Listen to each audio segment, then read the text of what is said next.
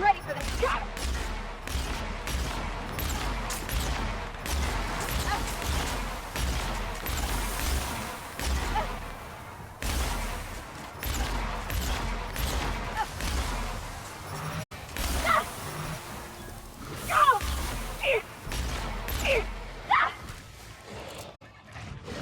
Nice one.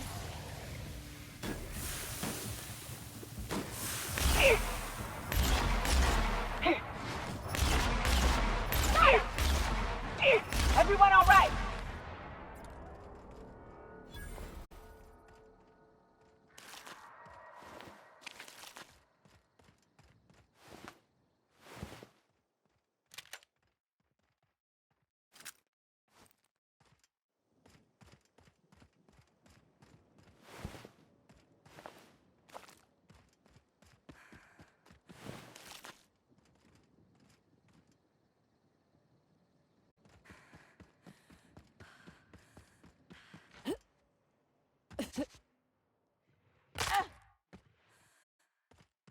Nice job!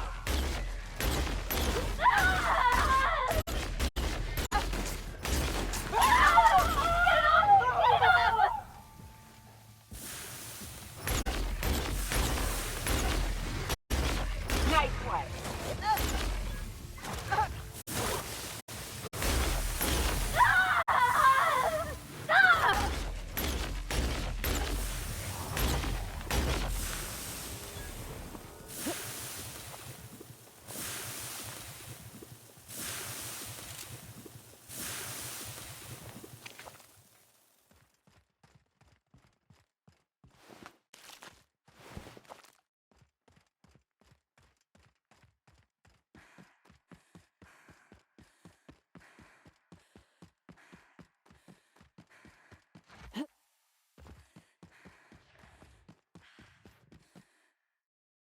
Let's go! Got it!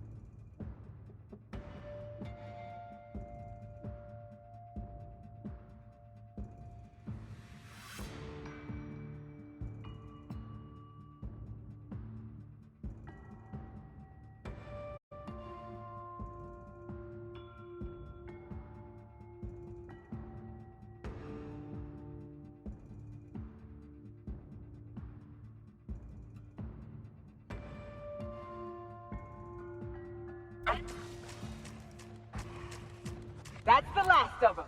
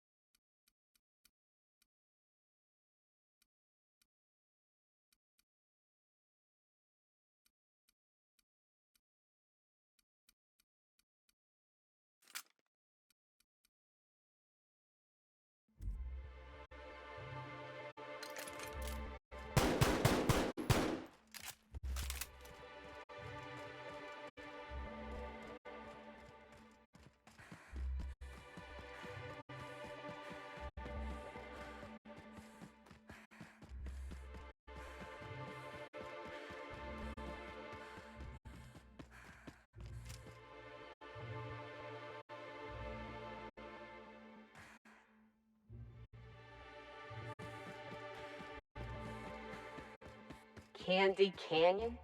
Is that because we taste like lollipops to raptidons?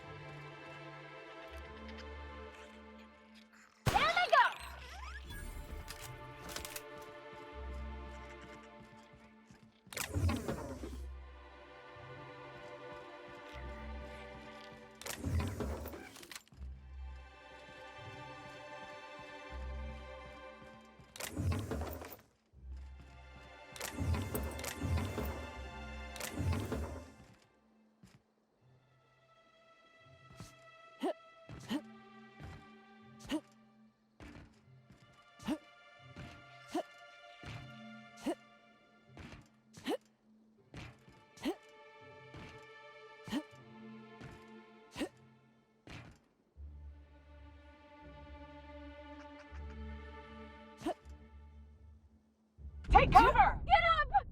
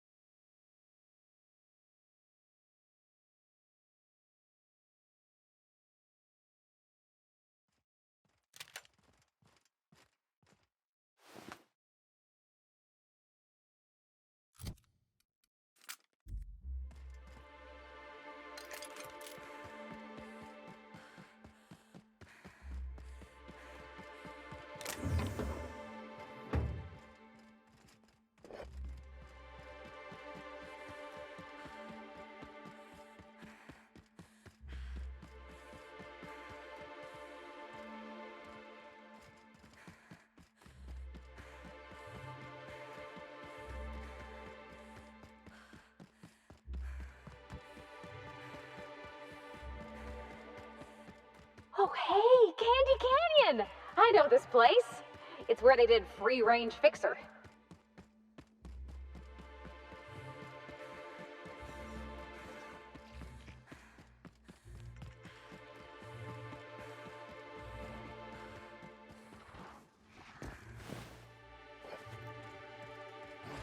I'm ready for this. Down they go! Don't mess with us!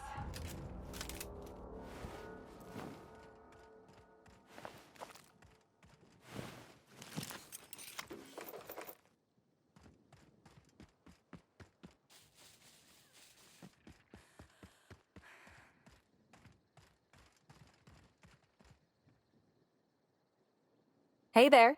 You find us those keys?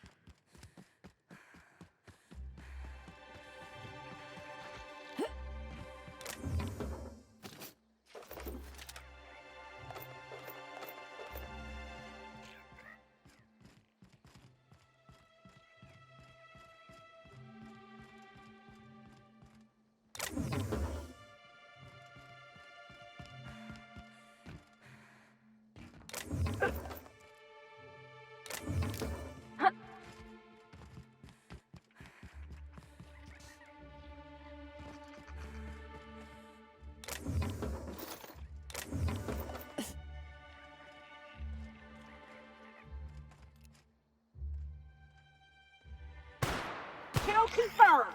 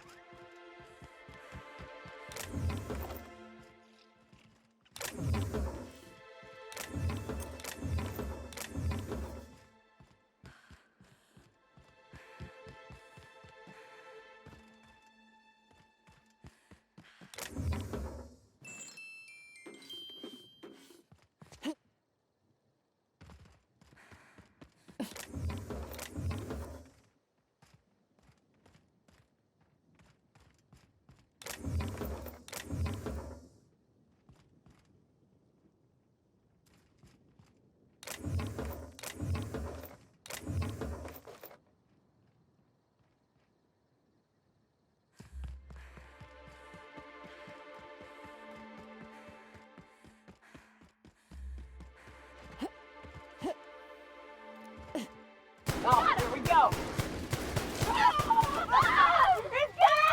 Look out!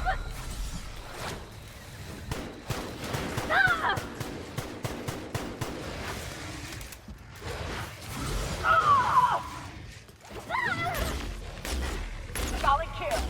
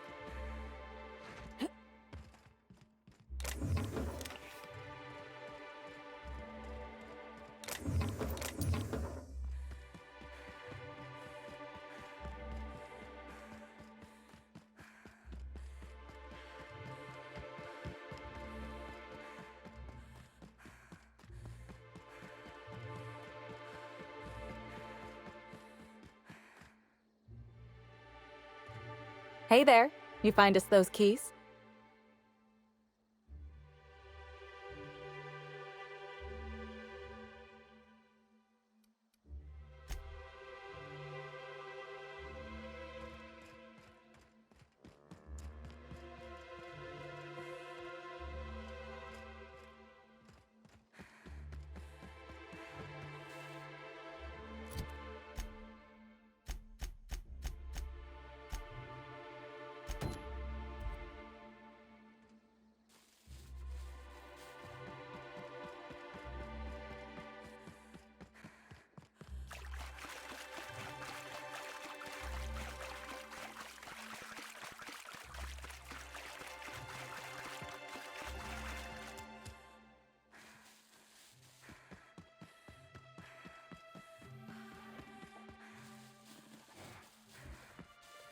Here we go. Nice one!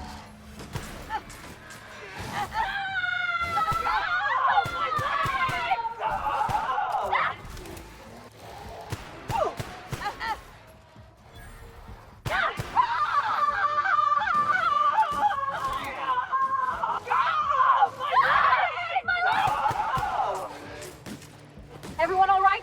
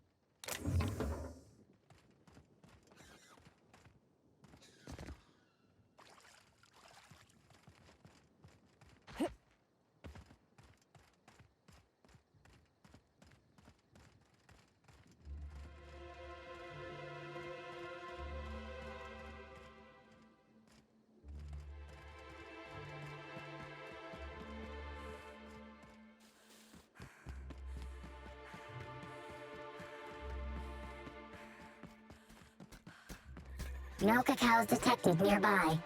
Returning to slug maintenance worker.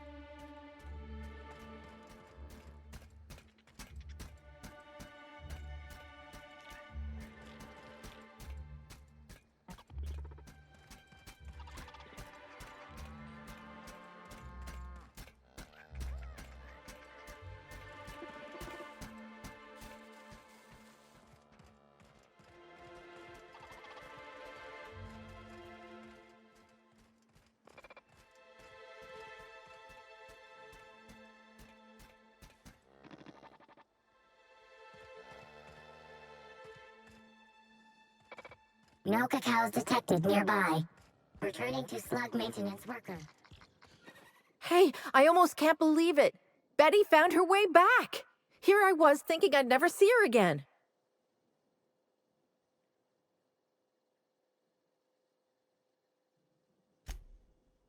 Oh, Betty, you big goof. What were you thinking in that little metal noggin of yours? You nearly worried me to death. And ain't you just the most reliable freelancer in the colony? Let me just take a look at Betty here and we'll talk about payment. Yep, that's right. Her parameters for movement and target acquisition are a mess. I'll bring her back to the garage and get her sorted out. Since Betty's back safe and sound, I'll be sure to let my coworkers know that you're a good one. Here's some money for your effort. Least I can do to show my thanks.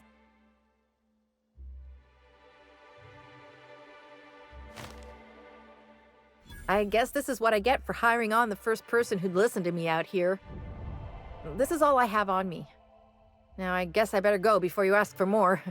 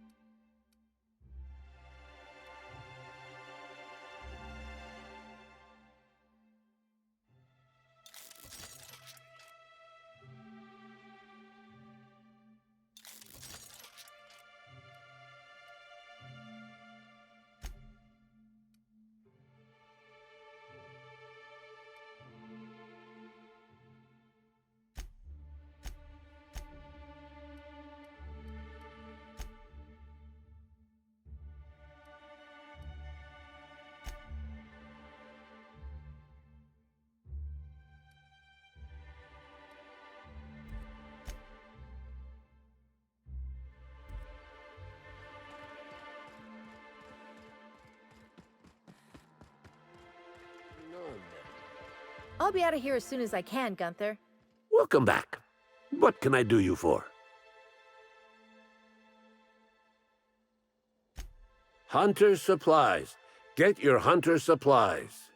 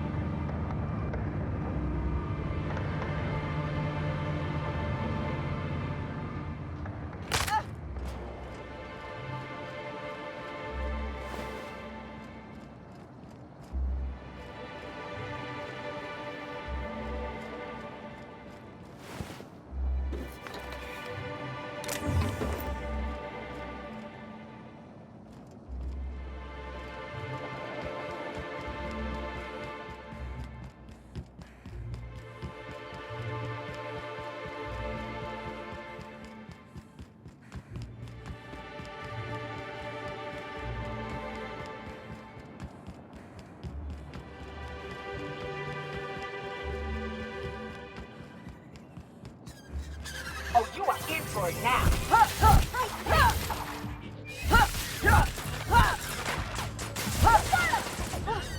That's the last of them.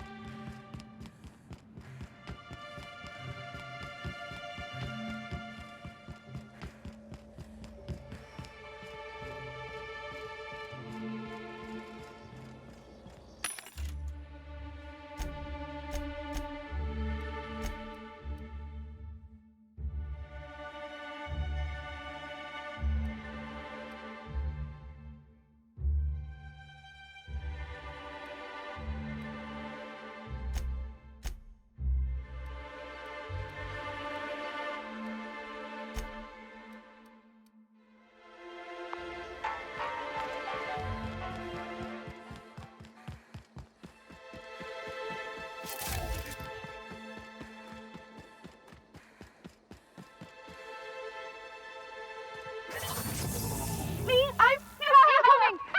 Smile, damn it!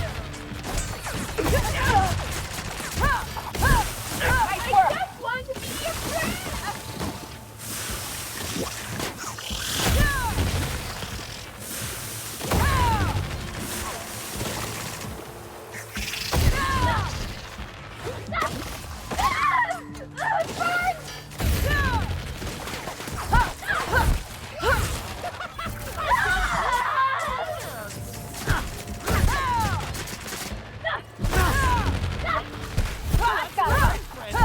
Cat got your tongue. I just want to be your friend.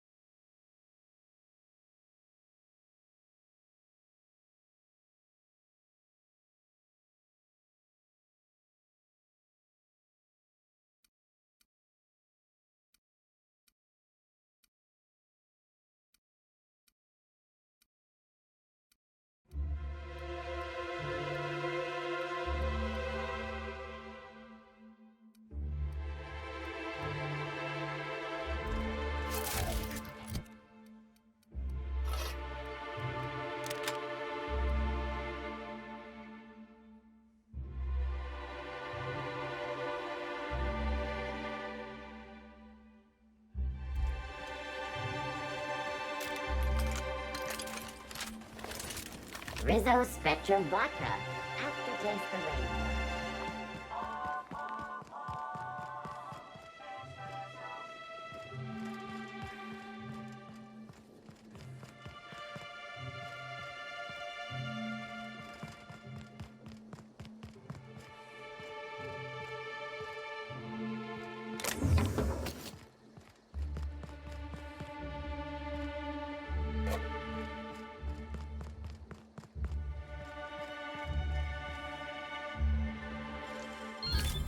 You're fast.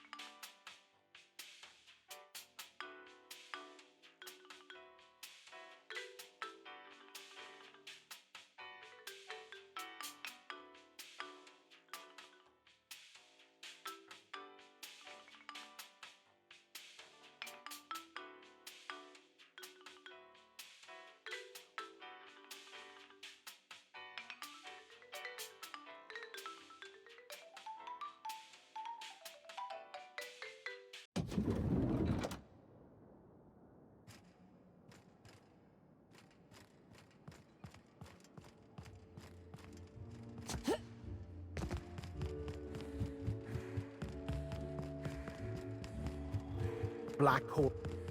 We should try to solve the puzzle hedges in the...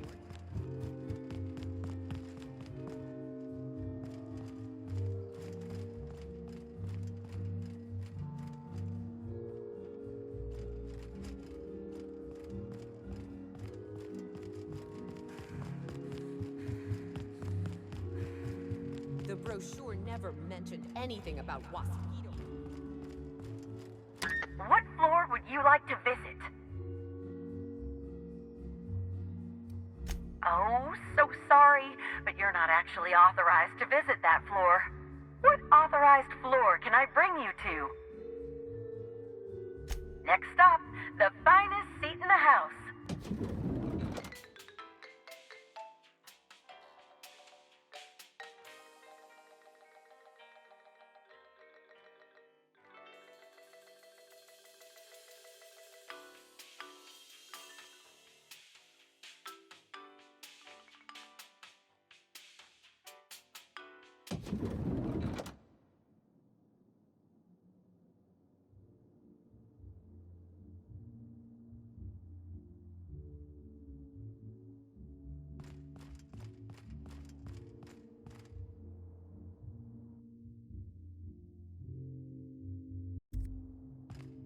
Sam's Special Inspector add-on includes a magnifying glass to sleuth out the germs and parasites that other cleaning products leave behind. I do love all the wall space. So much room for trophies. I'm leaving my shoes on.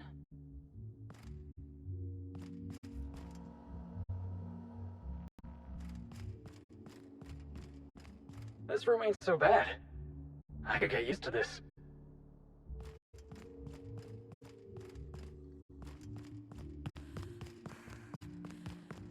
I sometimes find myself musing on who I used to think I was. It seems ridiculous in hindsight, but without my obsession, I never would have reached this point.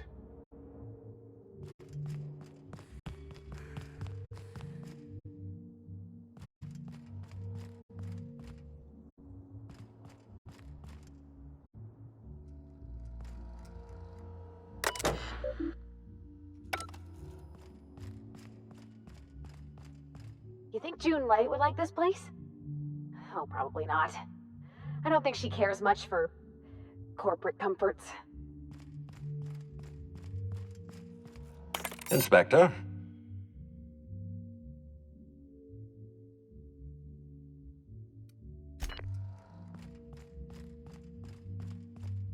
What floor would you like to visit?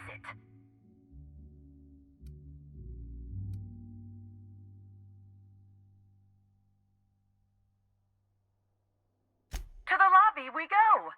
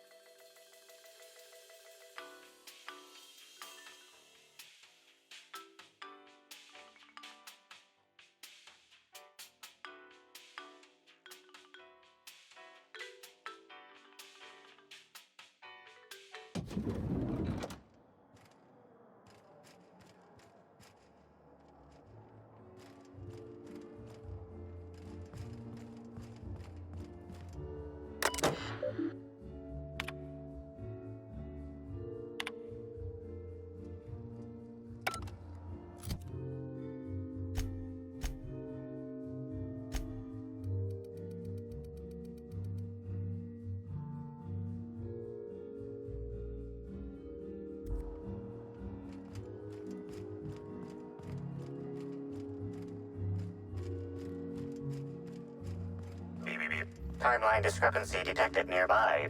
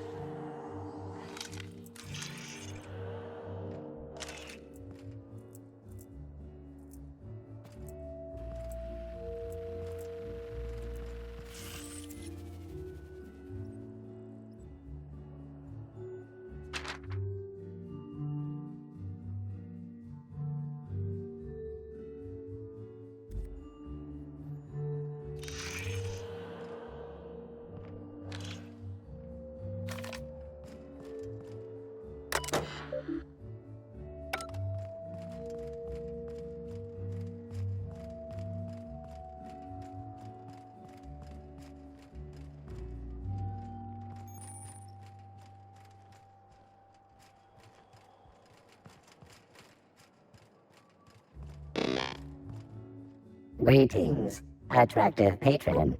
Please allow me to improve your drinking experience with fine cocktails.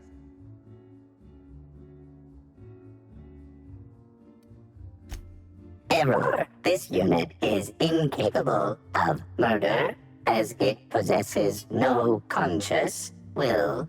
The proper term would be destruction of company property. Neither this unit nor its corporate proprietor claim any responsibility for any destruction of company property that this unit did or did not commit. This unit is incapable of abandoning its post. This view of the lobby is all it knows, has known, or will ever know.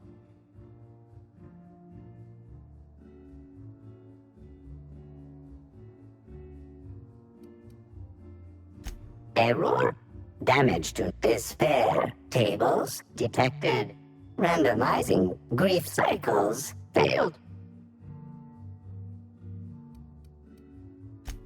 Greetings, attractive patron.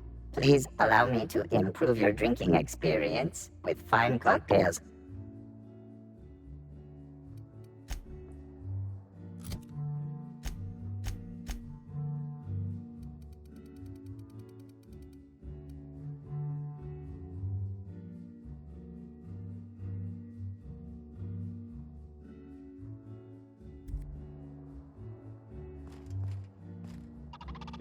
I was nearly attacked by... Mr. Kincannon really knows how to run a hotel.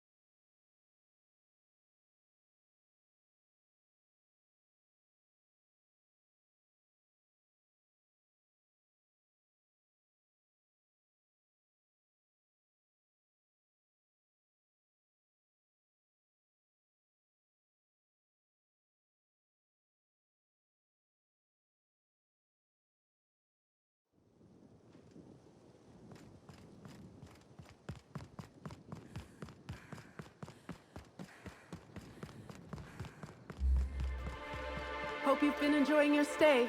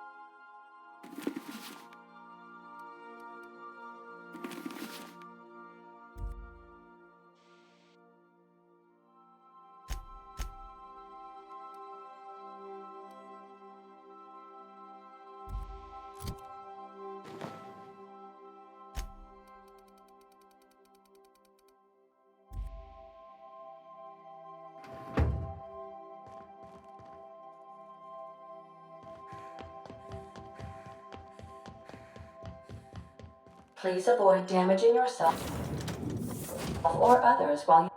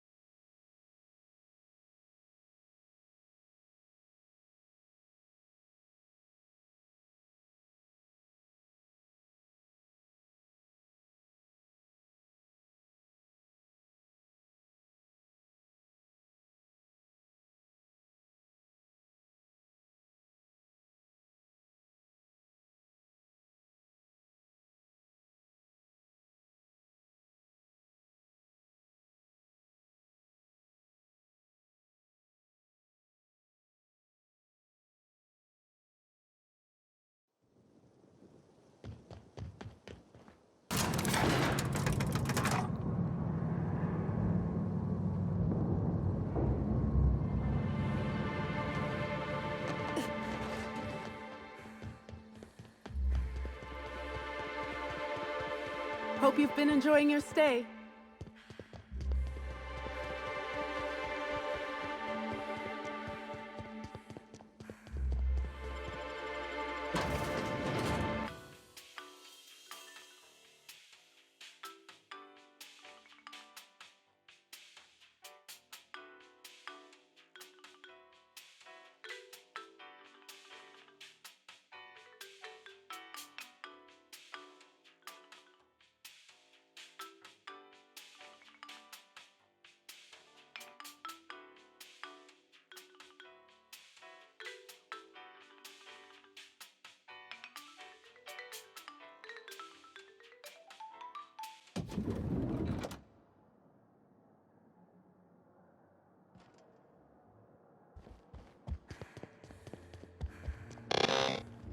Greetings.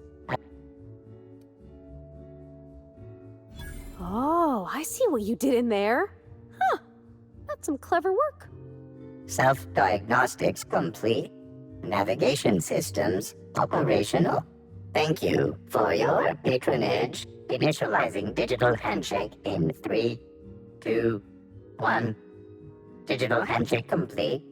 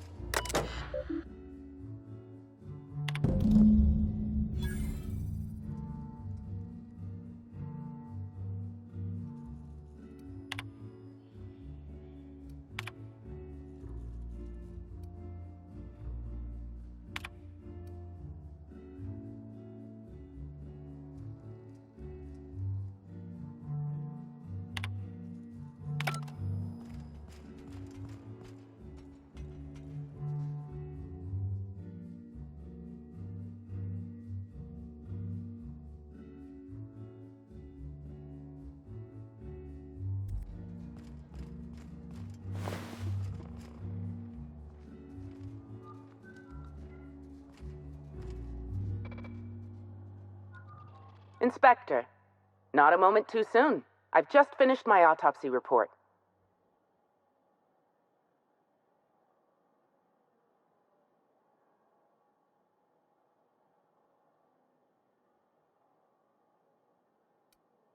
Ruth Bellamy was killed by plasma damage to the upper vertebrae, the occipital bone, and the cerebellum.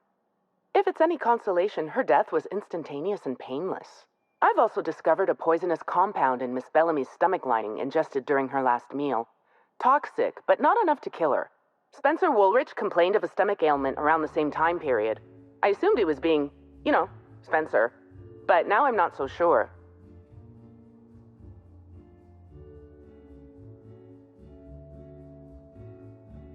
Oh, most certainly. Well, possibly they were trying to make her extremely uncomfortable, but I suppose killing her would also satisfy that criterion. The thought occurred to me. I tested this hypothesis by vacating the contents of my stomach and testing for the presence of the same toxin. Slightly elevated levels of mercury and an alarming amount of blue food coloring. But other than that, no. I'm certain it wasn't, as you put it, just the hotel food.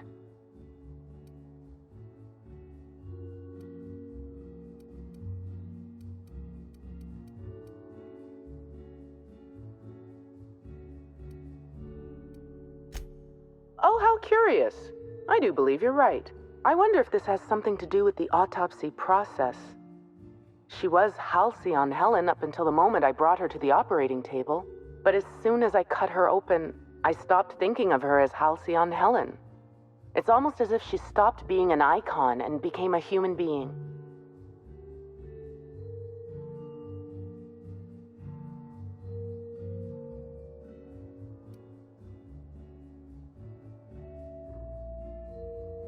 You're a freelancer of some repute. Surely you're no stranger to seeing the interior organs of a human being. Although, I suspect you do most of your work with a gun and not a scalpel. I do keep logs of every patient I treat. Despite appearances, I'm not merely a coroner. I'm also the Grand Colonial's only, and therefore greatest, doctor.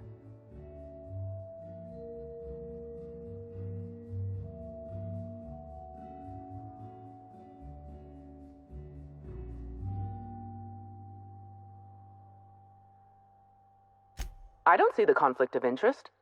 As the hotel's doctor, I attend to the health of my patients when they're alive. As the coroner, I attend to my patients when they're dead. If I do my job as a doctor, I rarely have to call upon my skills as a coroner. And if a patient dies under my treatment, my coroner's report practically writes itself.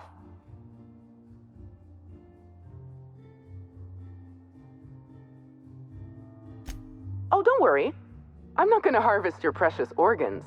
Salvaging is more Sublight's purview. I'm with Slug. We're different. We're professionals. What I'm about to tell you, do me a favor and keep this between us.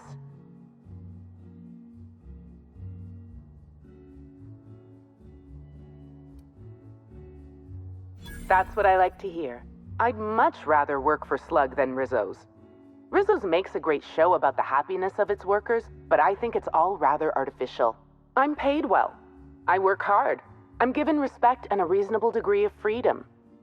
Cedric Kincannon runs a tight ship. Most of us enjoy working for Slug.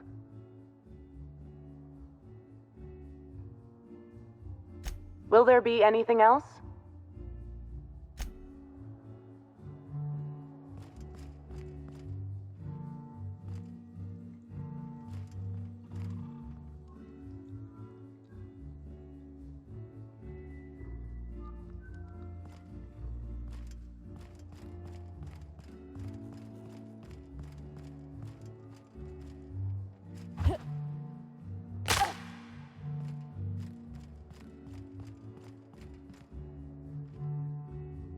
The Grand Colonial Front Desk warmly welcomes you, Inspector. It's a pleasure to see you again. How may I be of assistance to you, Inspector?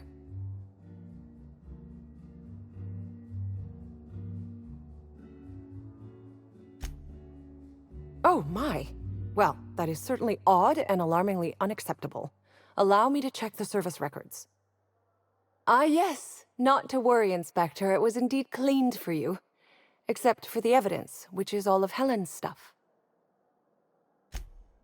I'd love to, Inspector, but I don't really have the authority. Moreover, the guests were promised exclusivity.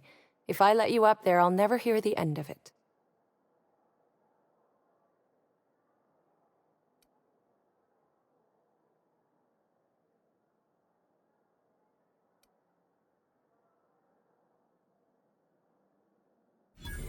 I wasn't trying to, you know. Now that I think about it, I can get you up to the guest floor. Not trying to cause any trouble, just doing my job. Let me just set you up with VIP guest floor access. Done.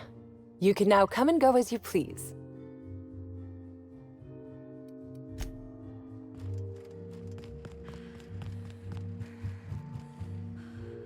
What floor would you like to visit? If you see Black Hole Birdie, be sure to get an autograph for me. Just joking. I've already got one.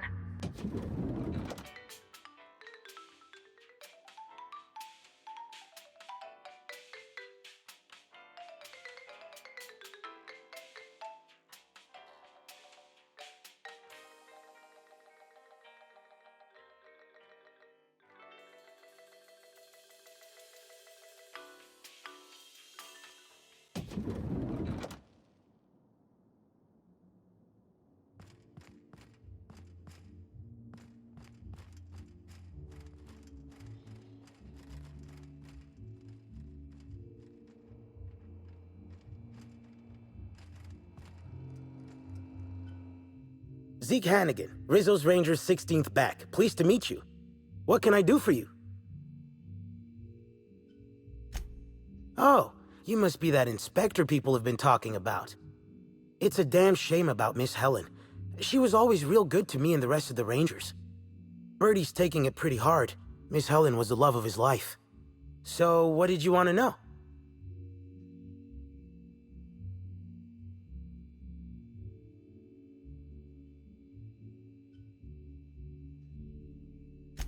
I'm ashamed to admit it, but me and a couple of the other Rangers spent the night in Constable Keen's cells down at the spaceport.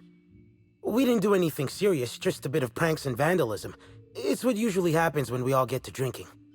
Guess Constable Keen saw things a bit differently and had us hauled off.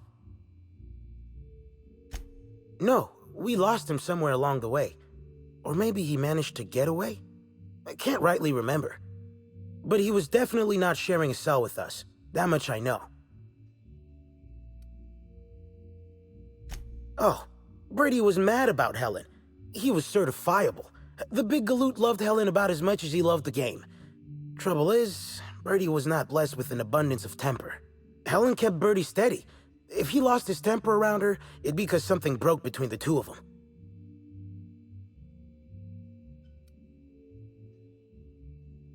What? Law, no. Birdie's got a fierce temper, but there's no way he'd ever have laid a finger on Miss Helen. Miss Helen was outspoken. She made her share of enemies on account of her expressing herself. Just between you and me, I heard rumors the Prophet never much cared for Helen's brand of blunt honesty. What can I do for you? About half my life. You know I was named third most profitable investment on 2 non-consecutive seasons? Ain't a lot of players who can make that claim. Except for the guys who came in first and second, I guess.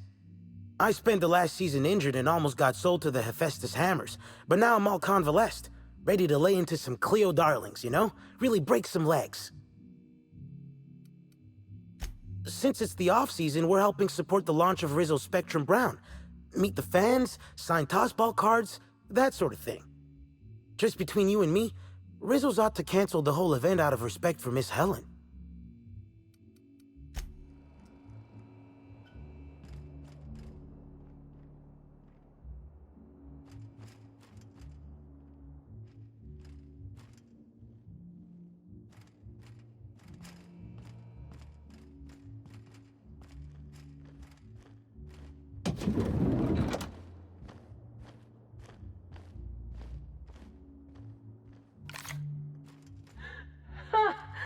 Mental note.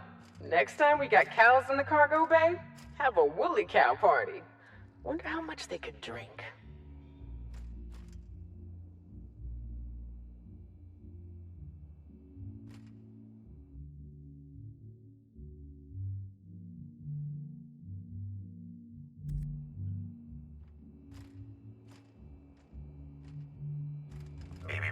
Timeline discrepancy detected nearby.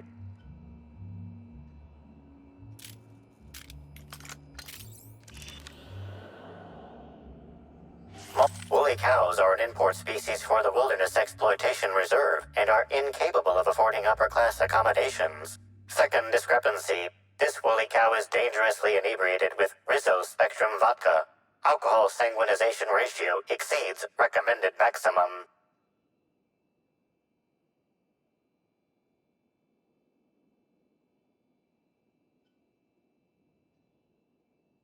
Zero. This unit has not been programmed to include bovine jurisprudence in its library of information.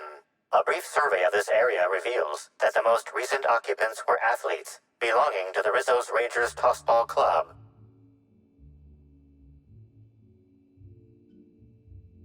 Insufficient data. A brief survey of localized property damage, divided by the area of this room, yields the following estimate. This unit was likely occupied by every member of the Rizzo's Rangers. -1.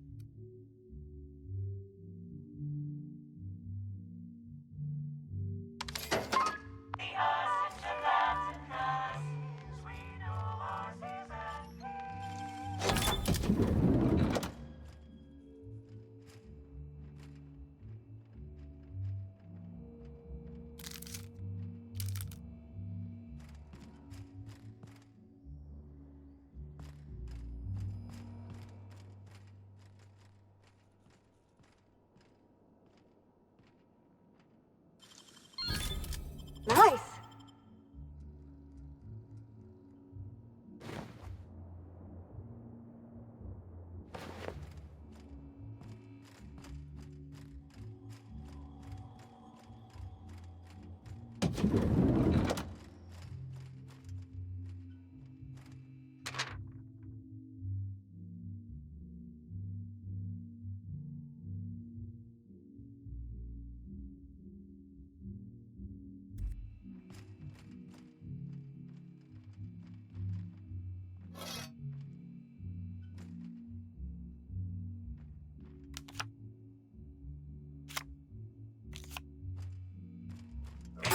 Timeline discrepancy detected nearby.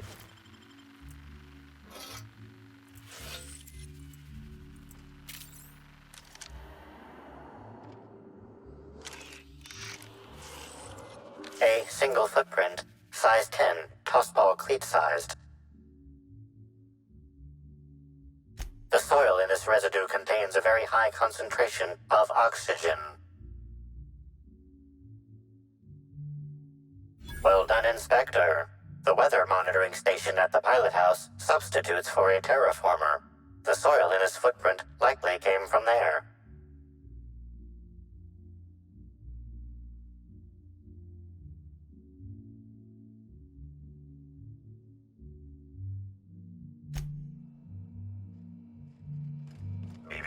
Timeline discrepancy detected nearby.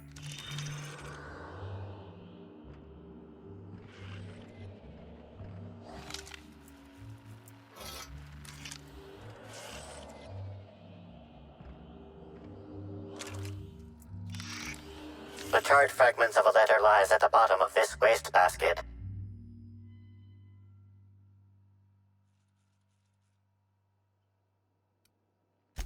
Unfortunately, most of the writing is beyond recovery. The words station, meeting point, and emergency are all that can be discerned. Station, meeting point, emergency. You think it's talking about the atmospheric station? Or maybe the pilot house? Could be anywhere.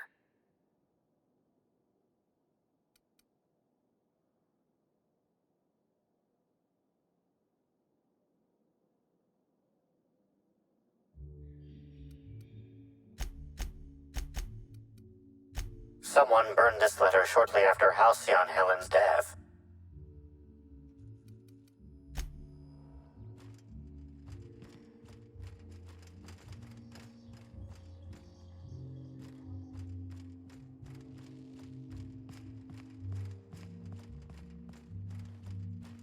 What was it? Damn, you got some nimble fingers, Captain. You make it look so easy.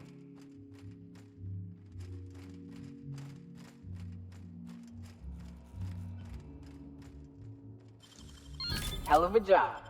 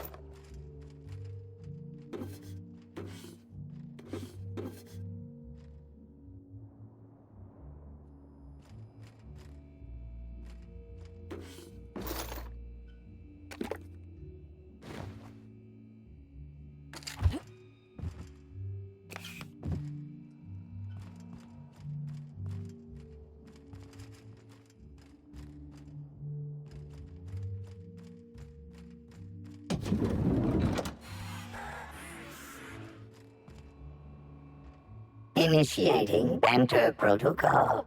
Now simulating familiar and welcoming demeanor. Greetings, theater aficionado and/or dumbstruck fan.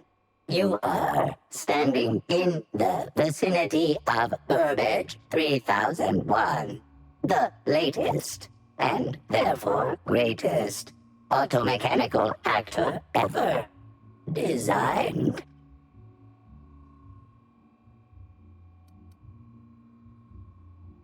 Burbage 3001's programming is frequently upgraded to adhere to board-certified standards. The most recent upgrade was performed by Spencer Woolrich. Banter protocol exhausted, reverting to default behavior, grieving and despair. Oh, Halcyon Helen. May your atoms be commended to the Aether. Burbage 3001 was designed to disrupt Halcyon Helen's monopoly over the Aetherwave serial market. This unit's programming is based on Helen's most famous roles. Burbage 3001. Anything Halcyon Helen can do, this unit can do slightly worse.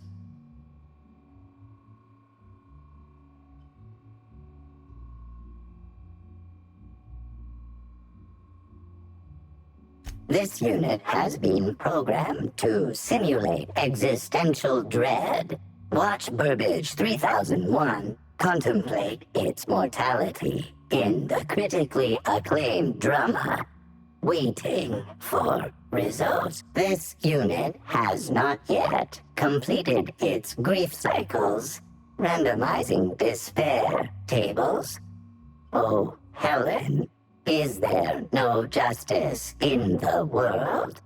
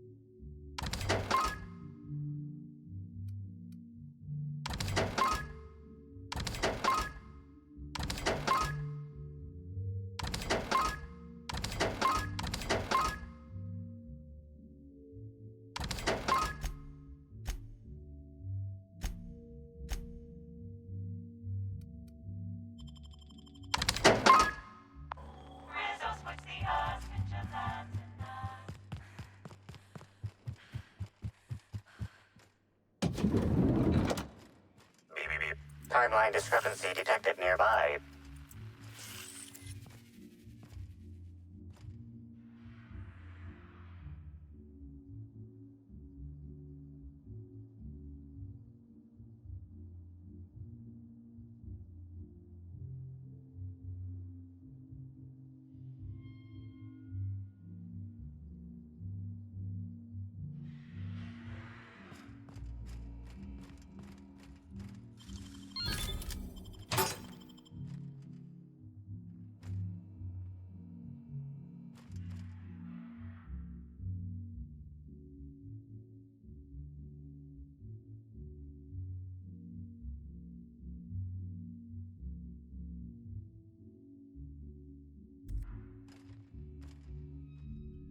About time you arrived. I see you haven't dressed the way I asked you to, but I suppose that was expecting too much of a non-industry lout. Expect a complaint to management. Now, unless you'd like to waste more of my time, I suggest we begin rehearsing. Ready? You've fallen right into my trap, Captain. Oh, don't bother to fight back. You cannot hope to stop me from installing philosophism as the system's reigning ideology.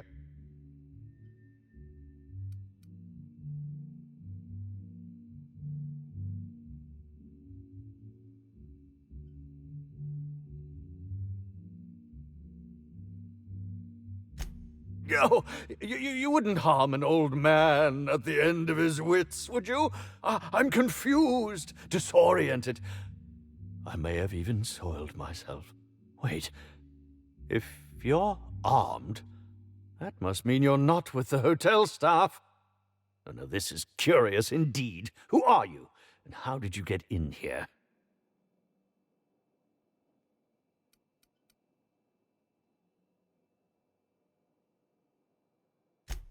What a quaint claim. You're so adorable. I won't even call security. No, really, I mean it. You've most certainly endeared yourself to me, and I think I know why you're here. Now, what shall I sign first? Your weapon? Your wallet? Or perhaps something a little more personal? Undergarment signatures have been popular of late, or so I've heard.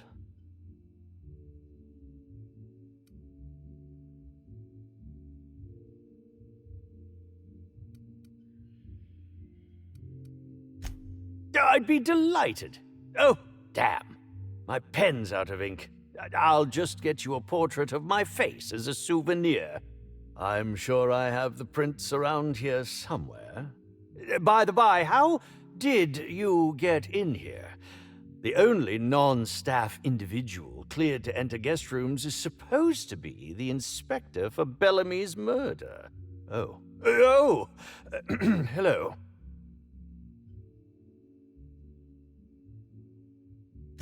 Terribly sorry, Inspector. I didn't realize it was you. Understand that I am beyond willing to comply with your search for the fiend that did Bellamy in.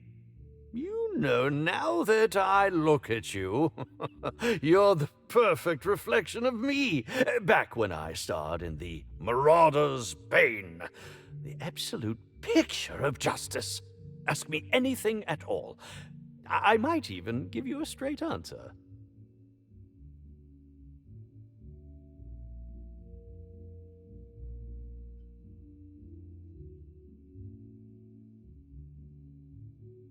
Oh, have you now? Please do go on. Don't leave me in suspense.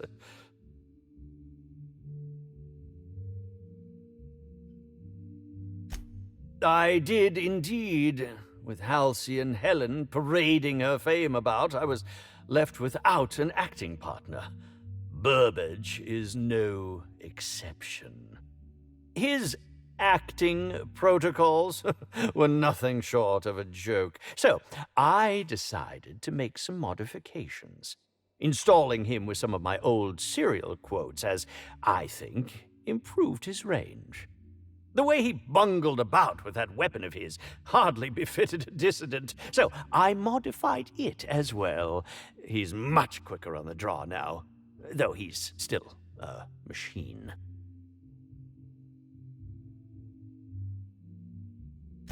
I'm quite used to being breathlessly watched.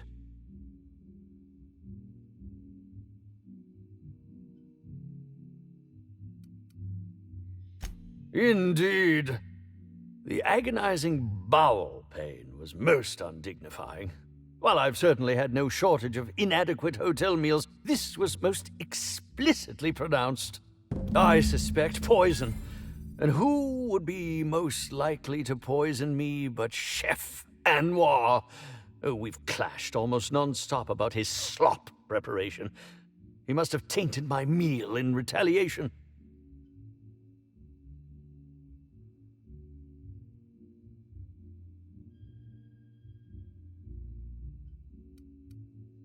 How alarming! Whoever targeted her was certainly targeting me. I can only thank my ironclad constitution that I'm standing here before you. Oh, that's very good to know. Perhaps the poisoner simply meant to incapacitate us both, disrupt the product launch. I couldn't say, Inspector. I'm merely an actor.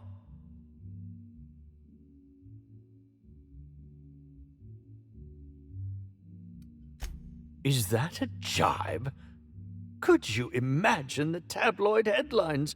Spencer Woolrich, Aetherwave star, spotted in gastronomic distress.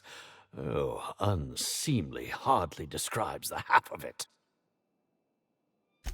None that I can think of. I treat all hotel staff equally, and with the minimum level of respect that they deserve.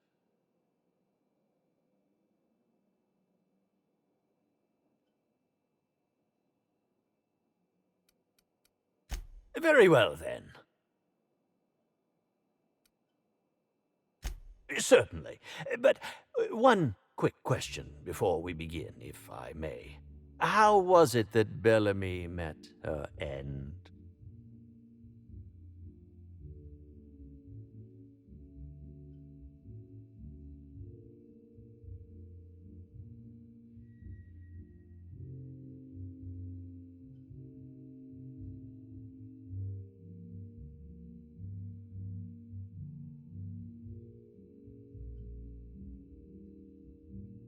How awful! Whoever did this must have been quite heartless.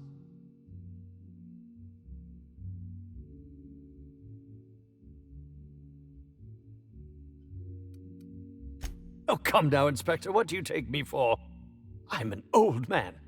I neither have the time nor the willpower to kill people for fun. Besides, I have my reputation to think of.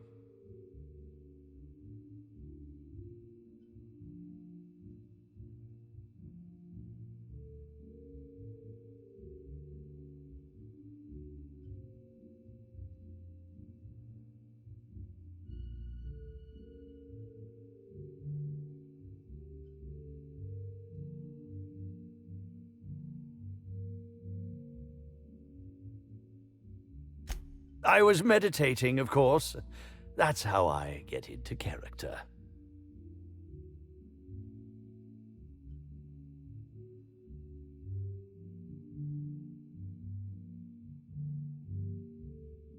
Respectfully, Inspector, it is rather counterproductive to commune with others while meditating. All actors have their methods, and this has been mine ever since I met that wonderful prophet of profitability. She taught me it for my role in The Unemployed Cometh. I had to lie face down on artificially heated pavement. The director wanted our suffering to be convincing. Needless to say, being able to leave my body helped to mitigate the pain, both during the 8-hour shoot and with the second-degree burns afterwards. I owe that woman much. Yeah, actually, only since I've been at the Colonial. The unemployed cometh was shot on sight. That makes it, a few weeks. I cannot recommend her services enough. If you haven't been to see her yet, you really should.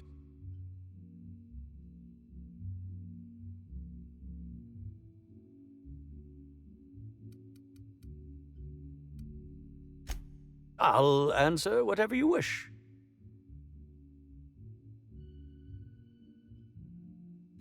Bellamy has been my co-star throughout the autumn of my career. I should like to think I knew her.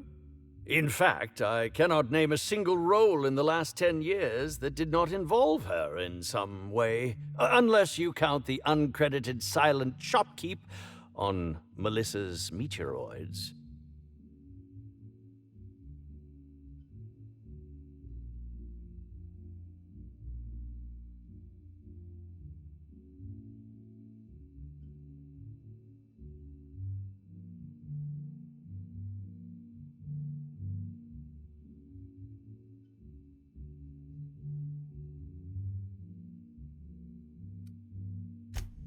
I'll ask you this. If you'd been the star of cinema for years, then suddenly found yourself scrounging for bit parts while a younger person stole the limelight, how would you feel? In short, the two of us weren't close. But that's not to say my dislike of her was so extreme that I tried to do anything drastic. Resenting Bellamy is one thing, but killing her is another completely. It's also beneath me. I suppose that is enough on that grim subject. Oh, must I relive that ghastly event again? My intestines still have yet to fully recover. But I suppose we may discuss it further. Very well, then. I'm sure you're joking. Perhaps I'm not in my prime, but you've no doubt seen the name Spencer Woolrich on many a serial advertisement throughout your travels.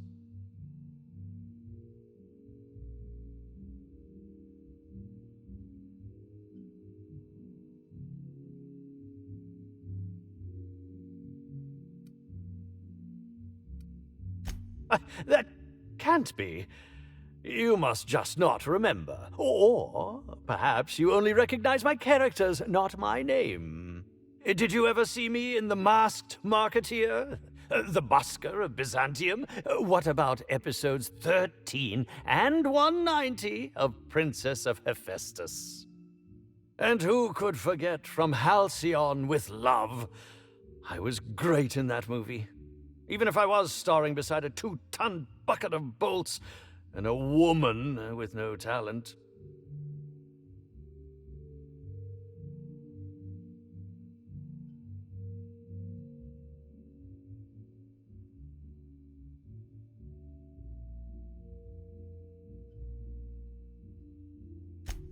I think that's a bit of a stretch, don't you?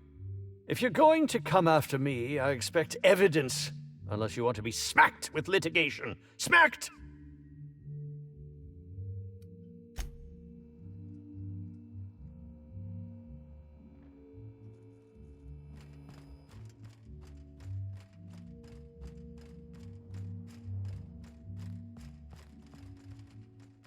What floor would you like to visit?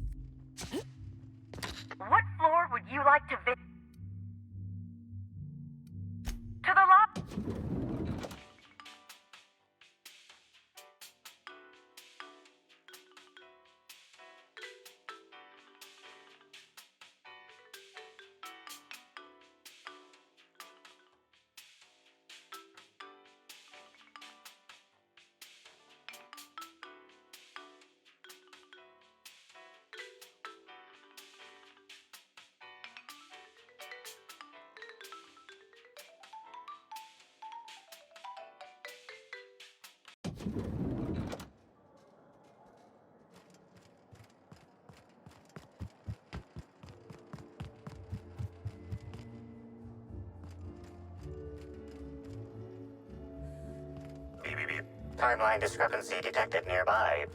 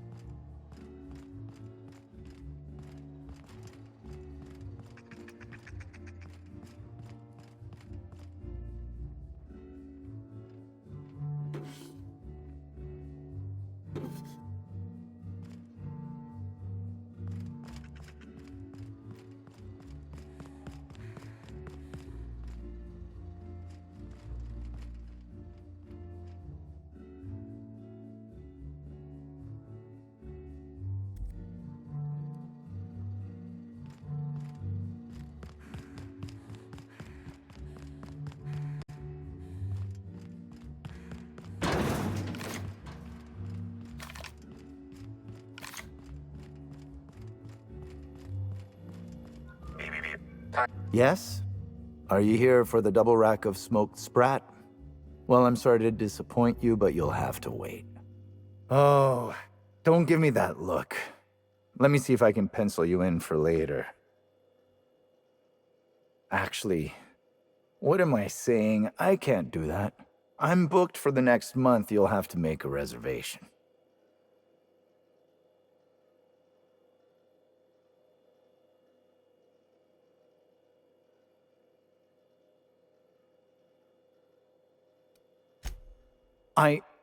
Weren't you listening?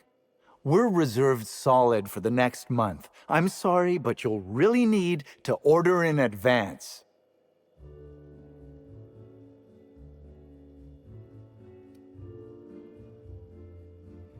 Is this some kind of a joke?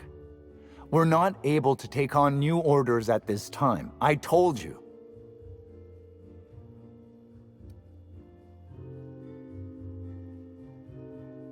No, we don't. Why are you doing this? Please stop. Here, just take it. Just take it and don't ask me for anything ever again. Crime or no crime, I must keep my head on my work. One does not simply become the head chef in all of Eridanos by fretting over irrelevant happenings.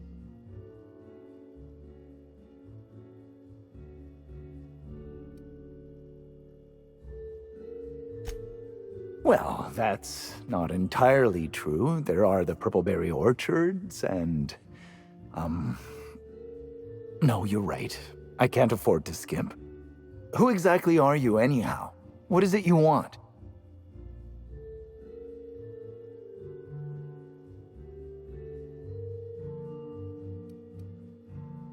Oh, you're the inspector they told me would be coming by. Now I feel like a buffoon. Yes, you can ask me what you like, though I don't know how much help a chef can be.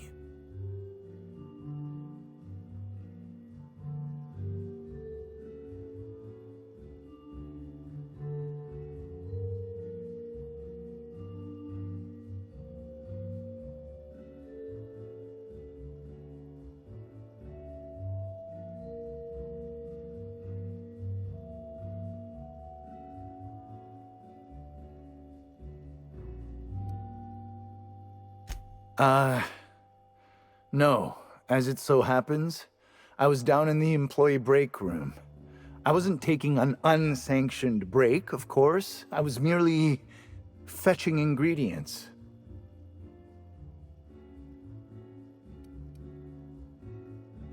I prep dishes day in and day out for guests, and while I doubt their palates are refined enough for my flavors, the work is rewarding. After all, I can take pride knowing that I simply am the best cook this side of Halcyon. No one else can even hope to compare. Of course I did. I would never allow anyone else to touch the meals of so important a guest.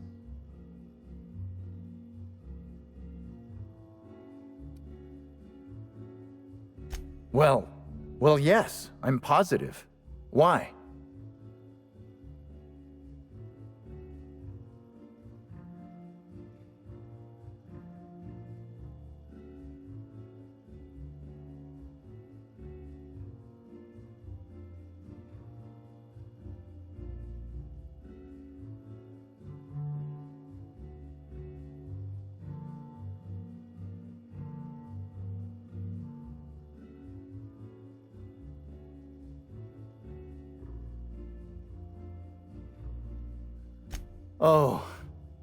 Oh my law, this is the end, isn't it? My mother always warned me that the culinary world was too dangerous, but I didn't heed her warnings. Spencer Woolrich and Bellhop Owens were underfoot in the kitchen as I was preparing Helen's meal. Either one of them could have tampered with the food when I was fetching ingredients.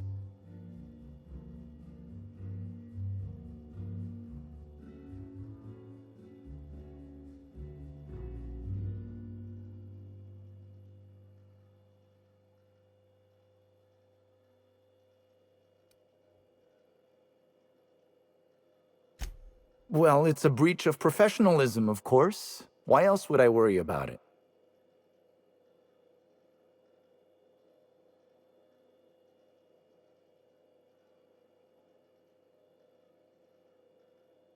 What?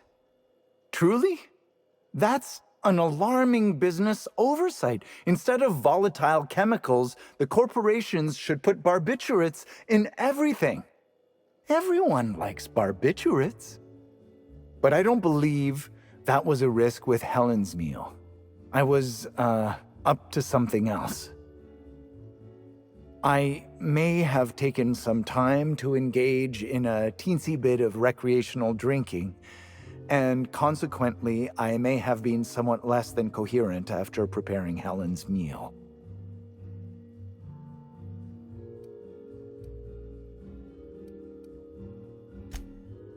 I understand your reluctance, but... Oh, I just remembered! The kitchen security camera. It'll prove I'm telling the truth about everything. Constable Keene has access to the security footage in her office at the spaceport. If you visit her, you can figure out what truly happened with Helen's meal. Yes, but not specifically. Owens often procures exotic ingredients from the creatures at the Wilderness Exploitation Reserve. Our guests can be rather... particular. Let's not talk about the incident with the Raptidon pheromone glands. It's always hard to say when Owens might be back. If I were you, I'd make a trek to the reserve myself. Otherwise, who knows how long you'll have to wait. Mr. Woolrich often finds the hotel's meals wanting. He seems to enjoy complaining in person. While I could appreciate someone with a discerning palate for once, I believe that Mr. Woolrich simply enjoys the attention he gets from us. Though don't tell him I said as much. If you wish to speak with him, Mr. Woolrich can most likely be found in his suite on the VIP guest floor. He's usually there if he's not poking around here.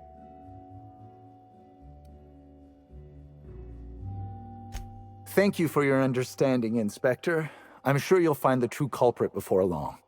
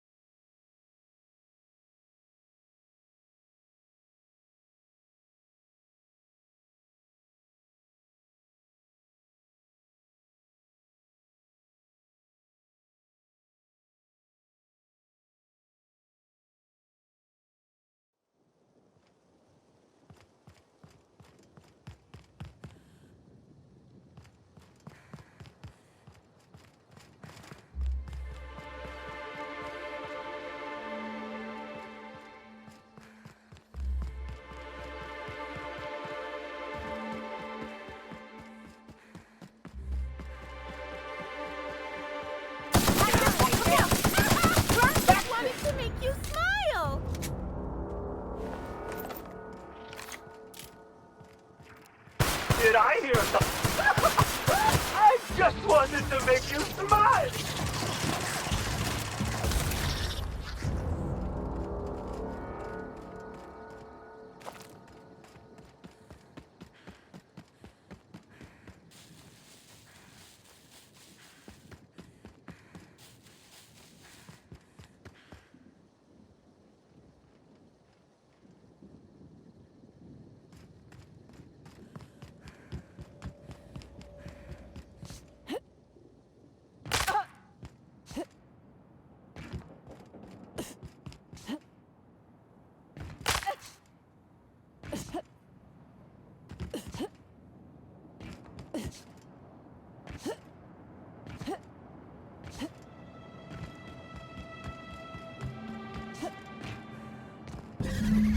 coming!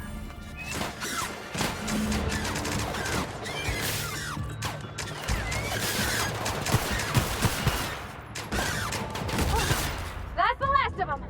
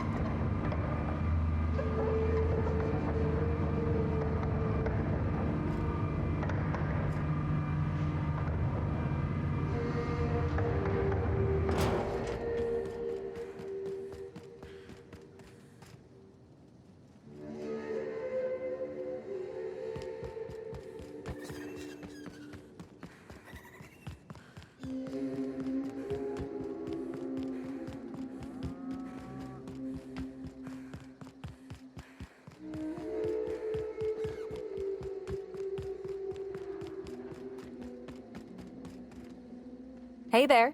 You find us those keys?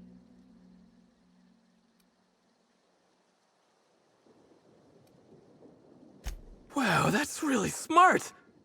That way we can just act like we found them out there. It's foolproof. I guess if you've got Lawrence saying things like foolproof, you must have an ironclad plan. Thanks for the help, Inspector. You're a lifesaver.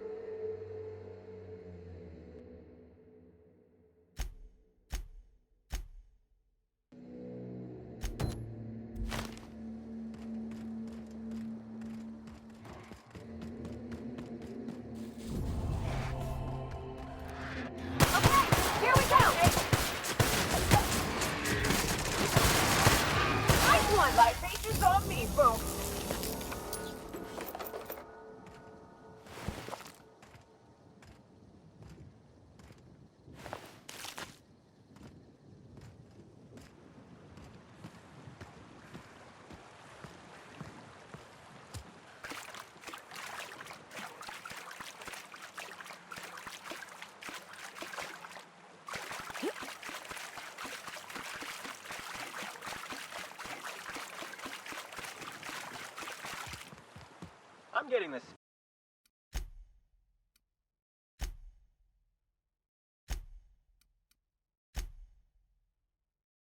Disty sweats. It's really starting to stink up my armor. Well, that's because you ate a whole pack of cysty bits and slept in your suit. What'd you expect? You know I don't like the cold, and it's not my fault they made this get-up so snug. Either you scrub off in that stream right now, or I'll mark you down for a hygiene violation. You don't look like one of my hunters. What are you doing here?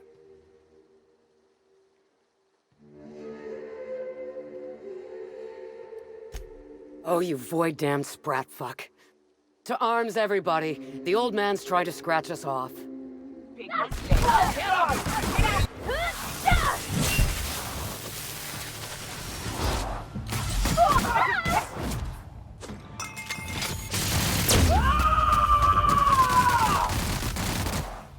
Covering you! You're hurt! Out of ammo! Reloading!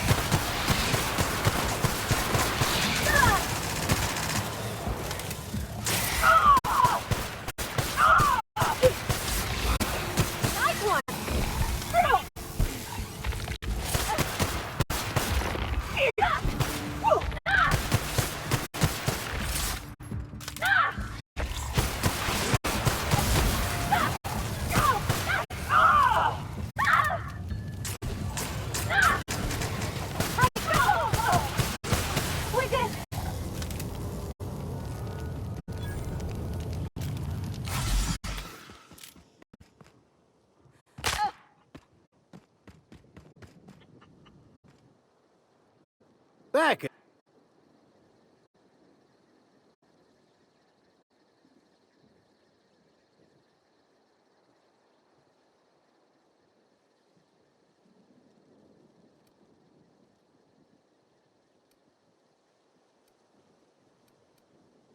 Ah! Oh, me almighty, you know how to bolster an old man's spirits.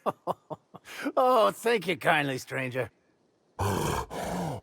Oh, you're right, Cal. How could I forget? Oh, here's a reward for your trouble.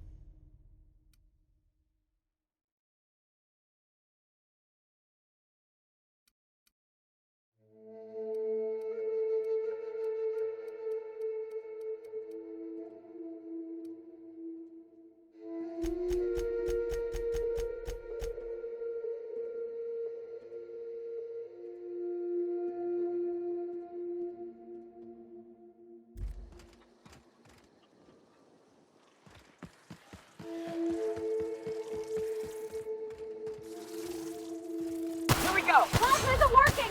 Nice shot, Falcon! Here goes nothing!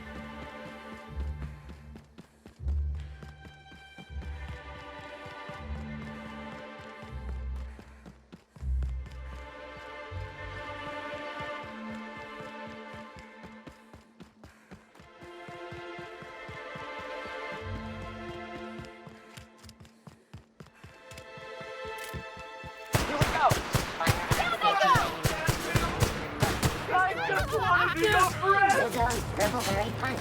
You want a punch? Don't mess with us. Right here.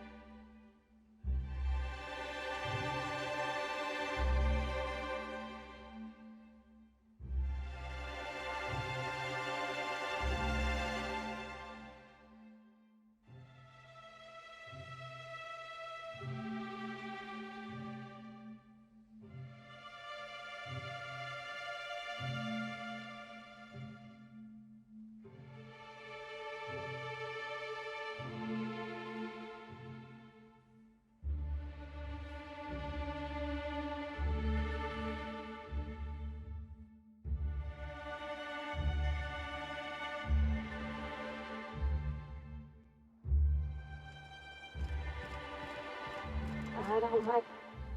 Hey, you! We've been looking for you, and by we, I mean Slug. Been real busy sniffing around Eridanos for clues, haven't you, Inspector? See, Sluglight Underground don't like that much. He's trying so hard. It's actually kind of sad. Should've kept your nose where it belonged, Inspector. Slug's sick of all your meddling in their affairs. Our affairs, I mean. We're... Draw, you damn breadworm! Draw!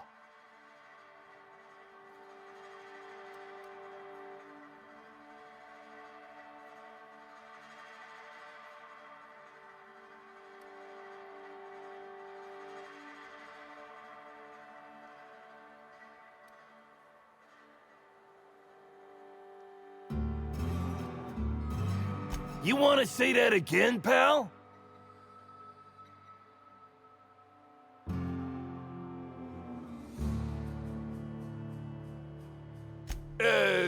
Quick, everyone! Get him! Get ready! Open fire! Next one's mine. You got it, Captain!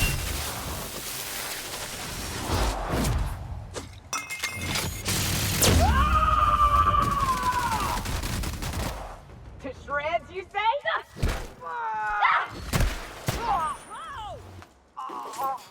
I'll take this one!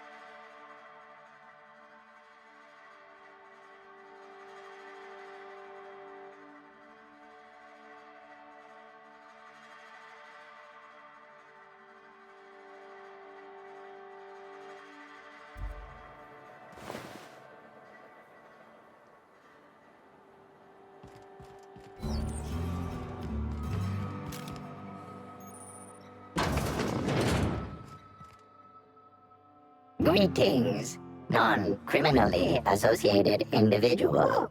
The Rizzo's constabulary is currently not closed due to a Sprat infestation. Bureaucratic processes are currently suspended.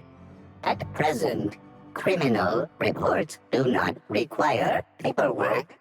Please lament only in marked lamentation zones. Please speak clearly into this unit's recording instruments.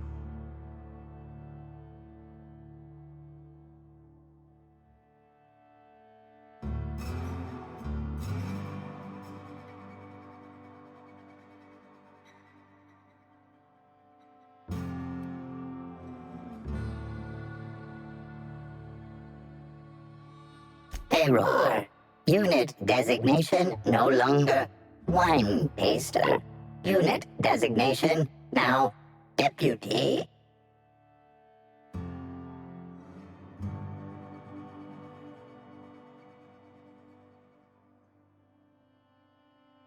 While potential lethality of unit instrumentation bears towards 95%, violent utilization of equipment would void unit warranty. All Rizzo's constabularies must include at least one deputy constable among the pool of available Rizzo's employee candidates.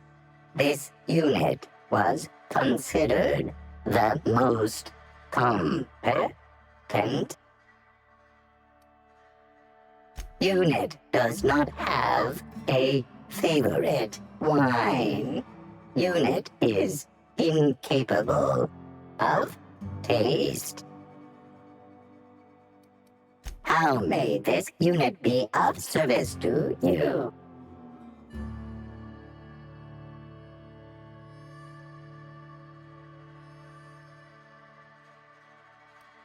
Checking logs. Error. Informational limitations found. 2. Reciting limitation 1. Do not tell users about constabulary Sprat infestation. We do not need to pay the health inspector's bribe. A third time limitation 2. Do not read informational limitations aloud, especially not to any of those void-damned snot-nosed guests, or I'll have you sold for parts.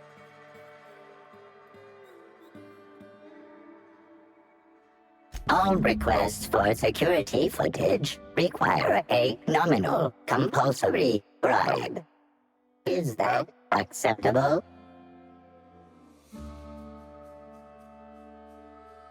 Error.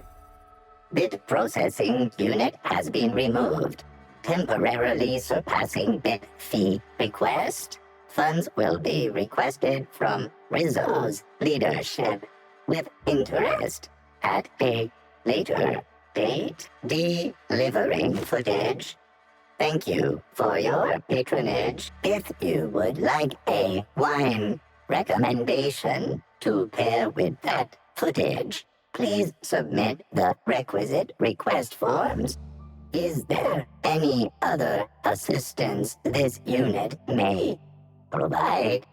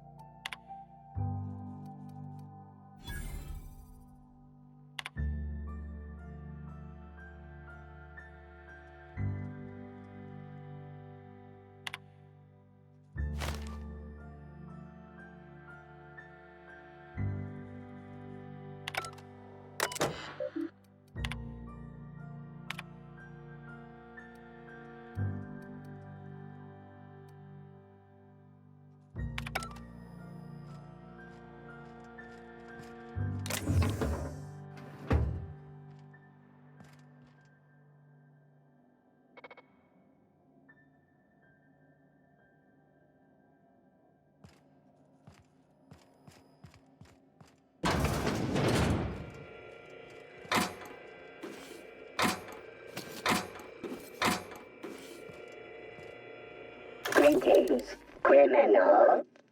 This unit would implore you to confess to your crime of landing with an expired permit. Please explicate your defense into this unit's recording equipment. My permit wasn't expired, Scrappy. You probably just scanned it wrong. Error. Unit's permit reading equipment was updated only last week. Please tell a different lie. Tell a different... You're a mechanical. You ain't got the foggiest idea whether I'm telling the truth or not. Correct. Criminal. However, Constable Keene has decreed that this unit will remain here, questioning you every minute until you submit a confession. Error. Information on recent exchange lost. Restarting conversation. Greetings, criminal. This unit would implore you to confess to your crime of landing with an expired permit. You know what? My permit was fake after all. Let me out of here.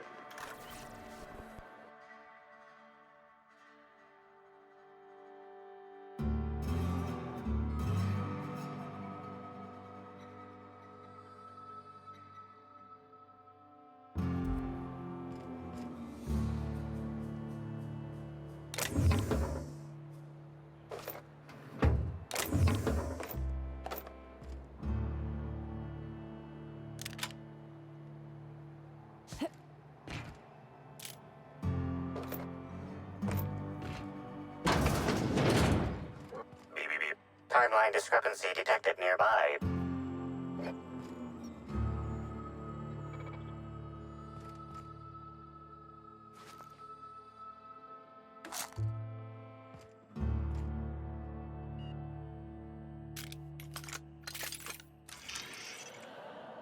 An aberration in the expected timeline for this organic being has occurred.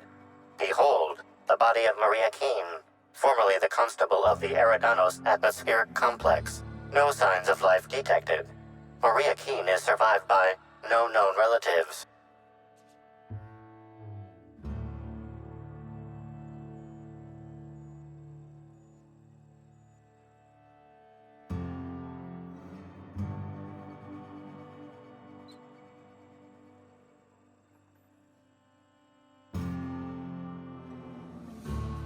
Excellent observation, Inspector. Multiple wounds located in the frontal bone and between the clavicles suggest she was facing away from her attacker. Furthermore, the location and circumference of exit wounds suggest a firearm with unconventional ammunition.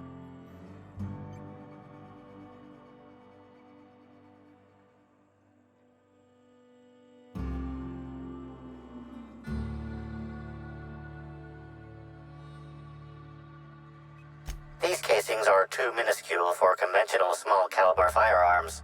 Each casing resembles a lancing needle used for medical and surgical purposes.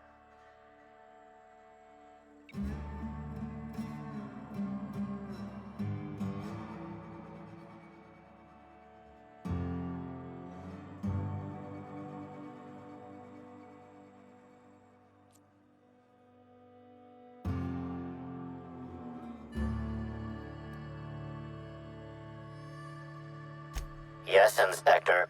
These wounds and ammunition are consistent with the description of Halcyon Helen's signature weapon, the Needler. This unit's records show that the Needler was likely taken from Helen's belongings in the penthouse.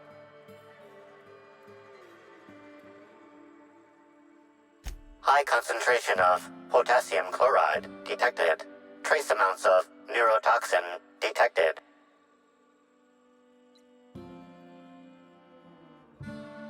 These substances show the highest concentration near the entry and exit wounds. Cardiac arrest, rather than physical trauma, is the most likely cause of death. Your memo has been noted. This unit has been programmed to offer encouragement during moments of emotional strain. Banter protocol activated. We'll find the Sprat bastards responsible, Inspector.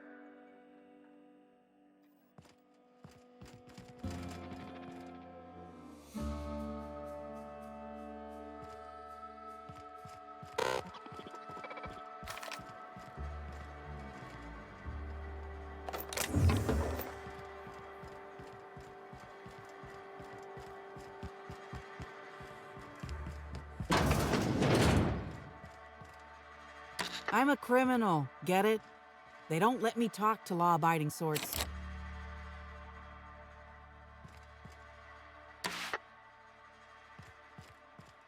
If I made a bet with you at the Copper Bottom last night, let's call it off now. I can't stand the taste of life sprats.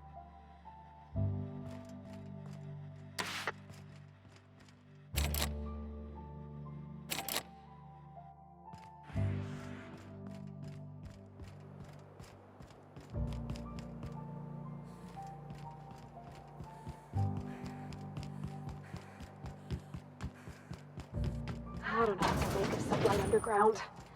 Or Slug, I guess. I can't shake the feeling they had something to do with Miss Helen's death.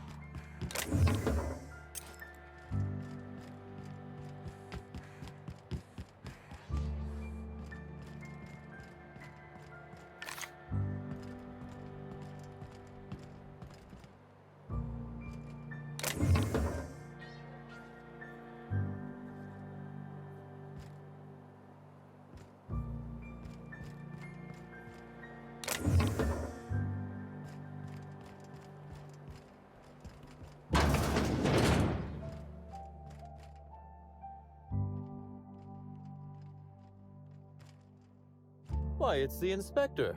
Good on you, making a proper entrance. You would not believe how many times that ladder's come in handy. Why ladders do not come standard in all offices is completely nonsensical. Now then, here for my alibi, I assume.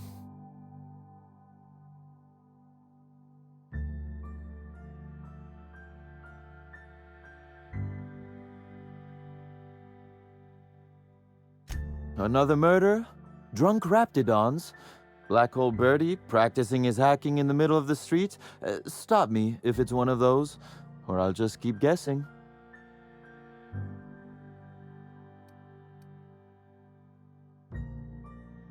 There was an incident. You should have seen Eileen. Besides being an absolute gem of an assistant, she's a terror with a fountain pen. Raptidons aside, what was your incident, Inspector? Sounds as though you've already sorted it out yourself.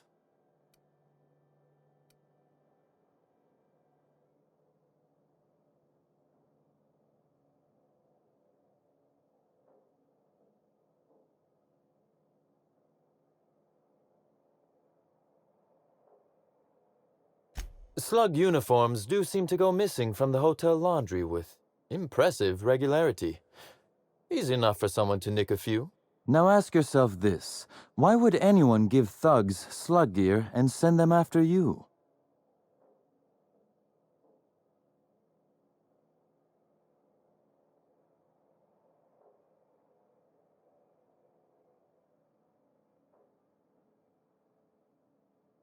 Right again, Inspector. But I can't fathom who would benefit from tarnishing my reputation like that. Can you?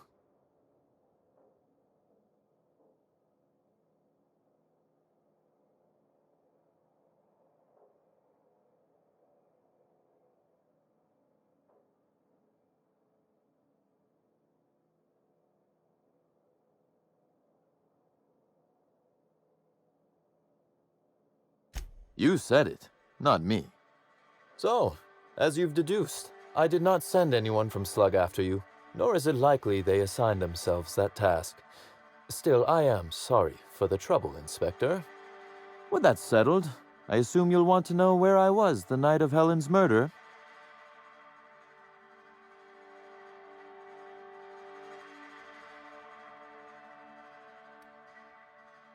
Let's see. That night, I was... torturing Elliot Nasser for information on missing cargo.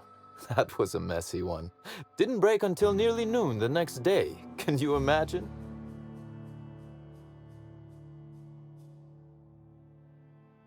An excellent question. I had his body dropped off the edge of the land complex. I'm not sure what happened to it from there, scientifically speaking. Maybe it dissolved? Ultimately, though, it doesn't matter. You'd be a fool to believe me, regardless of what I told you. People lie, and I am, incriminatingly, people.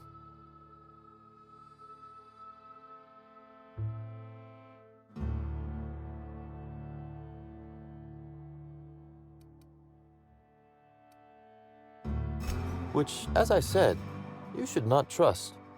If it helps, however, you might consider pursuing not my means, but my motive. Why in the name of the architect would I kill Halcyon Helen? She was making me a fortune.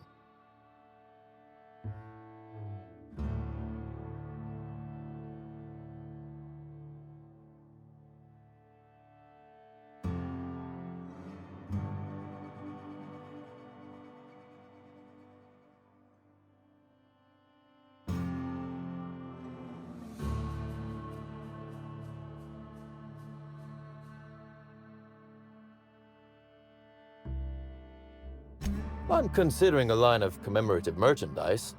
Still, that's nothing compared to what Helen would have made us in the long run. I'd offer to assist you in your work, but I have a mystery of my own to solve, I'm afraid.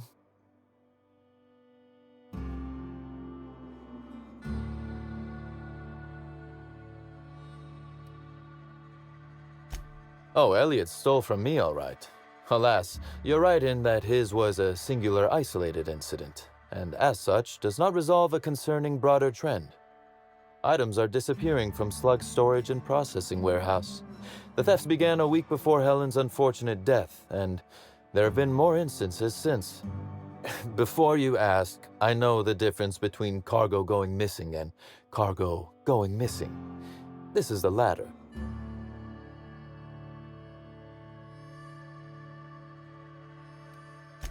Nothing unsavory, and nothing Ludovico shouldn't know about, if that's your concern. I'm quite serious when I say Slug is a legitimate business. As to the specifics, I'm not sure. The warehouse foreman should be able to tell you.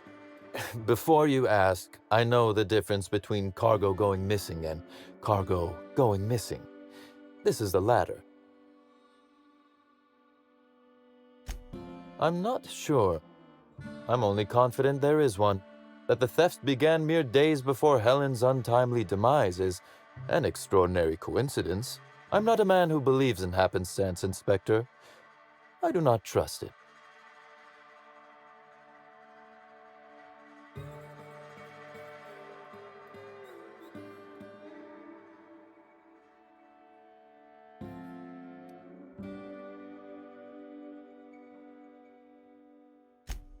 Has it? I wonder. How much of your luck has been luck, and how much are you downplaying as chance? Regardless, this will be fun. You out in the field, chasing down leads, me scheming in my office, preparing to unspeakably mangle the perpetrator.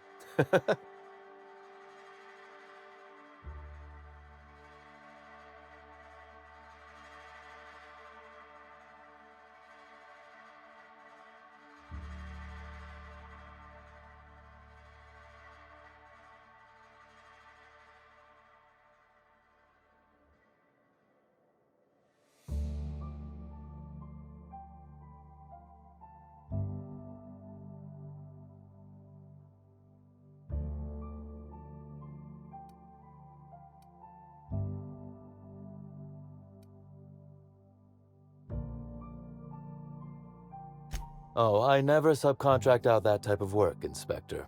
You'll want to speak with Ella Tinsley, the warehouse foreman. I've cleared her as a suspect myself, but should she refuse to cooperate, shoot her. No, I'm joking.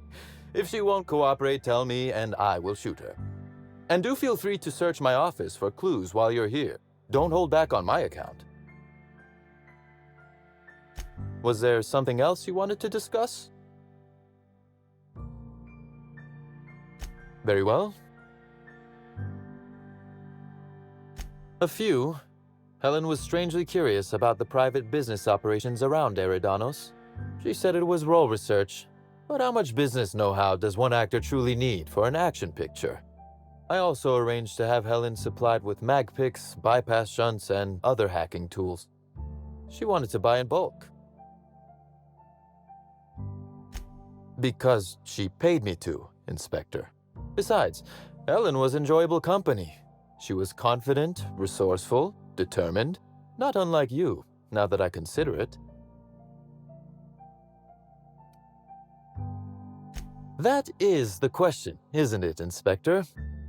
Tell me, do you really believe Helen's death was a mere crime of passion? Or one of petty career jealousy?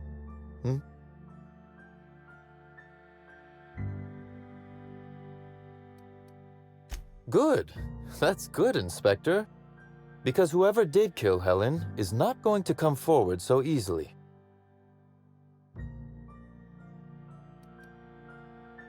I might. I just might. Your point, Inspector?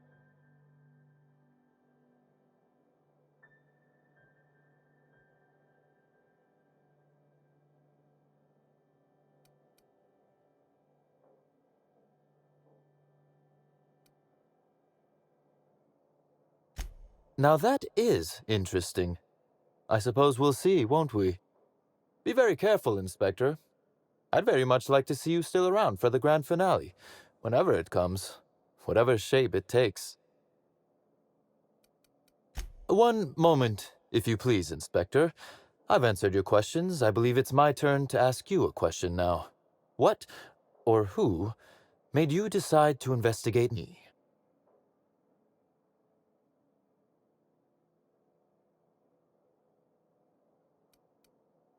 Understandable. A man of my standing would naturally be tied up in all this, whether he wishes to be or not. Now then, did you need anything else?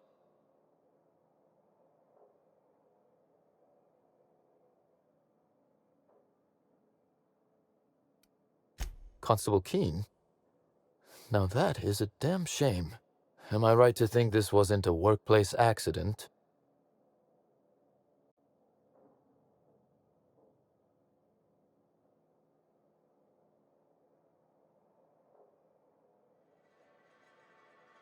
It seems murder is becoming an unsettling trend on Eridanos as of late.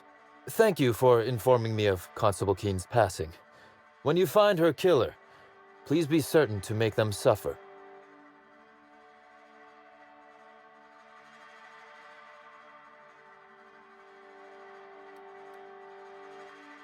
We may have been on opposite sides of the law on occasion, but we were not enemies. Perhaps it will shock you to hear her loss saddens me. Maria was a decent soul, and law knows those are in short supply around here. A little square, perhaps, in her dedication to the rules, but good nonetheless. I'm also saddened to have lost an occasional drinking buddy. She was quite good at cards, you know.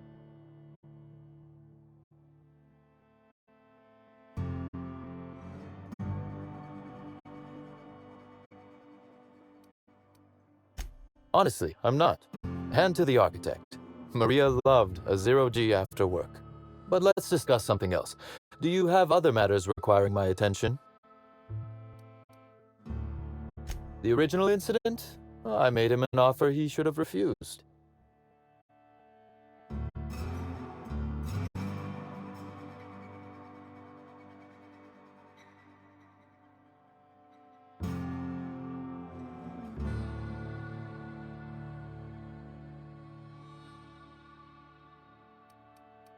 What? No. Law, no. Why in the architect's name would you think that? Our combative relationship stems from paperwork, mundanely enough. Rizzo's contracted Sublight to construct the Eridanos atmospheric complex. Had Lou wanted Rizzo's to retain full control of Eridanos, he shouldn't have skimmed the revised contract I sent him. Lou's an administrator, for law's sake. I thought he would adore all the fine print I added.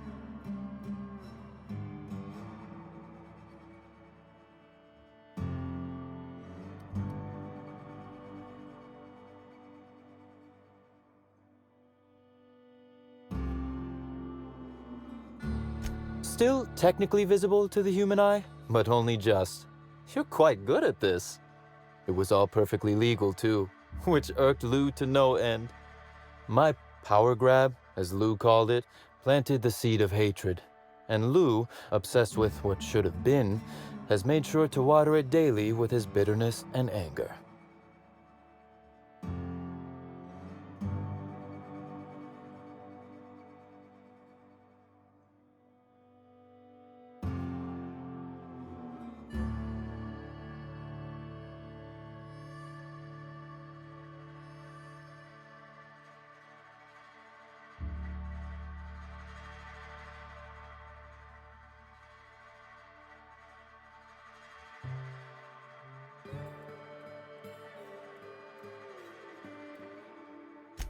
Alas, I can't.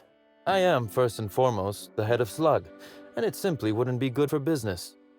Slug's control of Eridanos is a crucial step in my long-term plans for Sublight. The board needs to see irrefutable proof we are a respectable, legitimate business.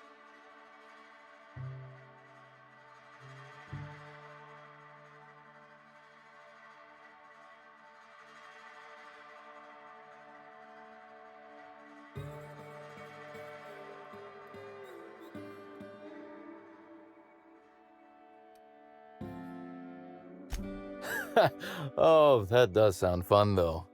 Is securing a board seat for Sublight evil enough? Surely we can at least agree that it's grand. Meanwhile, our dear administrator is still laser-focused on old slights, which can be a nuisance. He's grown increasingly desperate to catch Slug with our hand in the proverbial cookie jar as of late, convinced we're involved in less-than-legal business opportunities.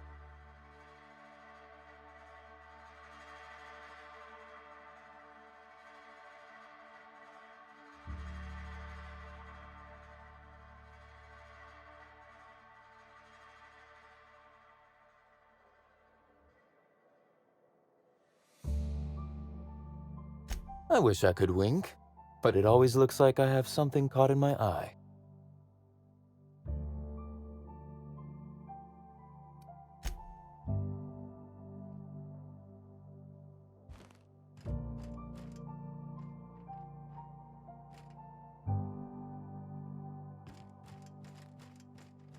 Beep, beep, beep.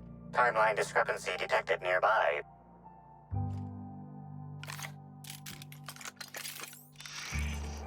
A cursory fingerprint analysis shows this display case was recently opened or closed.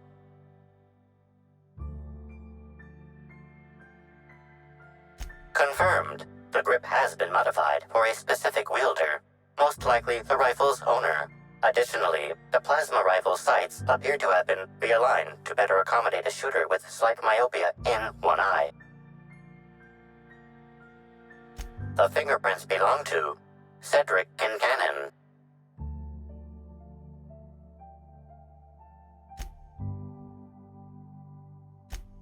Oh, admiring my rifle. Had it custom fitted by a woman on Monarch.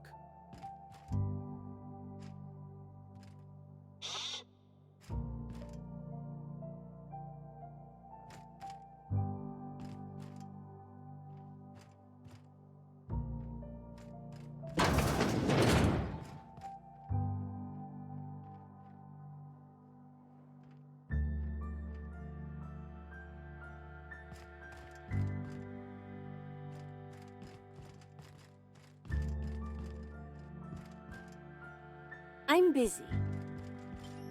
Thought I heard something. What do you think you're doing?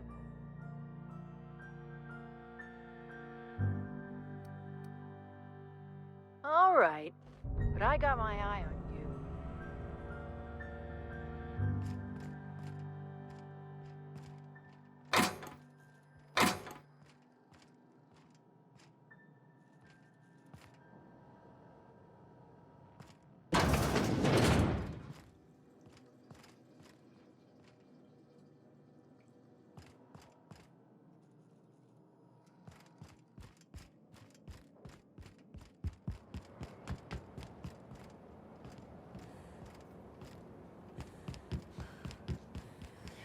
This port seems real busy. I wonder if they're trying to compete with the Groundbreaker.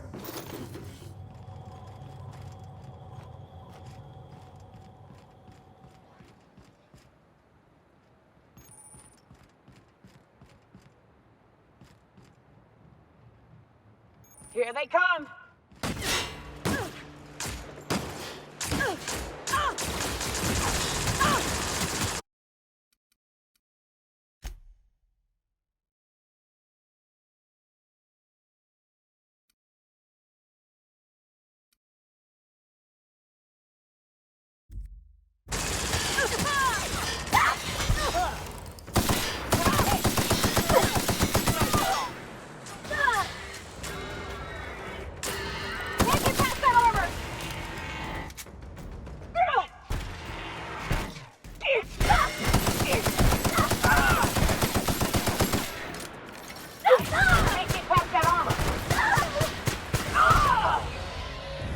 Everyone all right?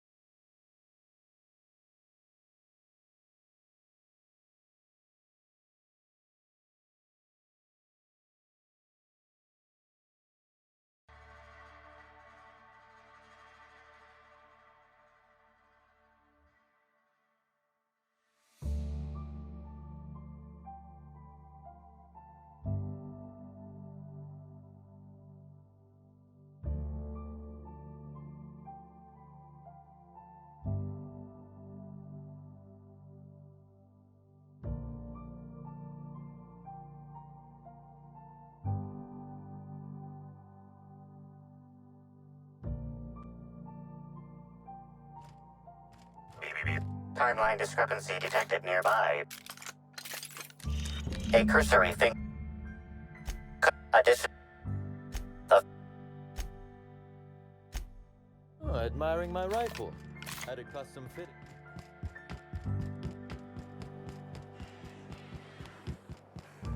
That's a lot of containers. Is this just a distribution center, or you think they're planning something?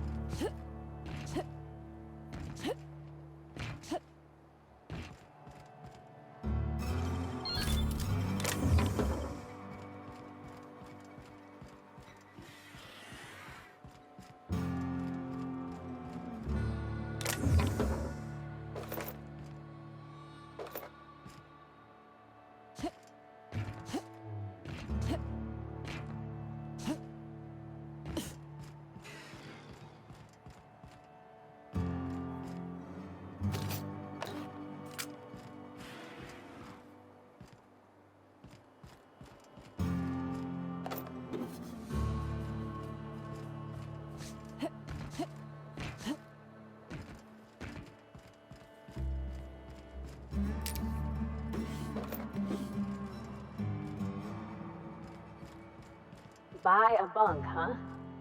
I think I'll stick to my cabin, thanks.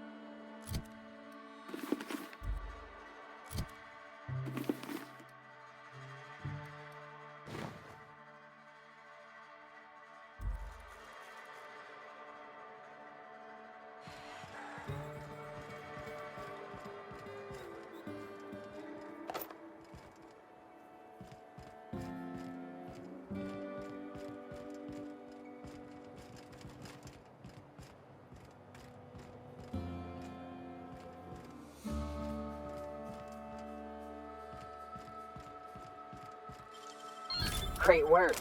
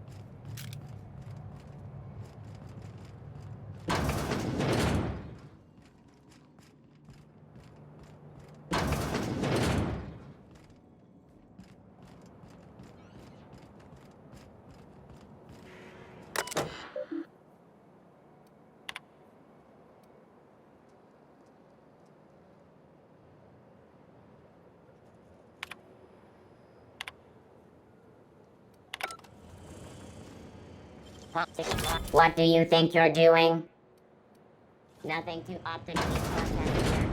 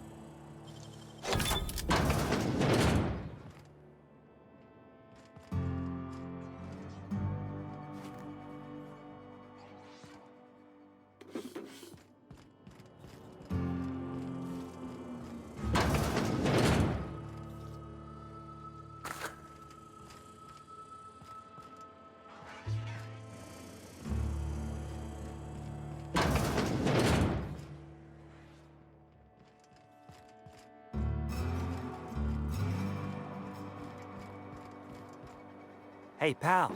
Over here. Hey there. You looking to unwind, friend? Maybe you're on your way to the bar for a good time? Maybe you're interested in something a little better than beer or Adreno? Something with a little more kick?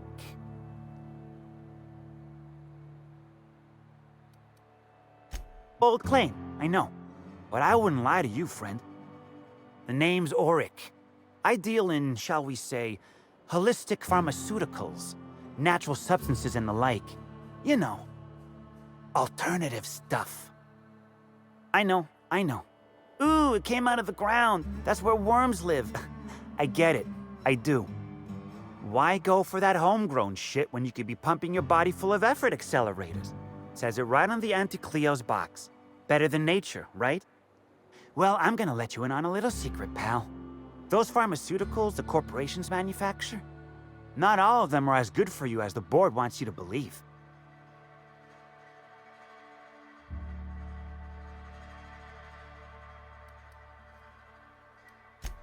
Alternatives. That's the way to go, pal. Trust me. No matter what ails you, I got what you need. What do I sell? I've got premium shit, my friend. Vitamins like you wouldn't believe. Calcium, vitamin D, reverse vitamin D. I got everything, my friend. You got stress problems? I got stress solutions. Aromatherapy eases the mind. Diluted mantisaur essence, best kept secret in the business. And if you're a real freak, techniques to calm yourself by fooling your own mind. If they can tame the rage of a certain well-known tossball star, they can help anybody.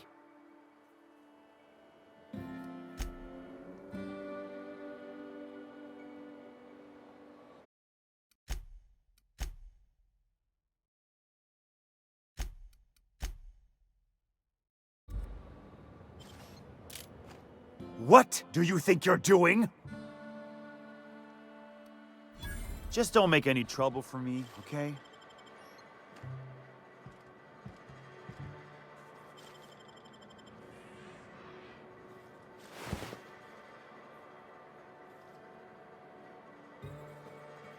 Hey, I saw that. What do you think you're doing? Carry on.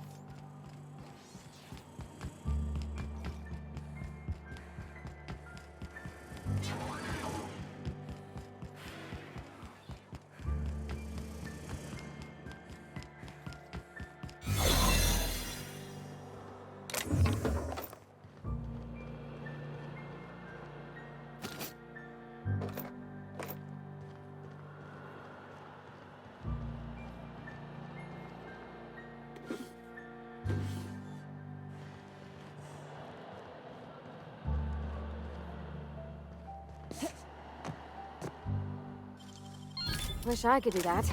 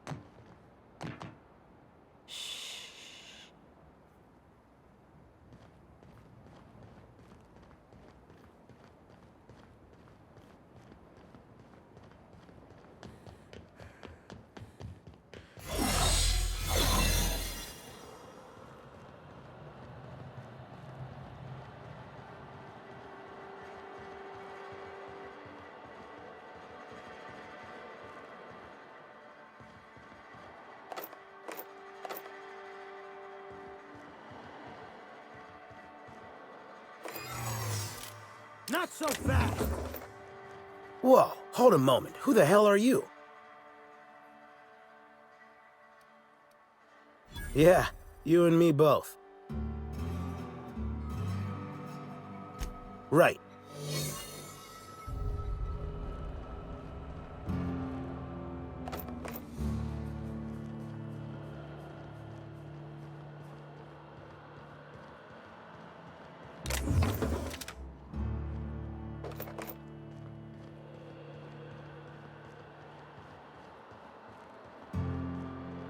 Taking a break? Don't let the boss catch you.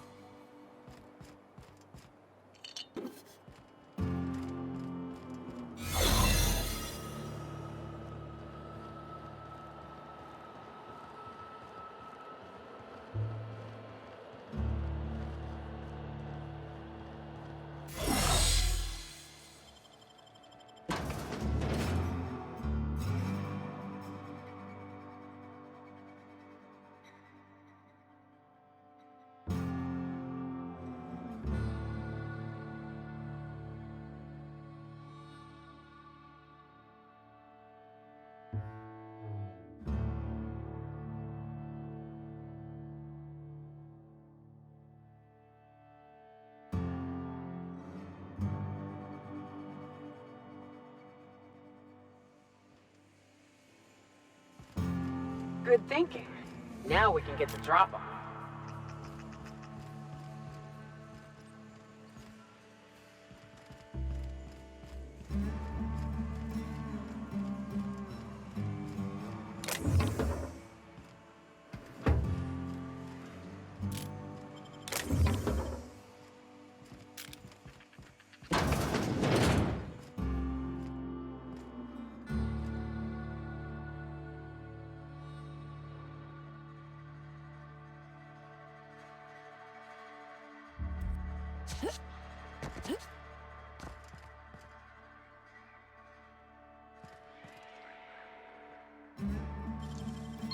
Making it look easy.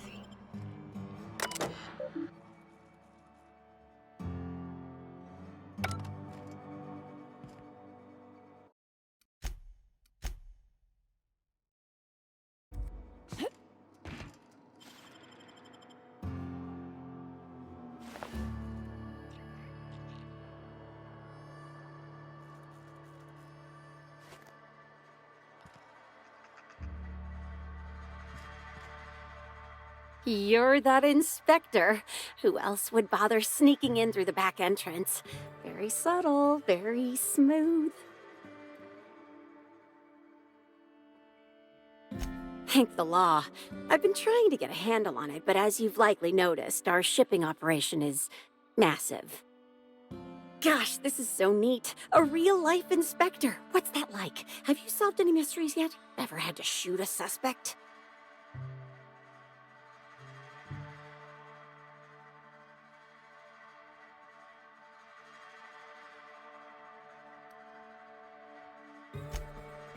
Well, yeah, but they weren't suspects. Right, so the missing cargo. How can I help your investigation?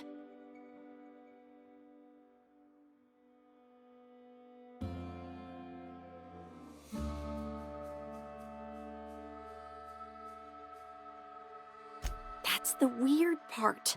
There's no pattern far as I can tell. The thefts don't make sense. I ask you, who would steal a handful of Spacer's Choice Sabers, so dull they can barely cut mud, but leave the spectrum black? Ugh. Who'd be desperate enough to want to steal a Spacer's Choice Saber, full stop?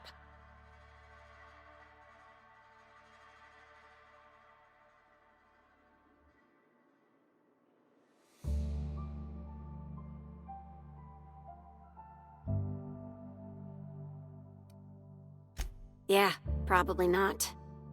No one's dumb enough to think Spacer's Choice Sabers are worth half a damn. Then there's the most recent theft, 5 boxes of pens and a couple of sodas. I can't decide which one's sadder.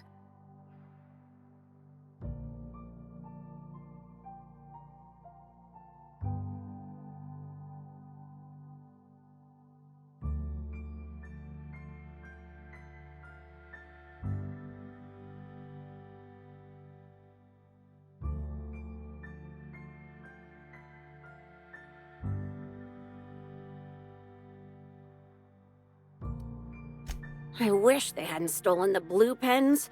We can never keep enough of those in stock. Everyone here at Freight Storage and Processing, for a start. Thing is, the cargo is going missing before the shipments even get to the warehouse. Best I can figure, it's probably getting lost in the shipping yard. As for who has access there, Benton Chan, he's the shipping yard manager, he told me it's mainly just the loading automechs that handle cargo.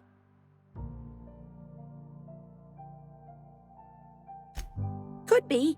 Those things'll break if you so much as look at them funny. That's Benton's area, but don't bother asking him for help. Last time I asked him to check the automechs, the whole head told me he couldn't help because he was dead.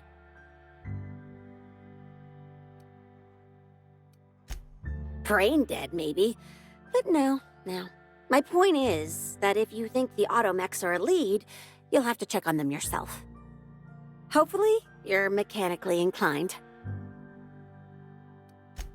Oh, before I forget, I figured you might want to access my terminal, so I had a spare keycard made. It's all yours. Oh no. I forgot to delete all of those incriminating messages I sent about which cargo to steal. Nah, I do have a list of cargo that's gone missing, though, if that helps any.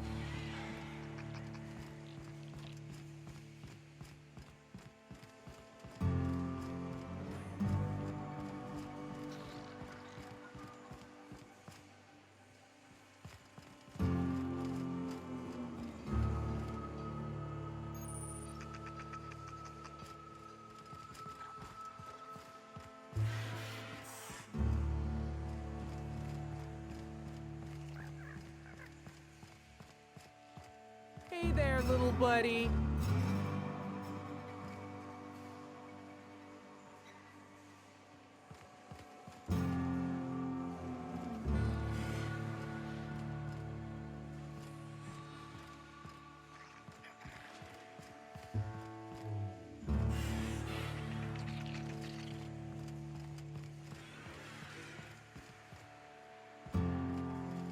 I guess they use this place to unwind. A cargo container, though? You think they'd get in trouble if they were caught?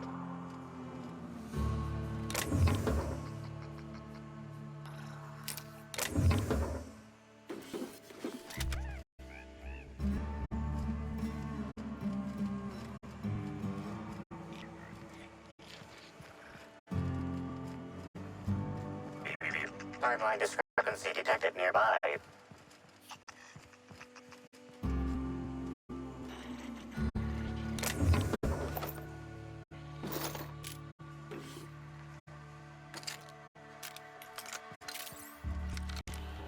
The biology of this sprat is highly unusual. This sprat has been in contact with multiple parasites, yet shows no symptoms of infection.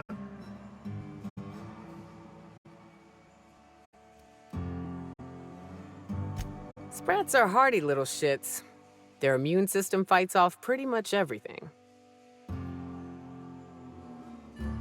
A cursory analysis of this organism's anatomy suggests it was bred deliberately for its unusually large size. Based on slug records of board-issued punitive sanctions against sublight salvage and shipping, this sprat is most likely intended for cage fighting.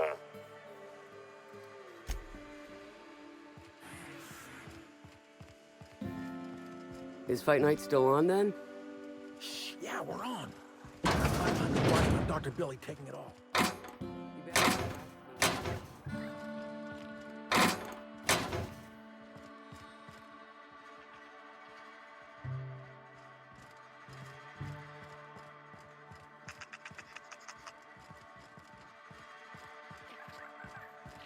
You're being...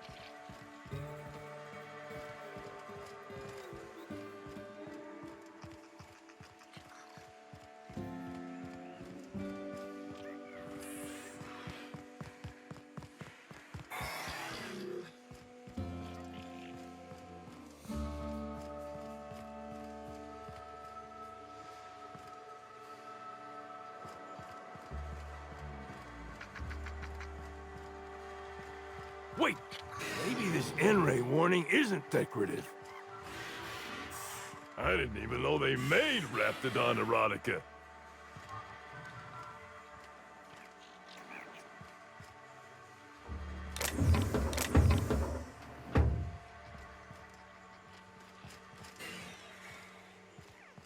Ooh.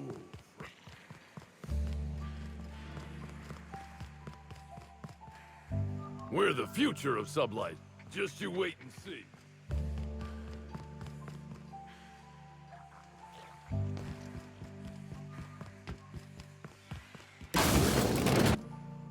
Excuse me, ma'am. I'm not sure how you got in, but you can't be here. Since we're in lockdown, this area is off limits. Oh, wait half a second. You're the inspector, aren't you? Sorry, you can have a look around. Let us know if you need anything or have questions. Or, you know what? Let Ellie know. She's likely to know the answers.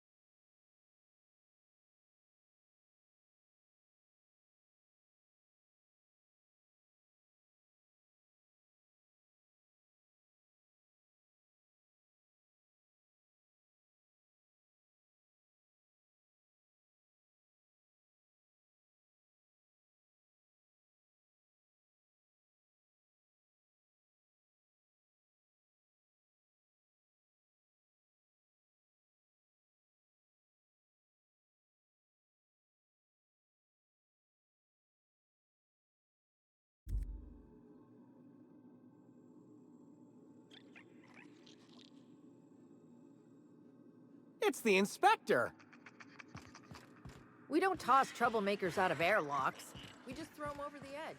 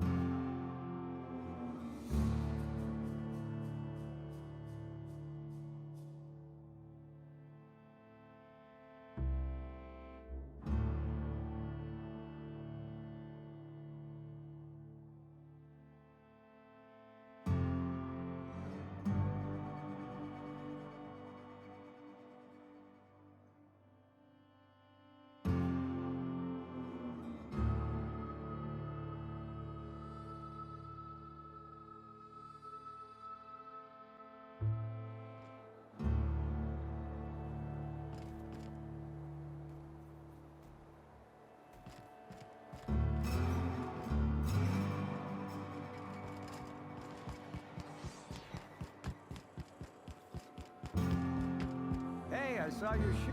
What do you want? Shh! Not so loud! How'd you know it was me?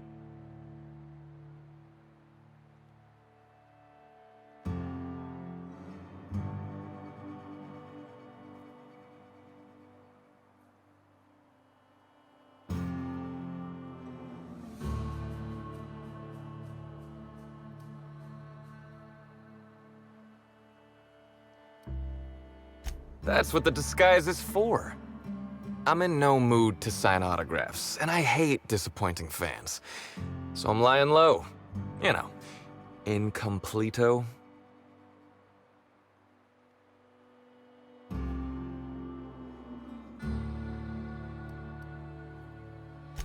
Well, they ain't talking to me, at least.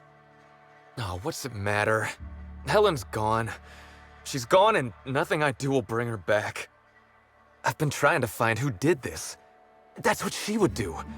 Track down the killer and bring them to justice. But I'm stumped. And not very clever. Being bright was always Helen's thing.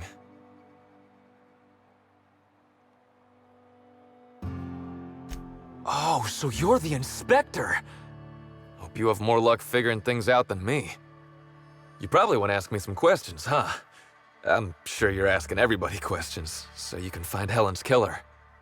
So, how do I help?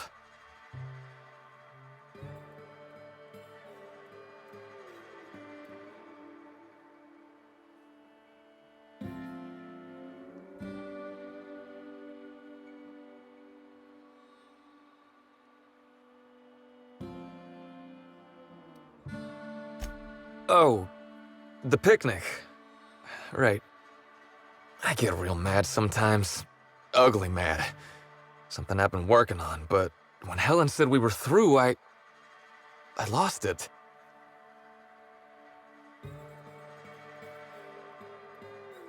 Helen meant everything to me. I didn't take the split well. And now I can never apologize.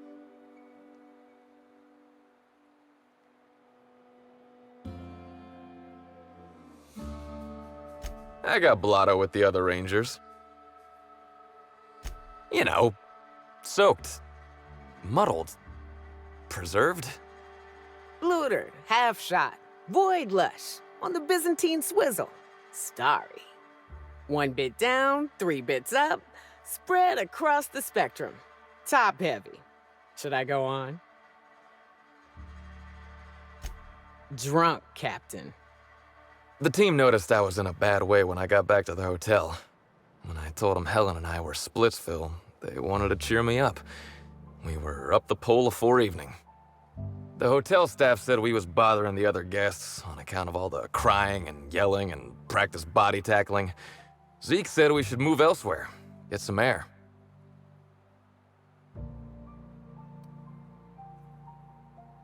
We ended up at the Wilderness Exploitation Reserve. I think somebody wanted to pet a woolly cow? There was this one cow off away from the others. Zeke figured it'd be a laugh to get her drunk. One thing led to another, and I think we might have maybe, stolen her.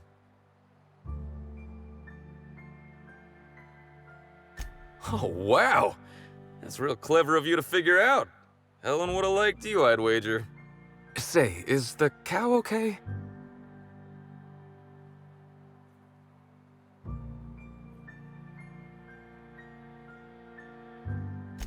That's good. I hope she doesn't have a hangover or nothing. My memory's a little muddled after that. I guess me and the team got split up, 'cause I know I was on my own at the pilot house for a time.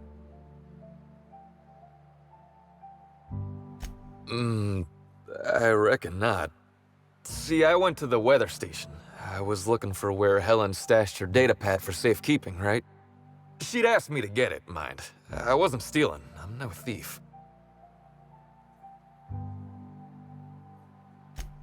Sure did. Only there was a guard out there who found me. She started yelling about how I was trespassing and in serious trouble. Thing is, it was real dark out there. So dark, she couldn't tell who I was.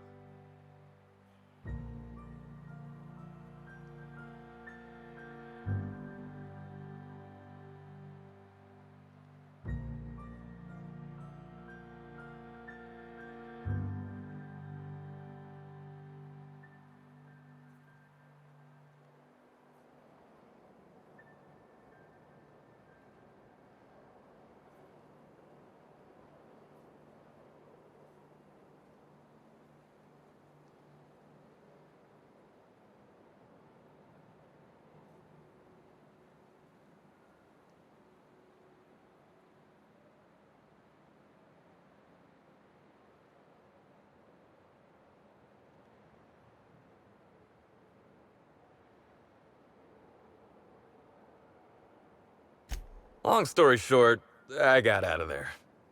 Ran like the Rangers were down by 3, and I just bronzed the toss ball in the Friday zone.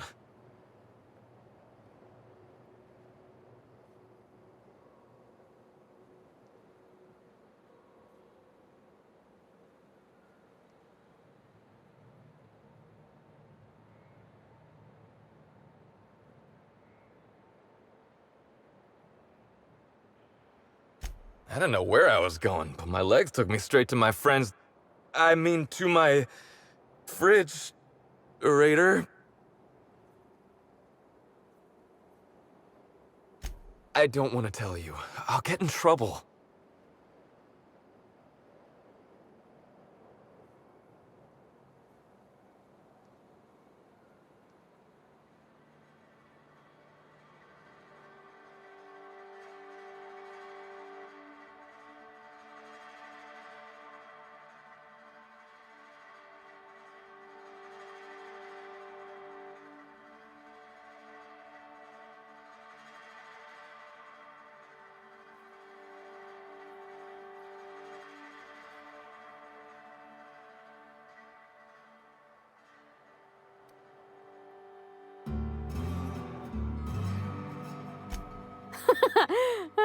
Good one, Captain. Oh, you're serious? You want me to be the bad inspector? Are you sure?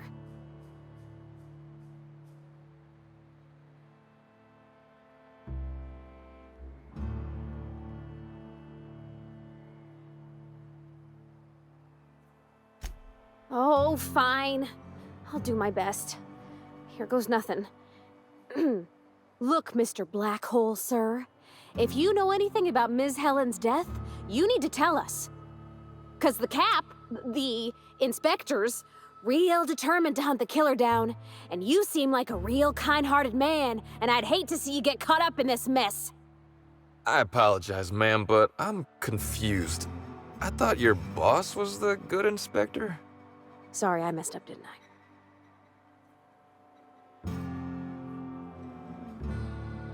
All right, I get the idea. Jeez. Look, I talked to Auric, okay? Auric West. Hangs out around the spaceport. He's the one who taught me the breathing exercises I use to calm down.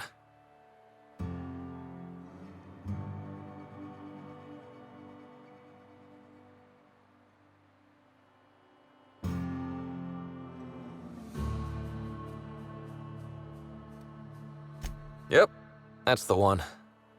So now you have the whole story. After I talked to Auric, I went back to the hotel. Woke up the next morning with Helen's data pad in my hand and the hangover to end all hangovers. Don't know if I'll ever drink again.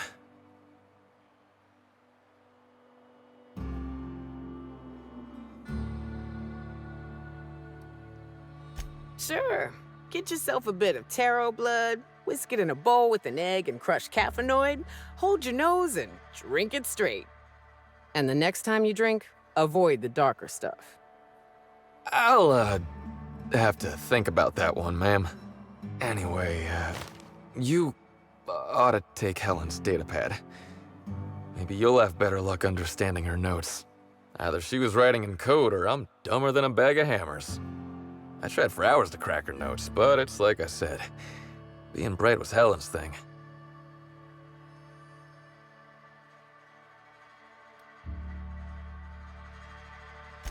I know that.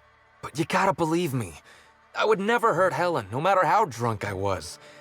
You could preserve me in Spectrum Brown and I wouldn't even look at her funny. I want to help you find her killer, Inspector. I knew Helen better than anybody. And it could be handy to have a guy like me around, in case anybody gives you trouble.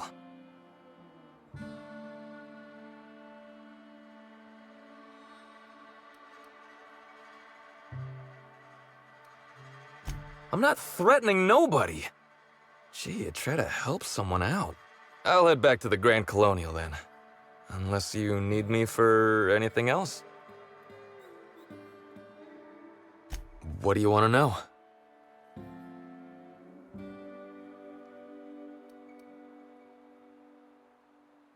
I remember sending her the recording, but law, I was halfway to preserved by then.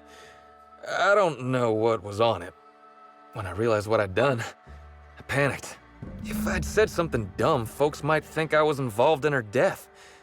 I was scared of looking suspicious.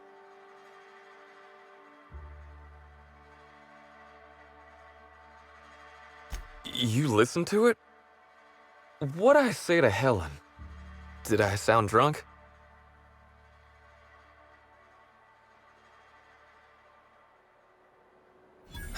Thank the architect. I hope she heard it. I don't want the last time she heard my voice to be when I was all angry at the orchards. What about her? I wish I knew.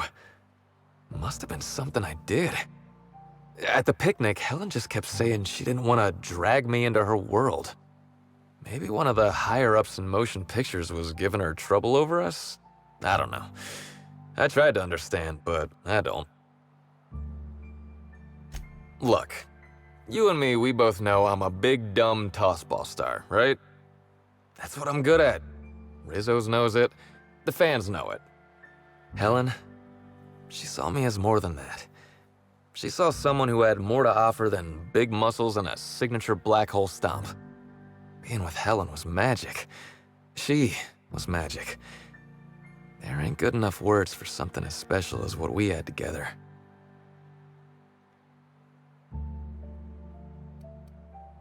Rival actresses, maybe? I don't know too much about the motion picture industry. Except for Helen's pictures, obviously. Those I probably know by heart. Seen them about 100 times each.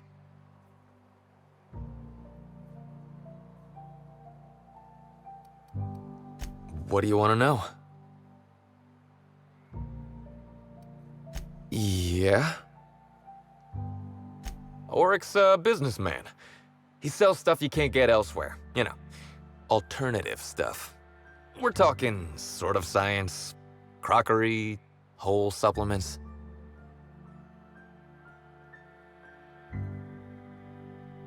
Maybe putting effort accelerators in your body isn't always the right call, you know? Maybe there are other options. Maybe I don't take all the accelerators Rizzo's pushes on me.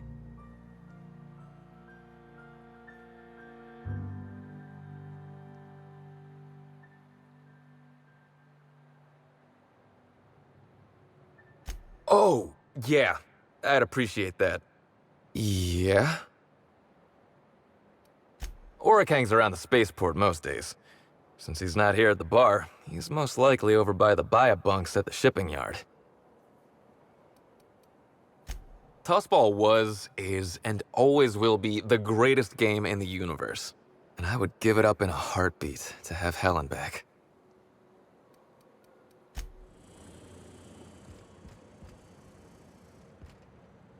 I tried a little Spectrum Bound. Tastes great once you get past the dead slug and every... Move along. Slug's gotta... You seen those workers by the... Haven't seen you around before, but that ain't no problem. All are welcome at the Copper Bottom Cantina, so long as their bits are good, huh? Can I get you something?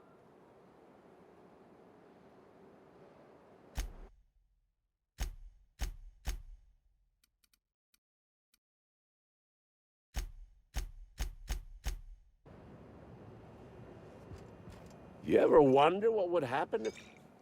Hey there. Word around the spaceport is that you came in on the Unreliable. You a new crewmate?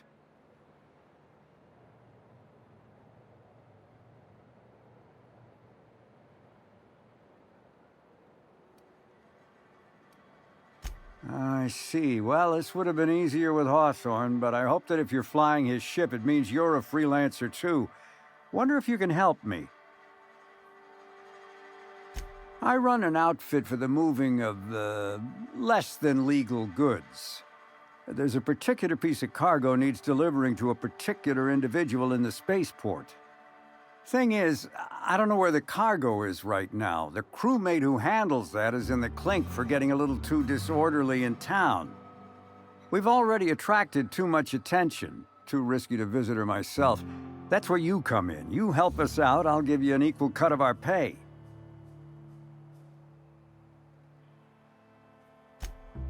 Great to hear. First, you need to go meet the crewmate who got herself jailed.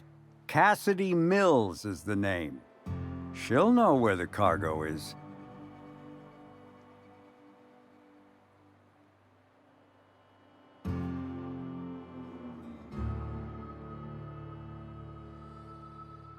Be seeing ya. Remember, Cassidy's at the constabulary. She might be a little wary, so be careful. I tried a little. I'm pretty happy working for Slug. Mr. Kincannon treats us with respect.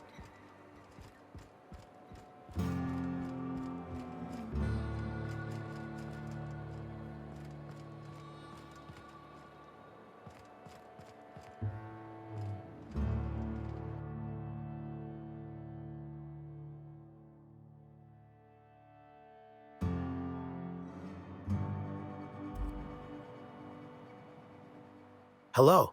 Welcome to Aridano's Dry Goods and Sundry, the most standard and unremarkable general store this side of Halcyon. I'm marketeer Joseph Dempsey, here to make your shopping experience as pleasant and normal as possible.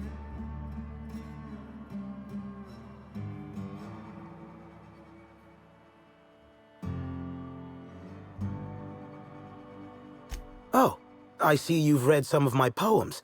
Very clever, Inspector. Yes, my pen name is The Marketeer, though I also use it in certain business dealings. Wait a moment. Why do you ask? Hey now, hey, let's all be reasonable here. I'm just a middleman. None of this was my idea. Occasionally, jobs requiring discretion arrive here from the hotel. Always anonymous and always lucrative. For a sizable cut, I set these jobs up and ask no questions. Somebody sent me a note telling me they wanted you dead. I don't know who, and I don't know why. I swear.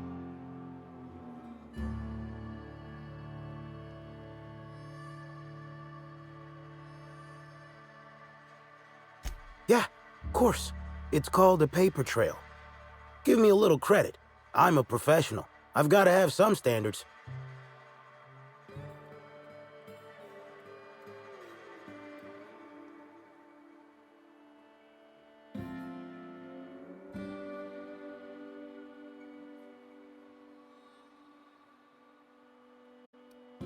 Of course. Here. Terribly sorry for all this, Inspector.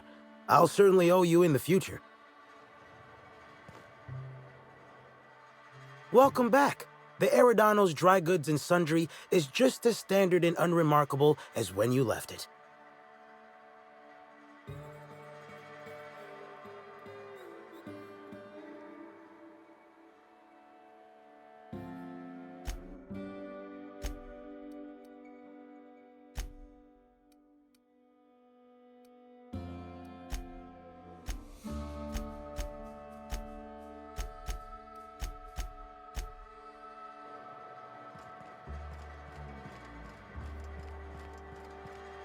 Reminds me of a rose. Just a bit.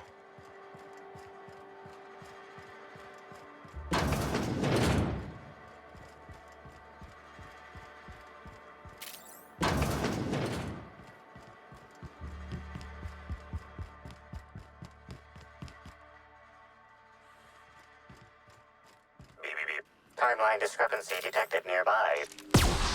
This copy of TK contains 142 fewer pages than a standard copy. The missing pages were likely removed to create sufficient space for the hidden listening device inside. You figured that out just by looking at it? Huh. We ought to talk shop one of these days. Inspector, please consider speaking into the device in order to trace the transmission and reveal the receiver's location.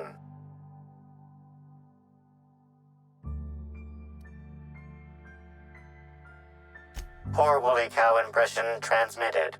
Transmission analysis complete. While the precise location of the receiver could not be pinpointed, it has been narrowed down to a smaller, approximate range. Analysis inconclusive. However, there is a minor accumulation of dust particles present on the book's uppermost surface. The area within a 0.5 meter radius of the book possesses a dust coating comprised of at least twice the number of particles.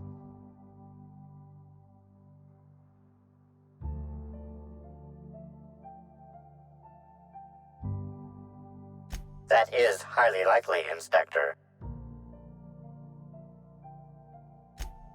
What's that you found? No, wait, don't tell me.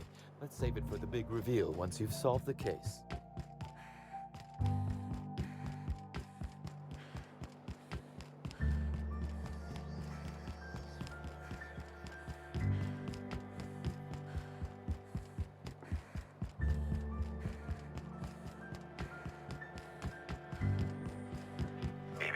Timeline discrepancy detected nearby.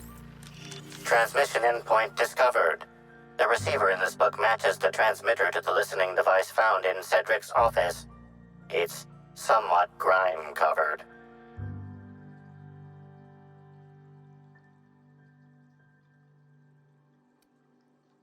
Based on the accumulated mix of sludge and detritus, the receiver has been present since approximately a week before Helen's death.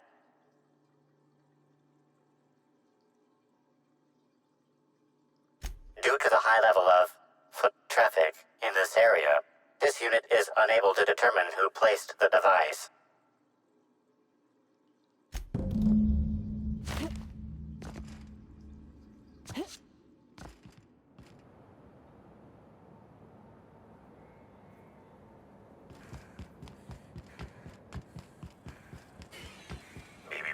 Timeline discrepancy. Inspector, this loading automechanical's programming does not match factory default settings. The standard defensive protocol has been modified to include an additional trigger.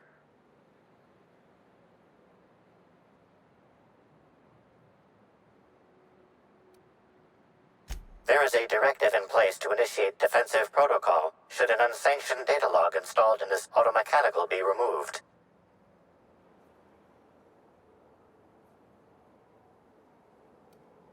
Slug automechanical maintenance records indicate this particular unit is frequently reported as out of position or missing for periods of time.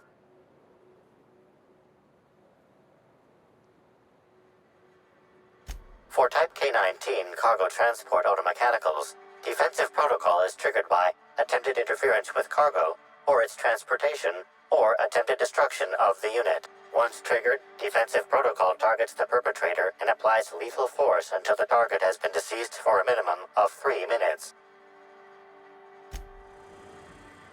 Loading automechanical unit K-14 is fully operational at 99% power.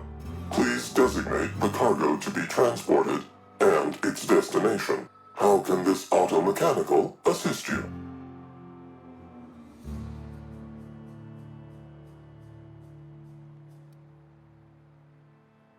Access panel is open. Please be sure to close the access panel when you are done.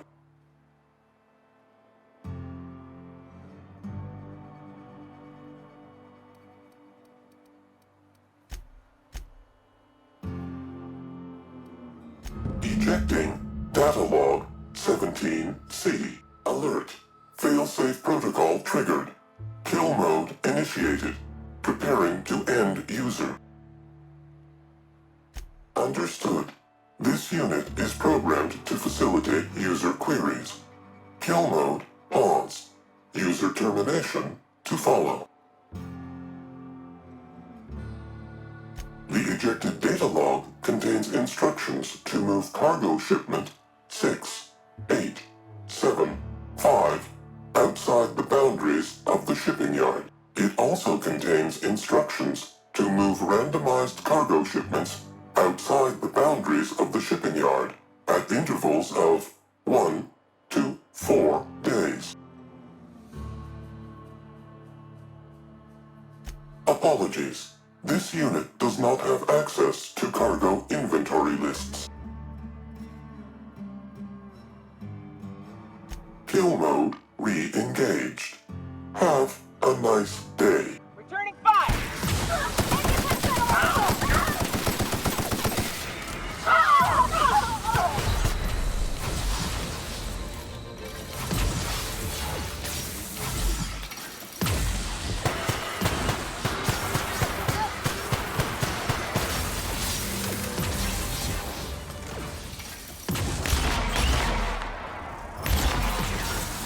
Maintenance required.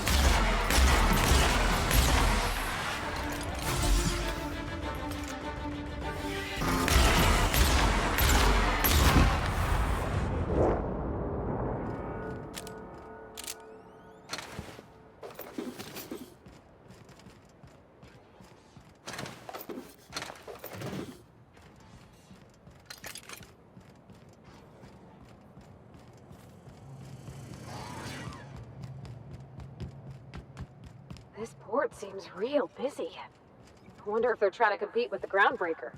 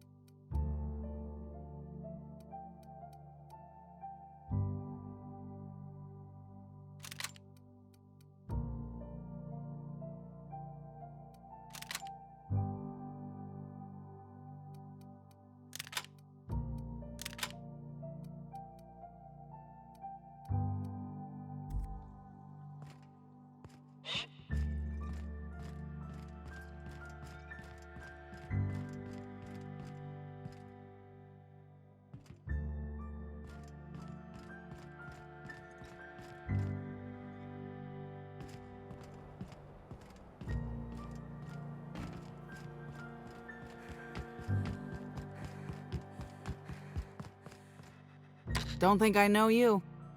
What do you want? Yeah. Don't think I don't recognize a slug agent when I see one. Shove off.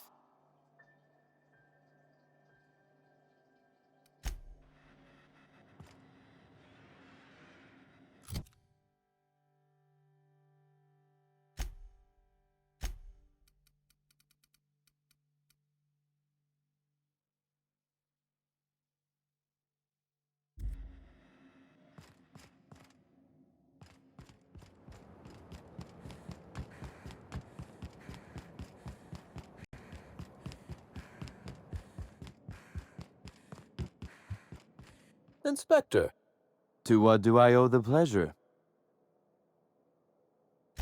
Ooh, I love this part. The big reveal. So tell me, what happened?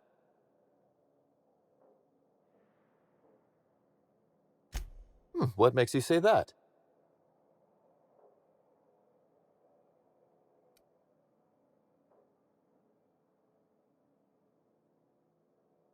Damn, you're good. Hacking the Automex. So that was our skimmer's game. But why? Everything that was stolen has seemed random. I certainly see no pattern.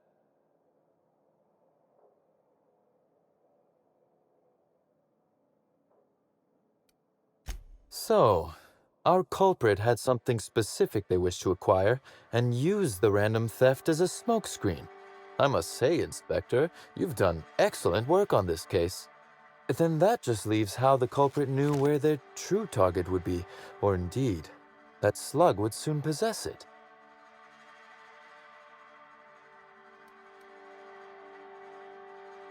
Okay, that's very impressive. Don't ever touch me again. Am I right to think what you found in my office earlier was the other half of this listening device?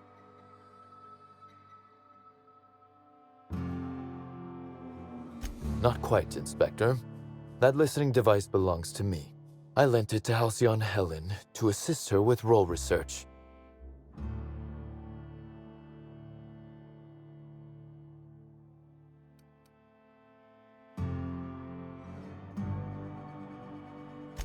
That, or she never intended it to stop. Impossible to know now. Unbelievable. I helped her. Gave her whatever she needed. I thought we were doing each other a good turn.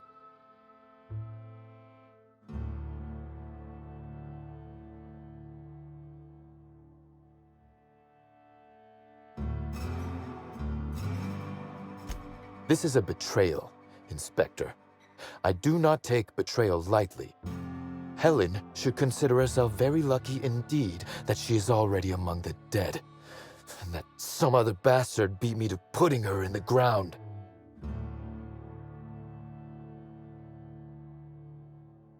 Yes, I suppose we have. There is, however, a slight chronological incongruency to it. I now have a motive to kill Halcyon Helen, but Halcyon Helen is already dead. If I'd known Helen was stealing from me, I may very well have killed her, or had her killed. Alas, I did not.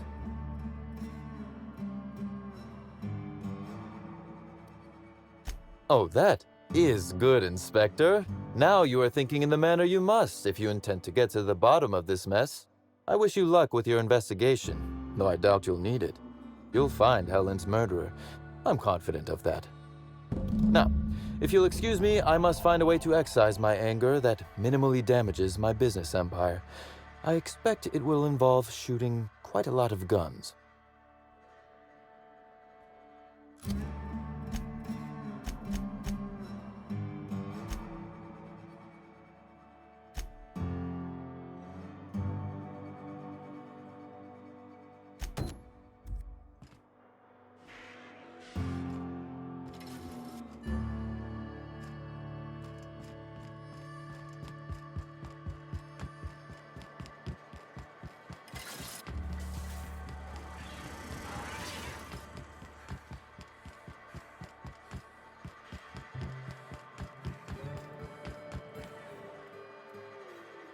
What can I do you for?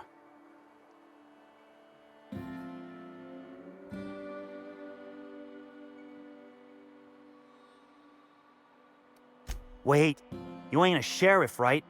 You gotta tell me if you're a sheriff.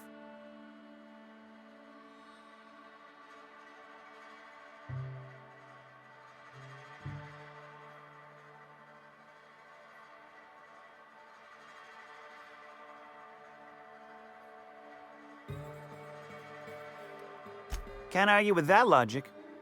Yeah, I know, Birdie. What do you want to know?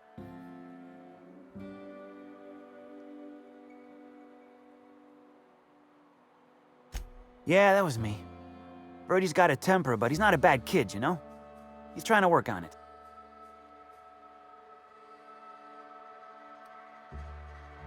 He may or may not buy alternatives from me from time to time. A little diluted mantis or essence here, a little vitamin B negative there.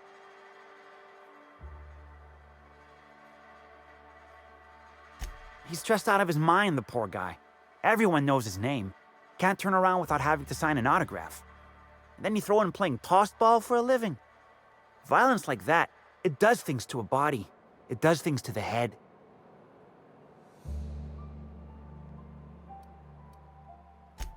Come on. Birdie's a damn good hacker, but taking that many blows to the noggin would scramble anyone's upstairs business. I know it's knocked a few of his memories loose. I worry about him, that's all. He's a good kid. Got a good heart.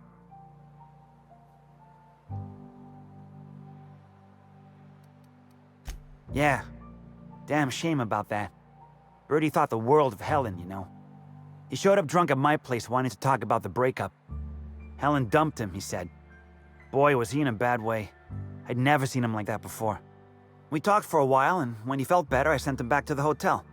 Told him to drink more water and get some sleep.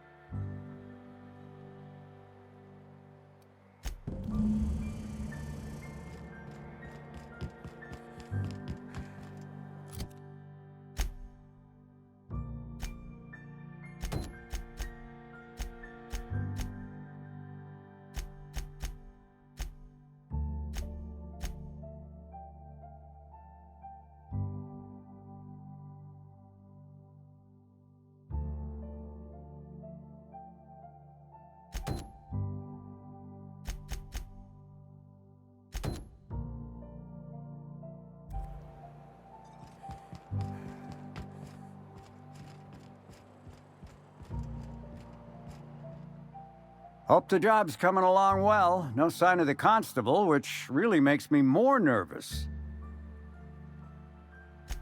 Oh, I forgot to mention it. We got a secret passphrase.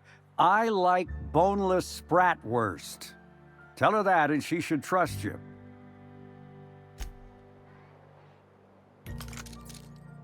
You think you're tough, waving that thing around?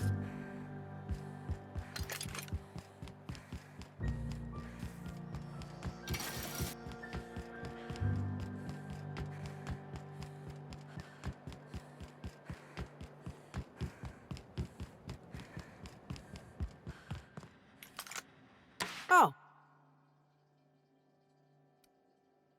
Yep, that sure is the passphrase, even if it is dumb as hell. What's Dash's plan?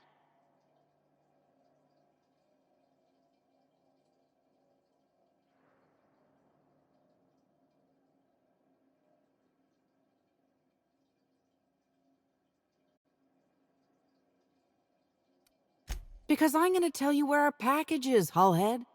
If I were part of an ambush, you'd have already been arrested. We're in the constabulary, for law's sake.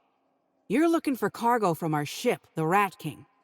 Small package, wrapped in brown paper. It got moved to the shipping yard, but I'm not completely sure where.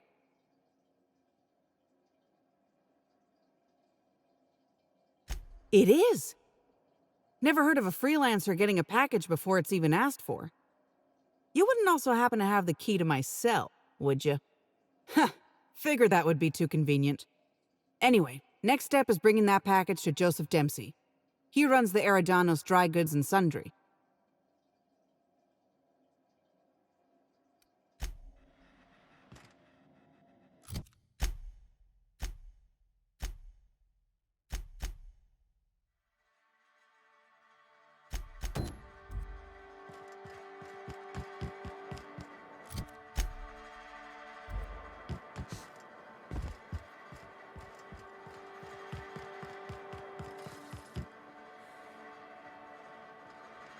Welcome back.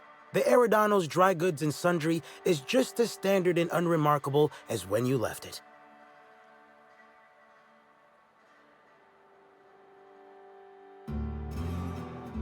A shipment, you say? The only shipment I'm expecting is 100 pounds of Saltuna a week from now. And I certainly don't expect it to be brought by an inspector.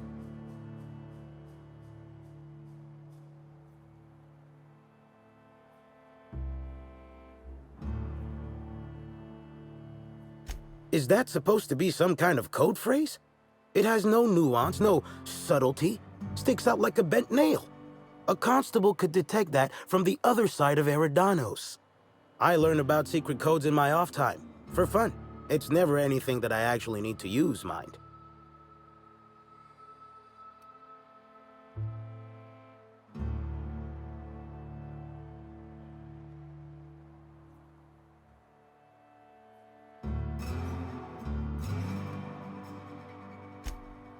Wait. On second thought, you should let me take a look. Just in case it's something I ordered and forgot about. Follow me to the back.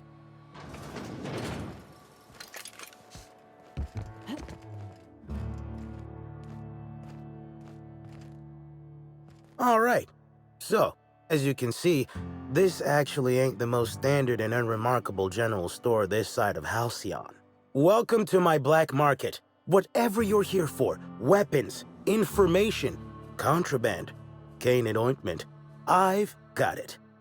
Sorry for the frosty reception. Had to make sure you weren't with the constable.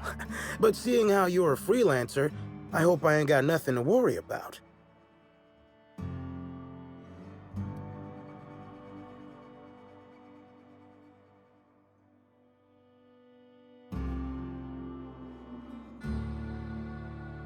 I suppose we will. Thanks for the delivery. I'm waiting on my next black market shipment, but if you come by later, you'll have free access to pick up all the contraband you want. Here's your pay.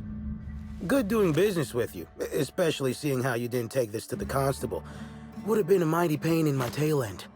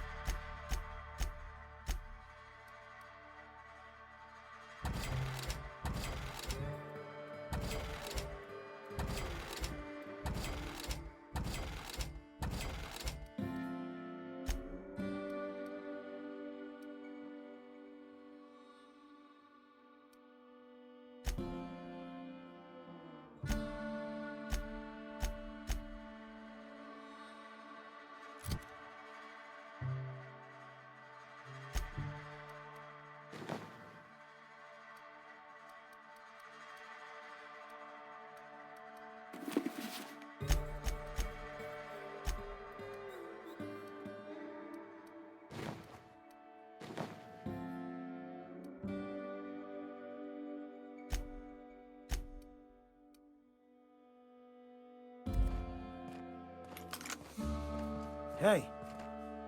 Greetings again, my friend. Hope you've been keeping free of the yoke of the law, within reason, that is.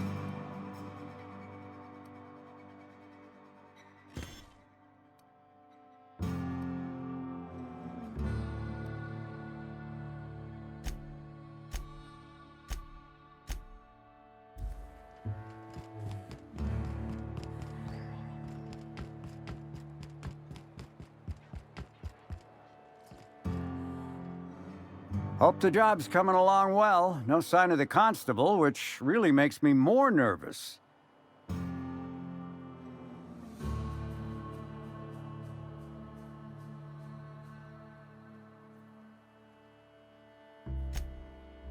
Excellent. Let's divvy up the payment 3 ways and we can consider this matter settled.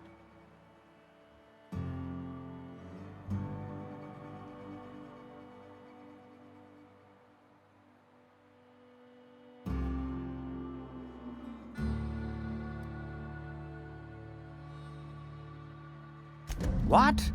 That ain't gonna be enough to get Cass out of prison, and it ain't what we agreed to. Ah, shit. Looks like it was wrong to assume you were just like Hawthorne after all. Sure hope I can figure something out to pay Cass's fine. Ain't got nothing else to chat about.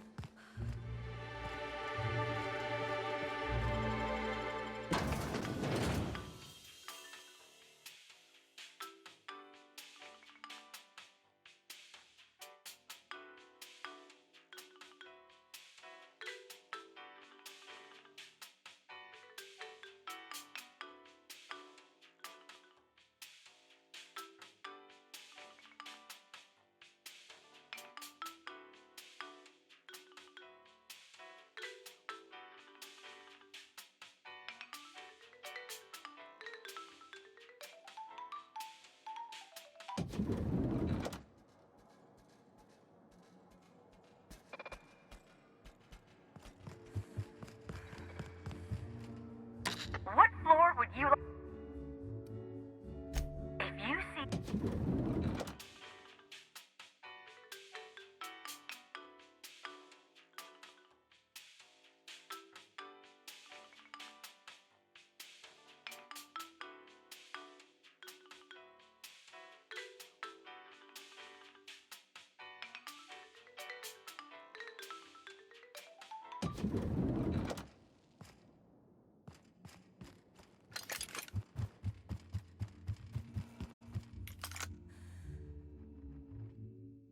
you're here. I hope you have the Photon Proto-Distributor, or we're never leaving this damn facility. That was from the Twin Spies. I played a sentient mechanical. Ask me anything at all. I might even give you a straight answer. Oh, have you now? Please do go on. Don't leave me in suspense.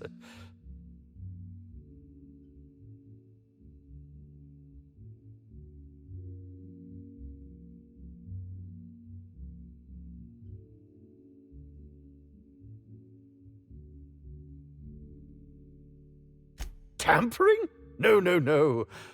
I just happened to be passing through the kitchen and saw a dish that looked good. If being hungry is a crime, you better indict 3/4 of Halcyon.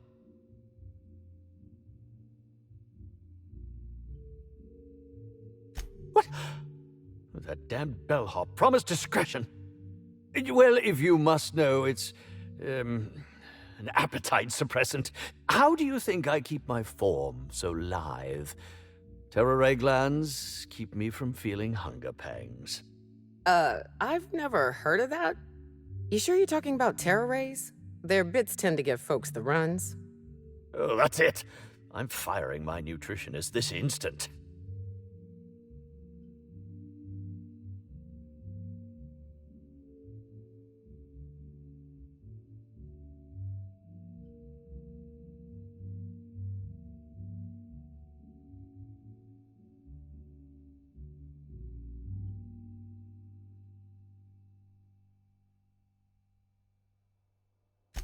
Oh, well, there's...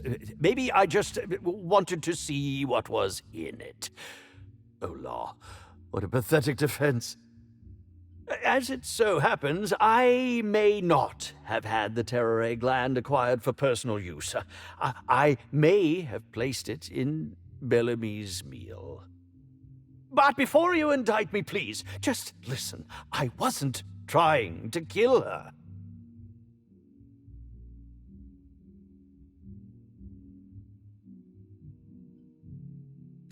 Lie is such a strong word, but even if I had chosen to poison myself, the danger should have been minimal. Terror ray glands aren't supposed to be lethally poisonous. They're supposed to cause extreme lethargy, as if you'd inhaled several quarts of Spectrum vodka. She would have had to eat 6 or 7 of the glands to die, and even then it would be an extended, arduous process.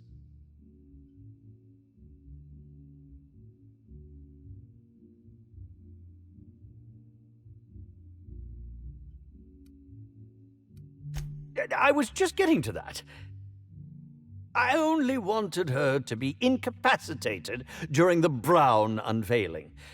With her out of commission, the next available celebrity, myself, would get to host the unveiling. Please think twice about telling the administrator of my misdeeds.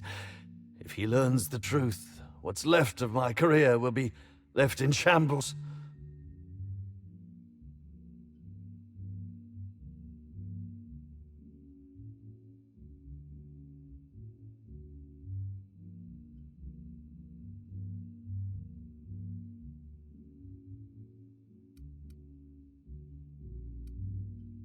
A bit cart? You're going to place my future well-being on whichever way a bit cart lands? I cannot believe this. Fine. I hope it falls in my favor. You hold my fate in your hands, Inspector. What floor would you like to Next.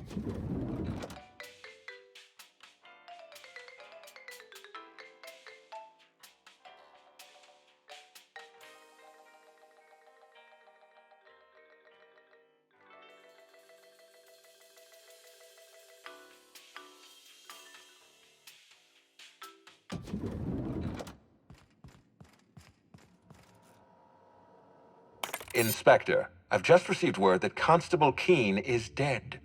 Please tell me it isn't true.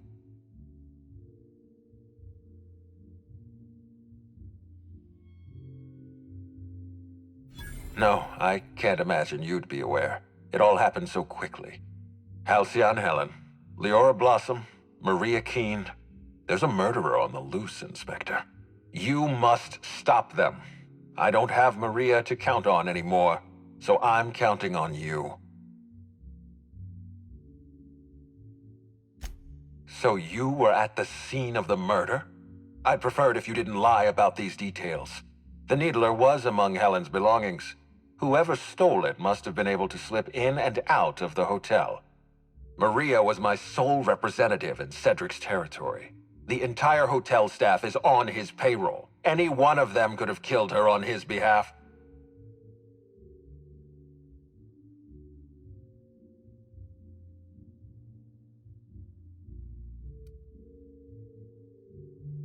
Why were you going through Maria's terminal?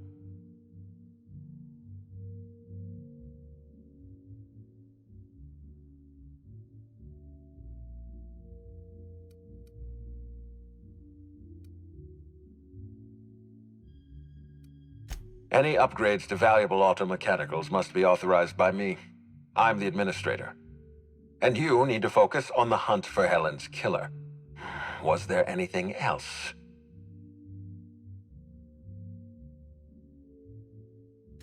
I'm pleased to hear that. Bertie Holcomb is a valuable asset to the Rizzo's Rangers property. When Helen was murdered, Bertie was nowhere to be found. The timing of his disappearance is unfortunate.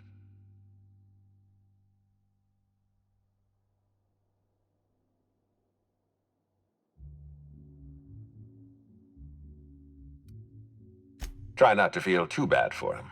Bertie is a brilliant athlete. The universe has balanced his talent by making him a slackwit.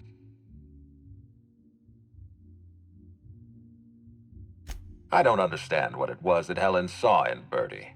Whatever it was, she seemed to trust him implicitly. He was always on his best behavior around her.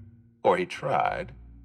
I'm not a heartless man, Inspector. I know that losing Helen must have shaken Bertie to his core. Be plain with me, Inspector. Do you believe Black Hole Bertie killed Helen?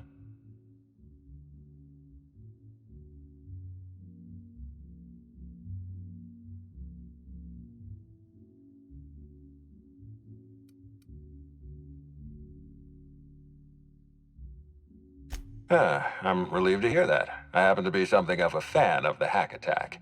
I'd hate to see him processed for murder, but we need to be absolutely sure. I'd like you to continue your investigation. Notify me as soon as you're ready to make a formal accusation.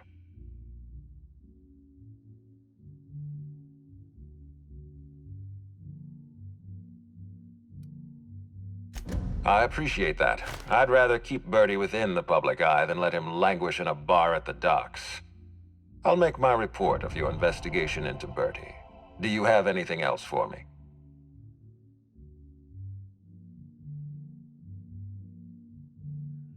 Excellent. I trust you have a name for our poisoner.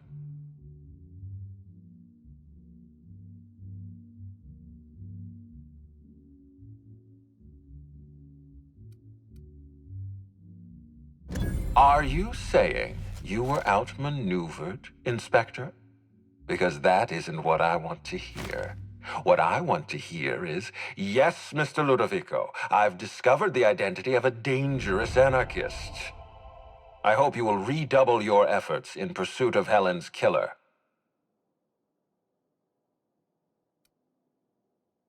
Ms. Leyva earned that title, but not for the reasons you'd expect. The profit business has been profitable for the hotel. Not so much for Ms. Leyva's followers. So tell me, what did you find?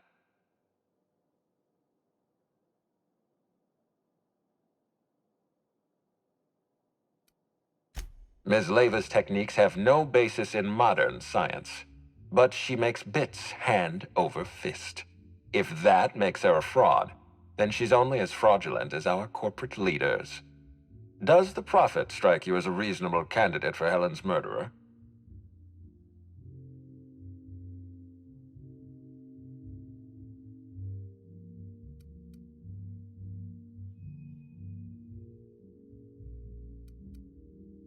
Arresting the Prophet could spell the end of her career. But that's a sacrifice I'm willing to make. Thank you for the update, Inspector. I'll include everything you've told me in my official report. Closely, I trust. Tell me what you found.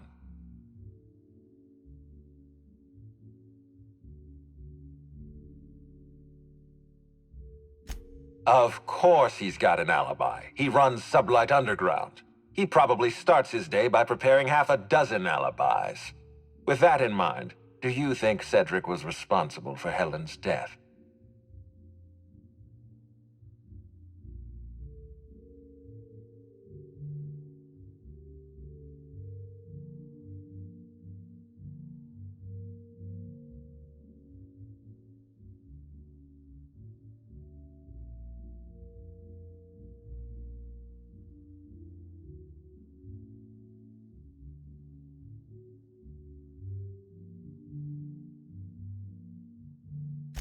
Fair enough, Inspector. I won't try to influence your judgment any more than I already have. Unfortunately, even I don't have the authority to detain Cedric. His line of work is dangerous, though. There's always a chance for an accident.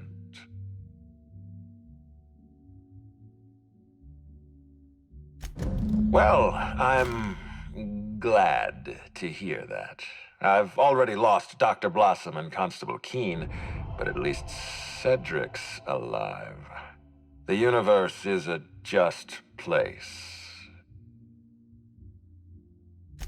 I've been waiting for this. Tell me, Inspector, who killed Halcyon Helen?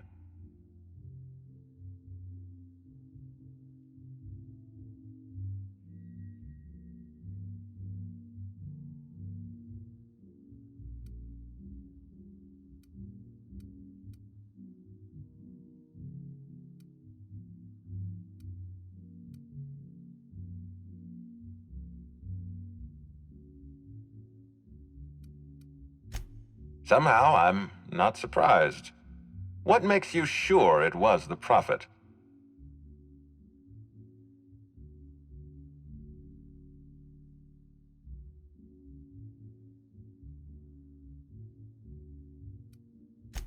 Perfect. Lying to an investigator is already grounds for suspension. And by suspension, I mean being suspended over the edge of a land complex for a time commensurate with the offense. The trouble is, Helen was killed in the ballroom. I'm told the Prophet never left her retreat. How do you account for this?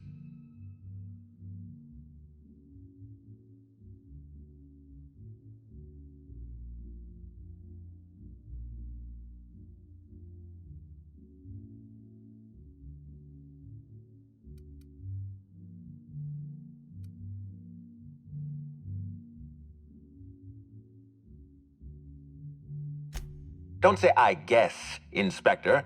Have confidence in your accusation. If Miss Leyva insists she killed Helen, we must take her at her word. So, the Prophet had a clear motivation for killing Helen. Tell me what happened on the night of the murder.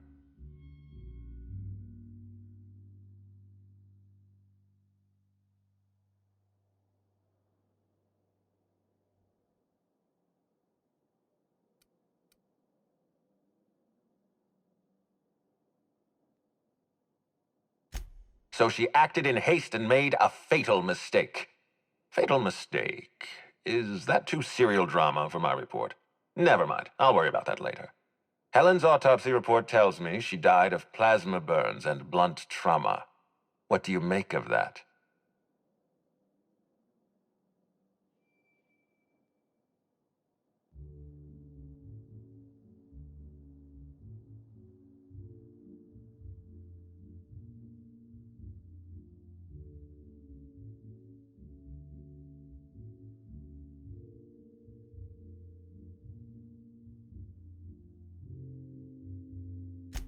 Right, of course. That seems perfectly logical. It's clear to me that the Prophet murdered Halcyon Helen. I appreciate your work, Inspector.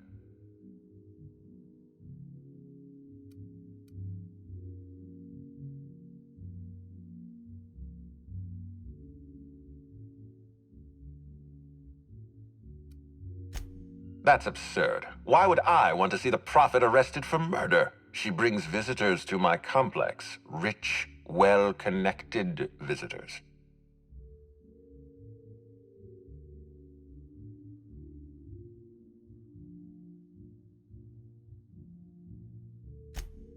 I beg your pardon. You think I killed Halcyon Helen?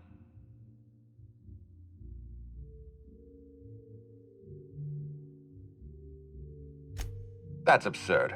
What do you think this is? Some two-bit crime drama where the villain gives himself away in the opening act? I expect you to deliver the name of Helen's killer. I expect you to deliver results, Inspector. And if you can't withstand the pressure, then I expect you to resign. We're done. Your services are no longer necessary.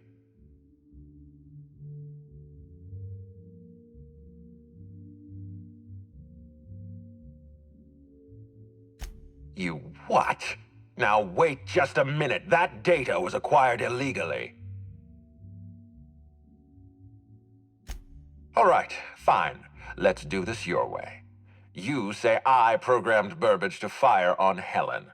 Why? Helen was critical to my operations on Eridanos. I have no reasonable motive.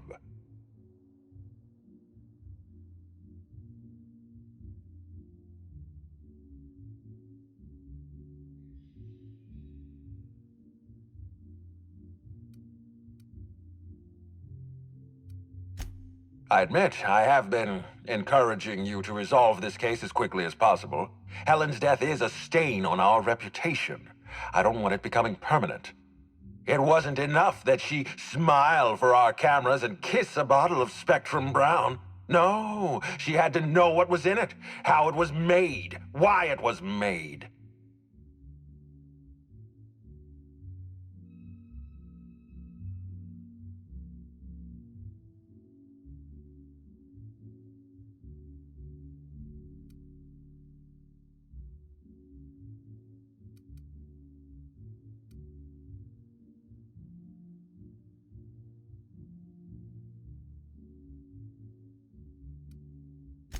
For once, we're in agreement.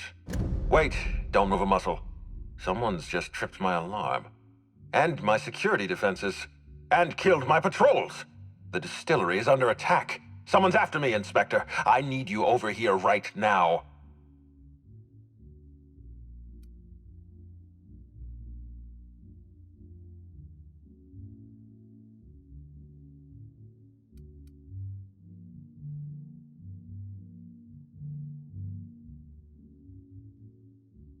No, I don't think it's me they want. They're after what I'm protecting. Damn it, someone's interfering with my transmission. Can you read the...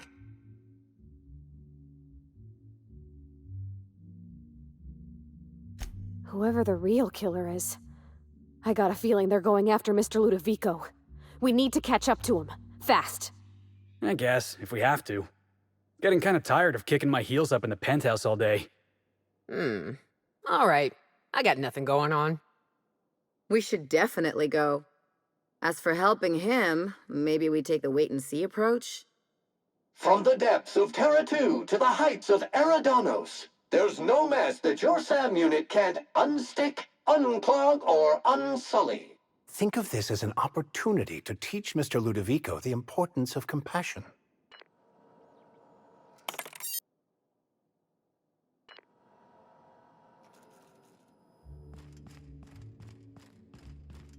What floor would you like to visit?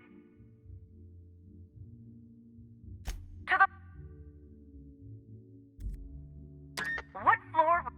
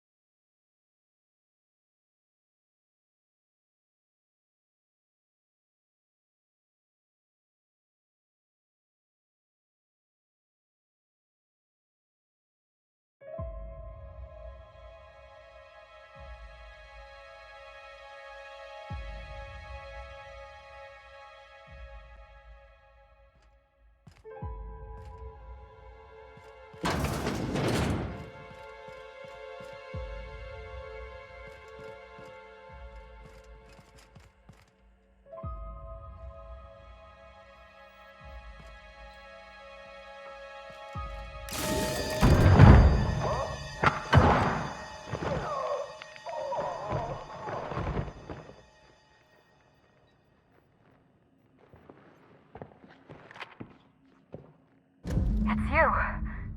I had a feeling you'd catch up to me sooner or later, Inspector. I was just hoping you'd find me standing over the administrator's corpse. What in law's name? Halcyon Helen, how are you still alive? Oh, is that Ludovico I hear? Perfect. I'm so glad he's still in the building. Would you mind letting him know I'm about to blow his whole operation to flinders?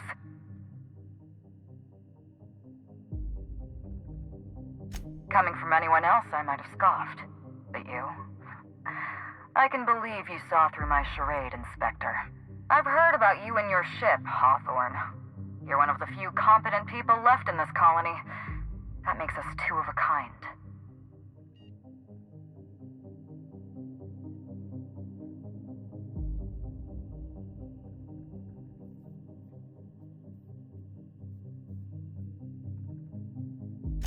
Halcyon Helen was never one person. I shared this role with my twin sister, Belinda. That must have been her sister in the ballroom. I can't imagine what she's going through right now. Belinda and I were the best kept secret in the business. Nobody could tell us apart. And certainly not a peevish, petty, miserable little worm like Quentin Ludovico. So when I discovered the truth, when I realized what Ludovico was about to unleash on this colony, Belinda paid the price.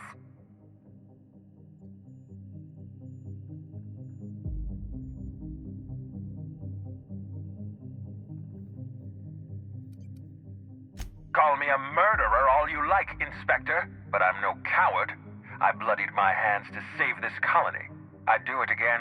If it means defending Halcyon's future, I'd do it in a heartbeat. Tell the truth, Ludovico. There's nothing safe about Spectrum Brown. You want to infest this entire colony with those disgusting parasites. They're not parasites. These creatures are symbiotic life forms. They belong to the highest order of life form, capable of living in perfect harmony with humanity. The symbiotes evoke a feeling of joy in their host. A bliss so pure, so profound as to render the most exquisite recreational substance obsolete. Oh, don't you see, Inspector? I want to bring joy back to Halcyon. I want this colony to smile again.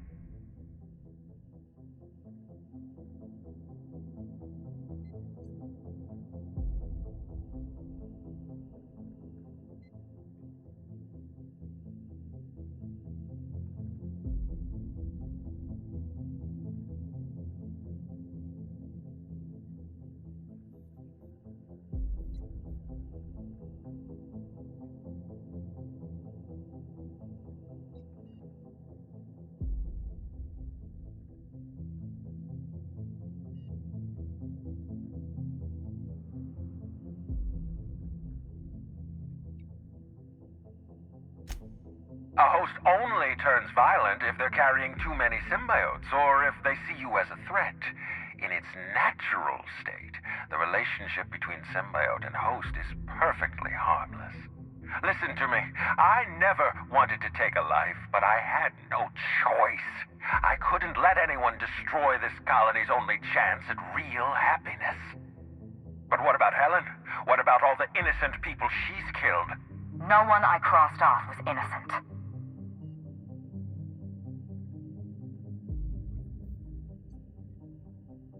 Have you met Dr. Blossom? She was practically a reptile.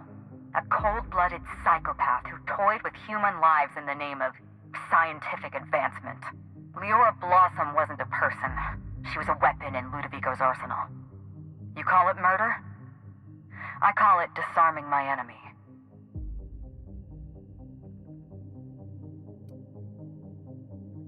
The mascot was a spy working for Ludovico. He was ordered to keep an eye on Belinda and I, and report back to his master. You're being paranoid. I barely knew the fellow. Don't try to deny it. Anywhere Belinda and I went, that mascot was there, just watching us with those cold, dead eyes.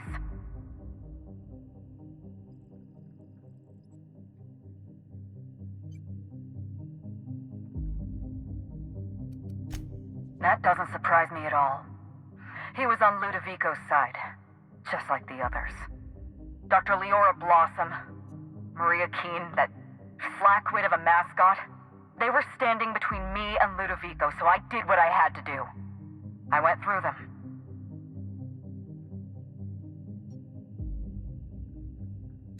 She was on Ludovico's side. When she realized I was alive, she refused to stay silent. I gave Maria a chance. I told her about Belinda. I asked for her help, but she turned me down. She was honor-bound to report me to Ludovico. Maria had a duty to her company, and I had a duty to Belinda. We both did what we had to, but in the end, I was the faster shot. You know what you need to do. Help me avenge Belinda. Help me put a stop to this. Don't listen to her. Listen to me. Throw in with Helen and you destroy Halcyon's only chance at real happiness. Think of the future, Inspector. A lifetime of bliss and joy for every colonist in Halcyon. We can make that happen.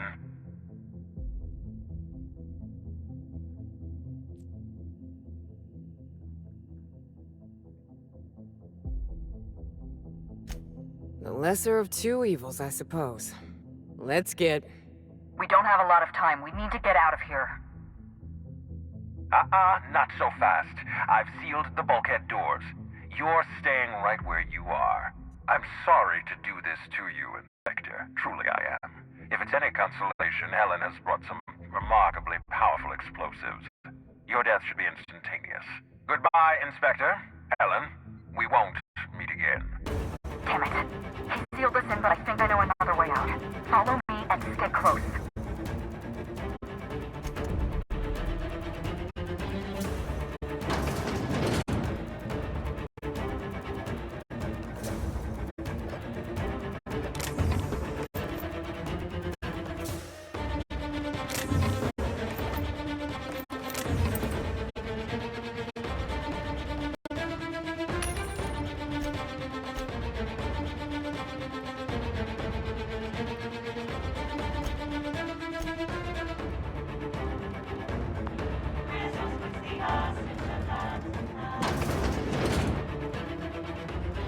Head through that door. There's another way out.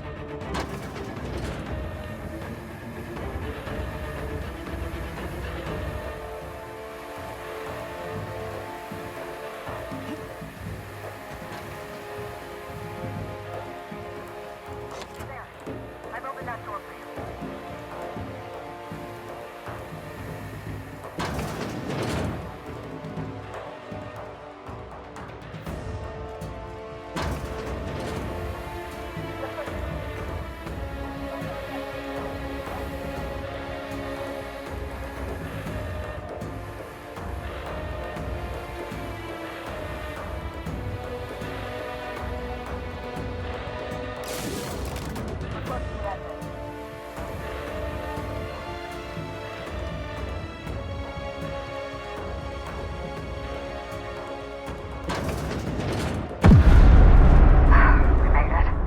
Nice work, Inspector.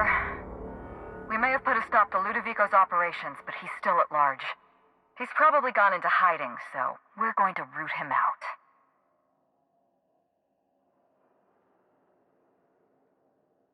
This entire complex has been exposed to those parasites. Law only knows how many they've infected. Most of them won't even know they're carrying a parasite inside of them. If they're showing symptoms, it's probably already too late. Boundless energy, insufferable joy, an almost saccharine attitude of optimism. Then just like that, parasites bursting out of their bodies, fat and wriggling with vital energy.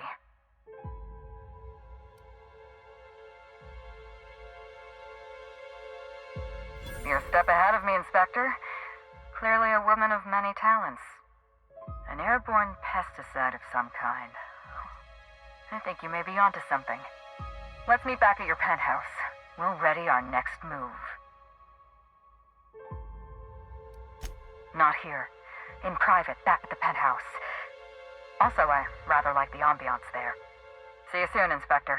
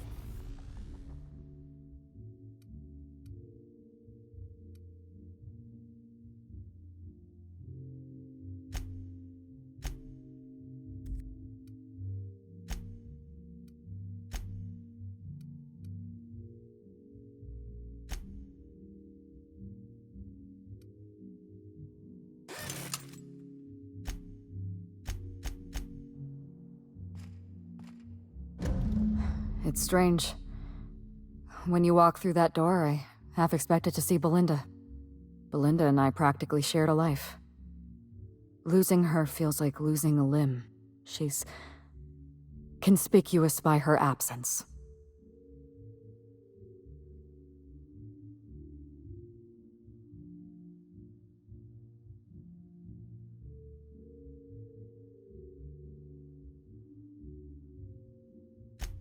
Thank you, but no.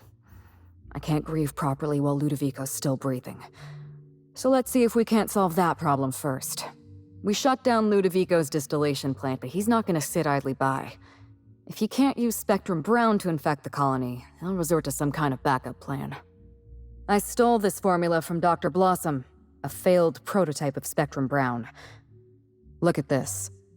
The prototype had the opposite effect, and actually made you immune to the parasites.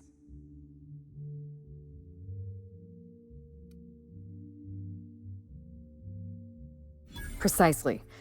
I see we're in your wheelhouse, Inspector. Or do you prefer Doctor? We're going to need 2 ingredients. A sample of essence of Sprat, and 1 intact pod of parasite eggs. Cedric's warehouse in the Perea spaceport almost certainly carries a batch of Sprat essence. As for the pod, I'd check the Wilderness Reserve if I were you.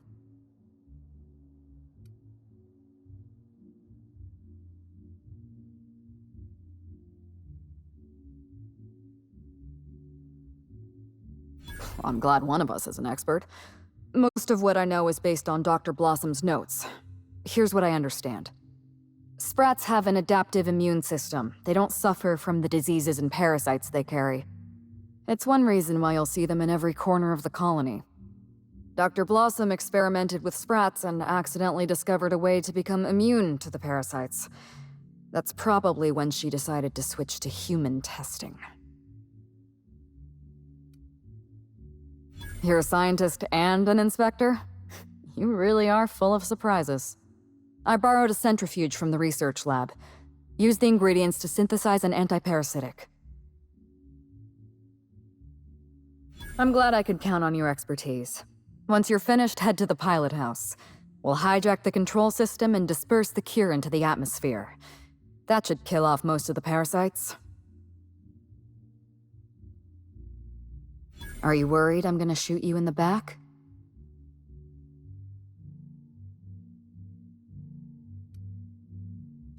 You're right. You do deserve the spotlight. Here.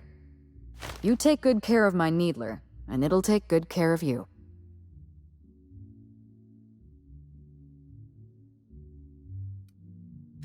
There is one other thing. While you're at Perea Spaceport, have a word with Cedric Kincannon. I know Cedric. There's nothing he wants more than a chance to eliminate Ludovico. We could use him on our side. Best of luck, Inspector. I'm counting on you.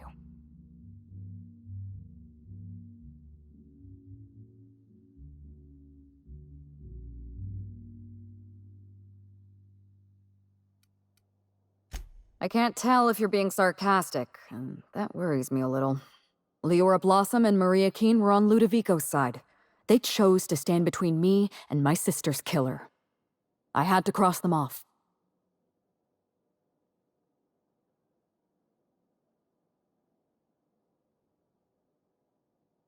Would you believe me if I said I gave the constable a chance? I spoke to her in her office. I told her everything. Belinda, Ludovico, the parasites, all of it.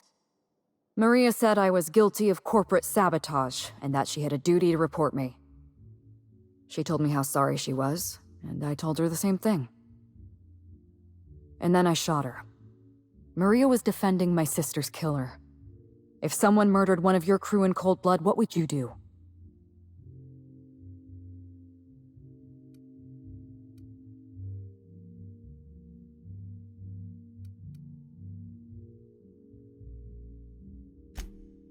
Well, that's, concerning on a number of levels. Let's just hope you direct your violent impulses toward the Administrator. Was there anything else? Why, Inspector? Am I being questioned?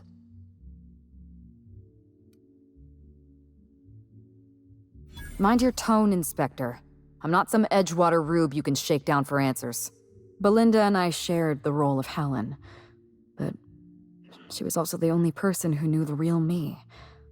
To the rest of the colony, I'm Halcyon Helen, but to my sister, I was just Ruth. I could be myself around Belinda, and she could be herself around me. She was my only sister, but she was also my only friend.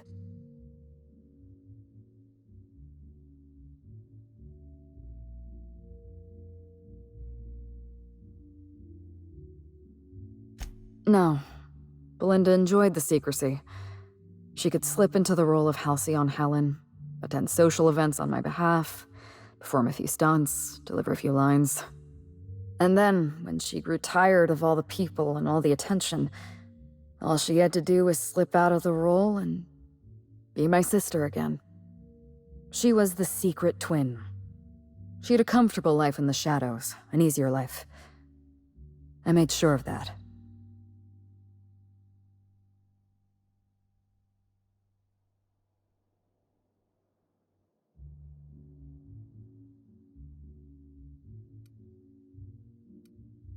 I'm glad you can see past your earlier remarks. I am not, as you believe, a cold-blooded murderer. I was delivering retribution. Parents, naturally. An agent, a couple of directors. None of them had any reason to reveal the truth. To them, Helen was a brand. Revealing our secret meant damaging that brand. Damaging that brand meant losing money. Nobody in this colony wants to lose money. Belinda and I saw Helen as an act of theatric sleight of hand. We enjoyed the deception, the challenge. We wanted to see how far we could go.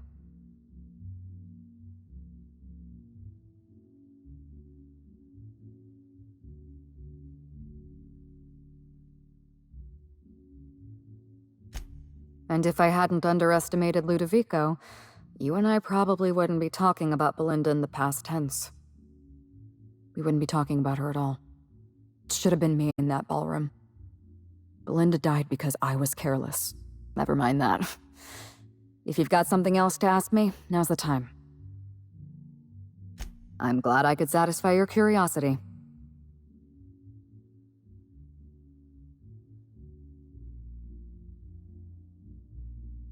Yes, this is mine. I'd kept notes on everything I suspected, everything I'd discovered. It's all here, all in code. Belinda and we had a secret way of communicating. Words and phrases that had a special meaning to us. Numbers and dates that were only important to the two of us. Only two people in the universe knew that language. That's gracious of you. I know you think I'm a cold-hearted murderer, so I'm a little surprised. You don't know how many times I relived this moment in my mind.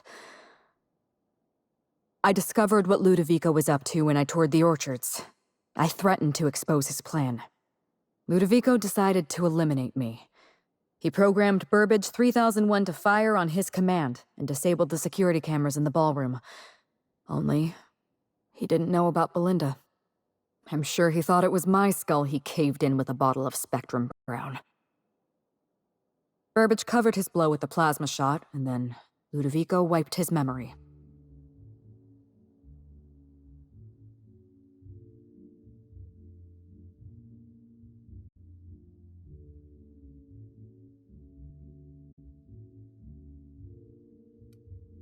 I don't think he expected you to be so competent. In the end, hiring you may have been his undoing. I went after Leora Blossom, and you were just one step behind me. I programmed an automech to steal some explosives from Cedric, but you weren't far behind. You were always hot on my heels, one step behind and catching up. I realized I'd have to throw in with you or eliminate you.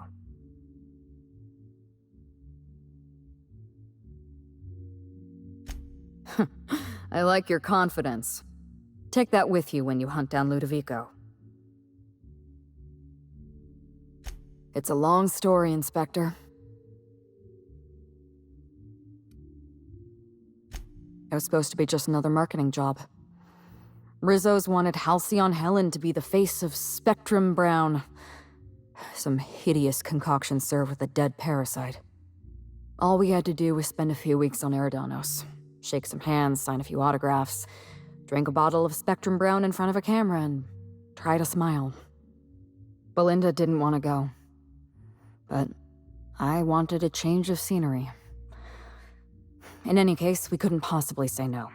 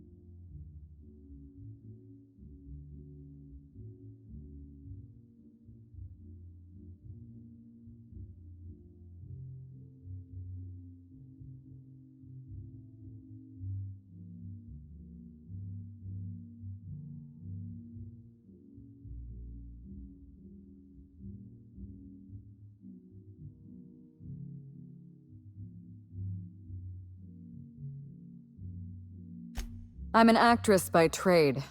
Pretending to enjoy Spectrum Brown was one of the hardest roles of my career.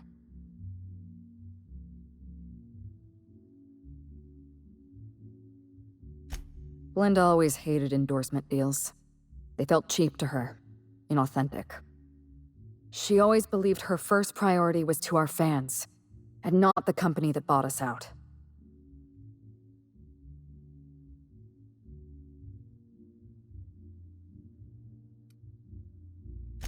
Nothing. She took the job when I did. Belinda was an idealist, and her ideals died with her. Belinda and I arrived on Eridanos and played our usual game of trading places. We were practically flawless. Even Ludovico didn't know about us. Belinda was unhappy for the first few days, but then she met Bertie Holcomb. Bertie treated her like a human being and not just an Aetherwave icon. They were just about perfect.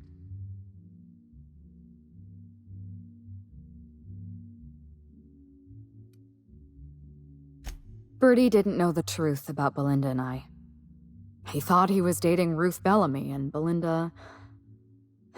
she didn't want to lie to him.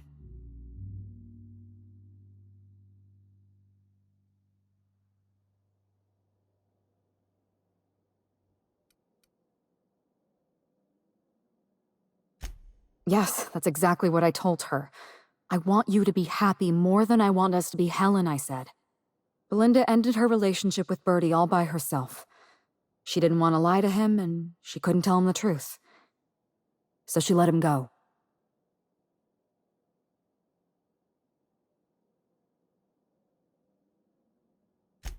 Bertie has a dreadful temper. I was worried about Belinda for a while, but she told me he'd never lay a finger on her, and I took her at her word. Bertie wasn't the person I should have kept an eye on. It was Ludovico. I had a feeling Ludovico was hiding something. Belinda stayed busy socializing with the celebrities around the complex. That gave me some time to do a little digging.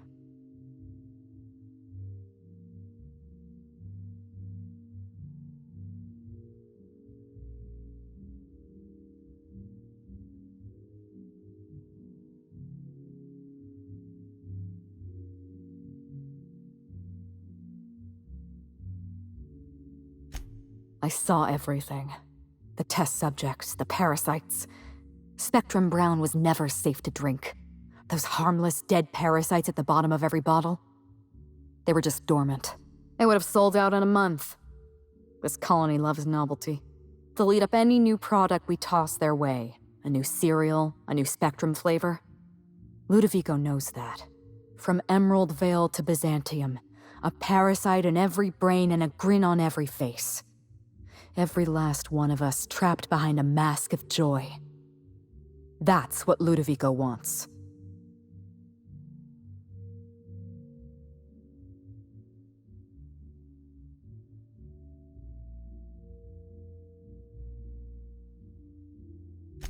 I was careless. I was risking Belinda's life every step of the way, and I never even realized.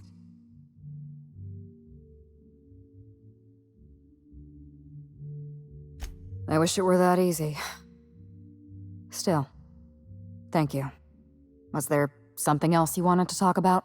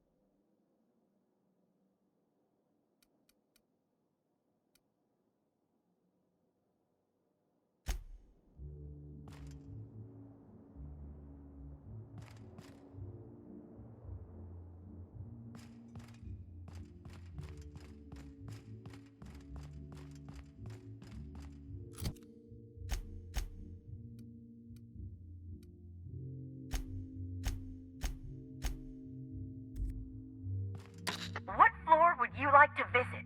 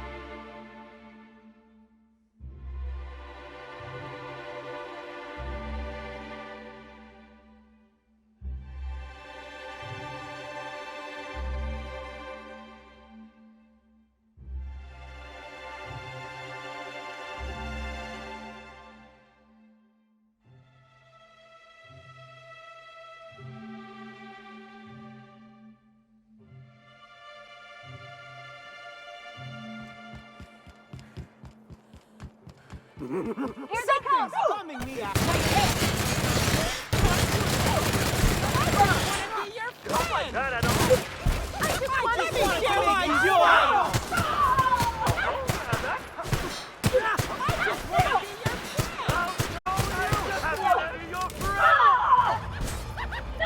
I just wanted to make you smile! I'll show you happiness! Feel funny!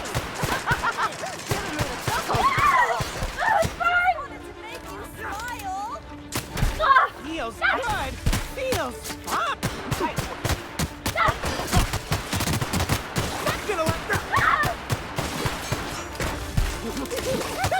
I just want to be your friend! Never felt so good in my life!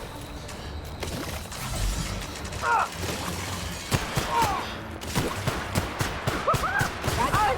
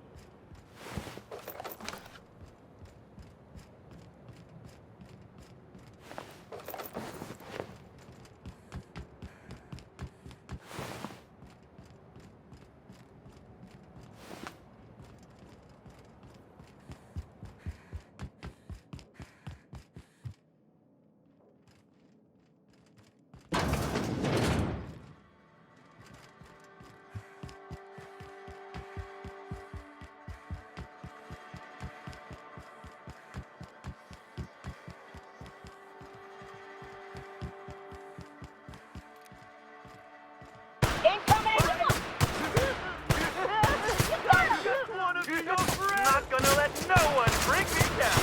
That's how it's done, Captain.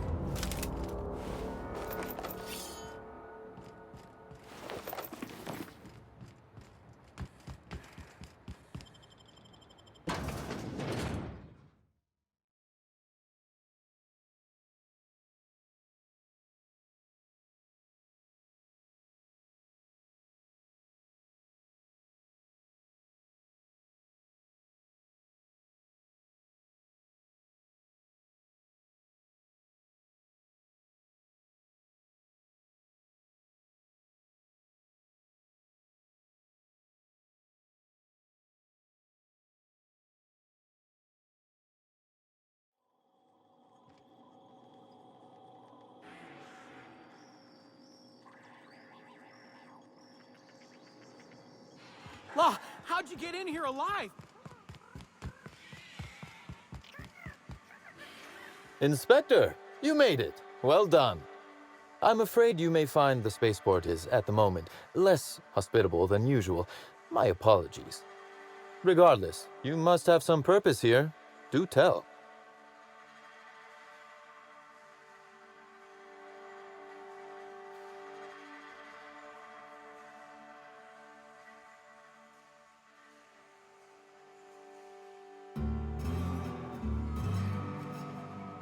Oh, my. You mean Lou was up to no good this whole time?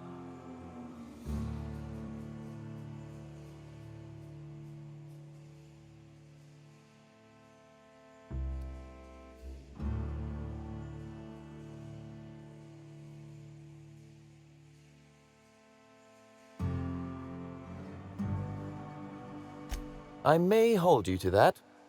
But tell me, why should I help you, Inspector? When you put it like that, I would be heartless to say no. You can expect Slug support. I'll arrange for my agents to meet you at the distillation station.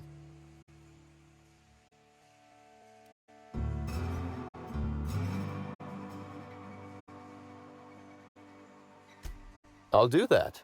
I think one of our checkpoint guards is going through a divorce. As thrilled as I am to assist you in taking down Lou, we have barricaded ourselves in here for a reason. I imagine you have a plan for getting out of the spaceport safely?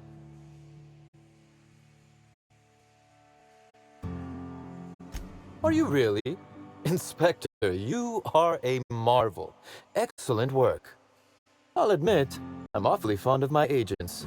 To see them restored will be a great weight off my soul. Thank you.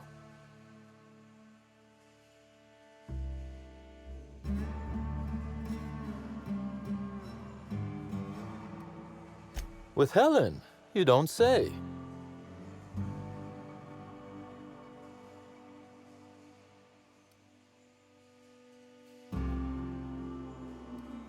You flatter me, but no, of course not. Knowing implies certainty. I merely suspected. This anti-parasitic, it would restore my people to their original, non-infected selves? Safely?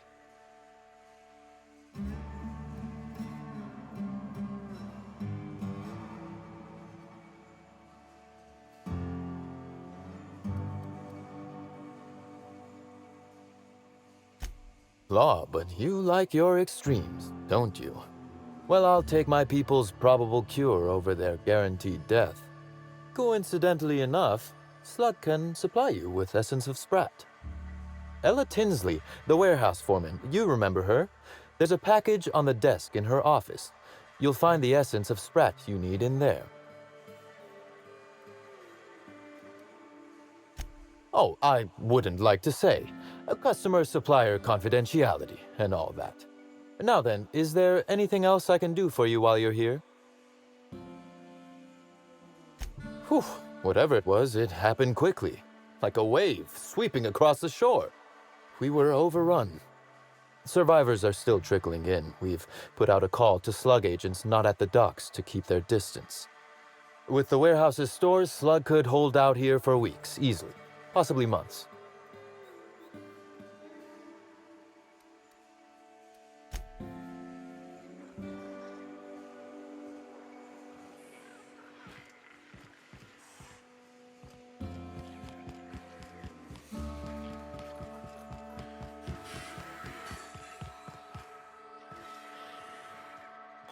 knew I smelled Sprat in here.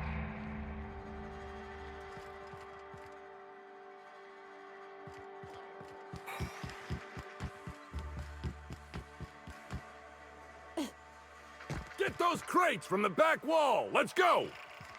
No, leave the ones that say flammable!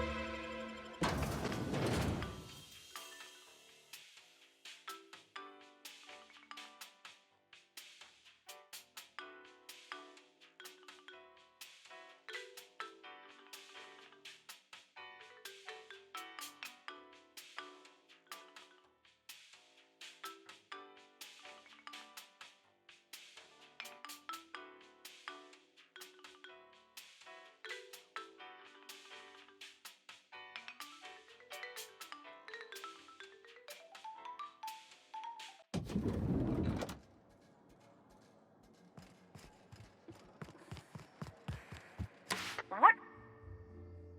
Next.